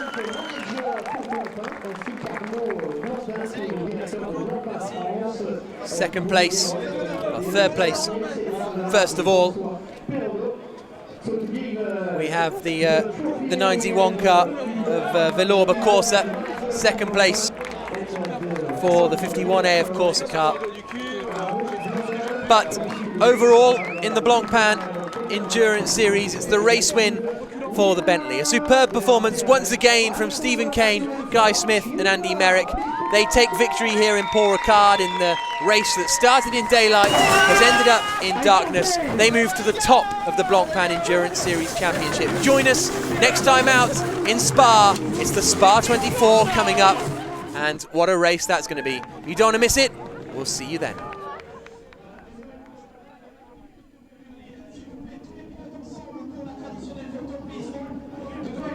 So for those of you staying with us on the stream, we're going to have a couple of podium presentations to come. There's the Gentleman Trophy. John has returned from down in the carnage of Parc Ferme, and you got a nice. The Russians like you, don't they? Well, I'll tell you what, I was rushing to get away from them. No, I mean the Bentley drivers over the moon. Clearly, you could see the disappointment. Nicolas Lapierre almost crestfallen, and he's no reason to be because he did a great job in a car he's never raced before, and. You know, they fought, they took the battle to Bentley, they got the gap down to 1.5 seconds, it ebbed and flowed with traffic, but eventually Stephen Kane did a great job, as he did at Silverstone, and brought the car home again, a second consecutive victory, and they are just delirious. I mean, Malcolm Wilson, I've known Malcolm, I don't want to say for how long, and he's having a torrid time in World Rally Championships, and he comes into motor racing and he's won 2 out of 3 events. I mean, easy. Is there a message there? Yeah, exactly. Third step of the podium then there for the 35 Nissan car in the Pro-Am class. Stanislav Aksanov, Miguel Fleischer and Katsumasa Chio, who obviously had a great start. And there Nick Katzberg and Henri Acide on the top step of the podium. Superb drive from Nick Katzberg especially. Okay, he went wide, but but I tell you, Henri Acide also, I think, did a really outstanding job, because Katzberg's a class act. I mean, okay, he went off the track a lot. In fact, at the end of the day, I gather the race director wasn't too fussed about it because they didn't consider any advantage was gained, so therefore there's no penalty. But Henri Acide, who is the gentleman driver in the BMW, just drove the wheels off the car almost as quickly as his teammate.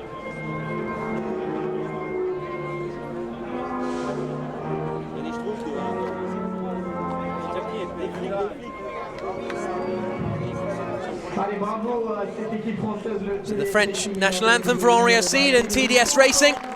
The Dutchman Nick Katzberg alongside.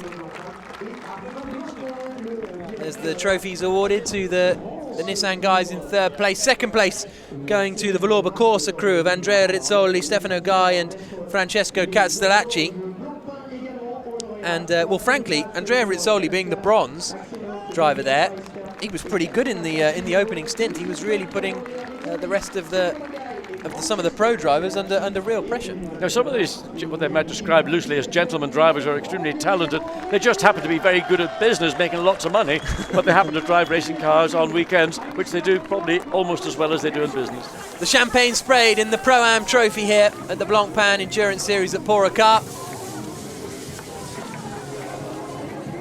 Superb celebrations up there. Henri Acide and Nick Katzberg over the moon, especially Henri Acide. He is ecstatic. Yeah, and justifiably too. That was a very, very impressive drive from the gentleman driver, and to come away with victory. And to say Nicky Katzberg, I've never seen a BMW Z4M driven as hard as Nicky Katzberg did that this evening here in Paul Ricard. Really went for it, didn't he? As the trophies are held aloft.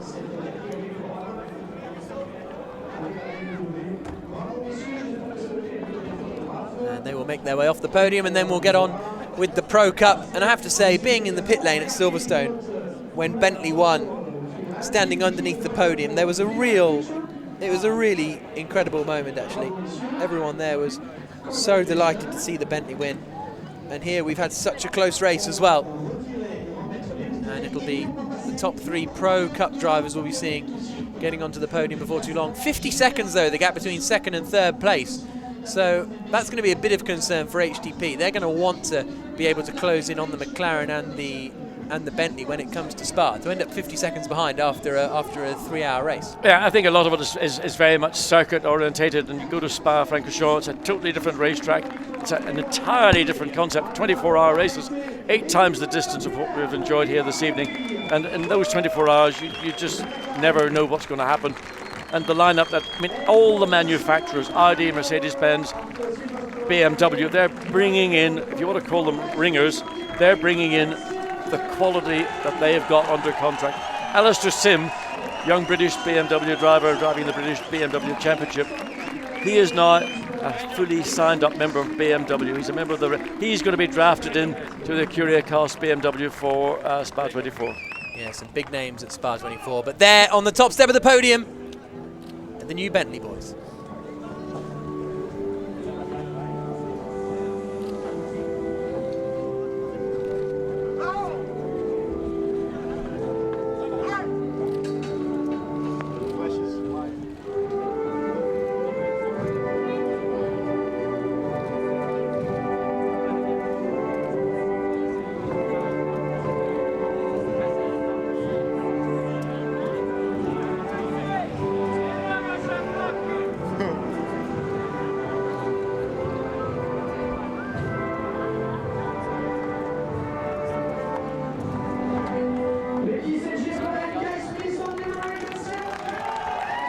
British national anthem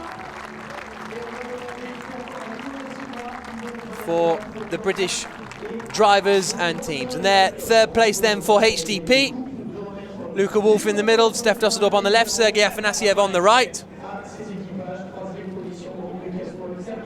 There is the 2nd place squad. 2nd place is, it's still good. Well, I know that, referring to the boss of the McLaren Formula One team and effectively the McLaren race team group, my old boss Ron Dennis, coming 2nd is Ron would say, you're the first of the losers. And I sort of got that feeling. There was a dejection almost from Alvaro. Wasn't too bad, he was up because he'd led all the way through his stint, but there was a dejection almost from Nicolas Lapierre and Gregoire de Moussier. He lost the lead of the race to that middle stint to Andy Merrick, but Gregoire is the least experienced of all those 3 drivers. Still kept the car in 2nd place and handed it over. Great teamwork, pit work by the AWR. No reason. They've had a great race. To lose, win by a 2nd is no disgrace. I think Lapierre will look back and think he could have done more. He could have, if I'd have just missed that car there in the traffic, or yes, I know it's all lifts and butts, but that will drive him mad. The purpose of having Nicolas Lapierre in the car was to give him race experience into the night prior to going to Spa 24. And that was the objective. They didn't know whether they could come here, win, lose or draw. But of course, you should be very happy with the 2nd place. But if you're a racer, and all 3 guys are racers, they will go away thinking if and or but. Gregoire de Moussier could go away and say, maybe if I'd been a little bit quicker and handed the car over to Lapierre, still in the lead, we would have won this race. The only one that could say, I did my job completely was Alvaro Parent. He started from pole. Alvaro is the McLaren driver within the company and within the expertise of all the drivers employed by the company. He did his job. So he's the one that might say, well, look, don't feel down. We led the race, we led it on merit, and on the day, we lost it. But there on the top step of the podium then are the winners and the new championship leaders in the Blancpain Endurance Series. A kiss for the badge for Andy Merrick, a swig of the champagne for Stephen Kane. He's run out, he'll have to go and get some more.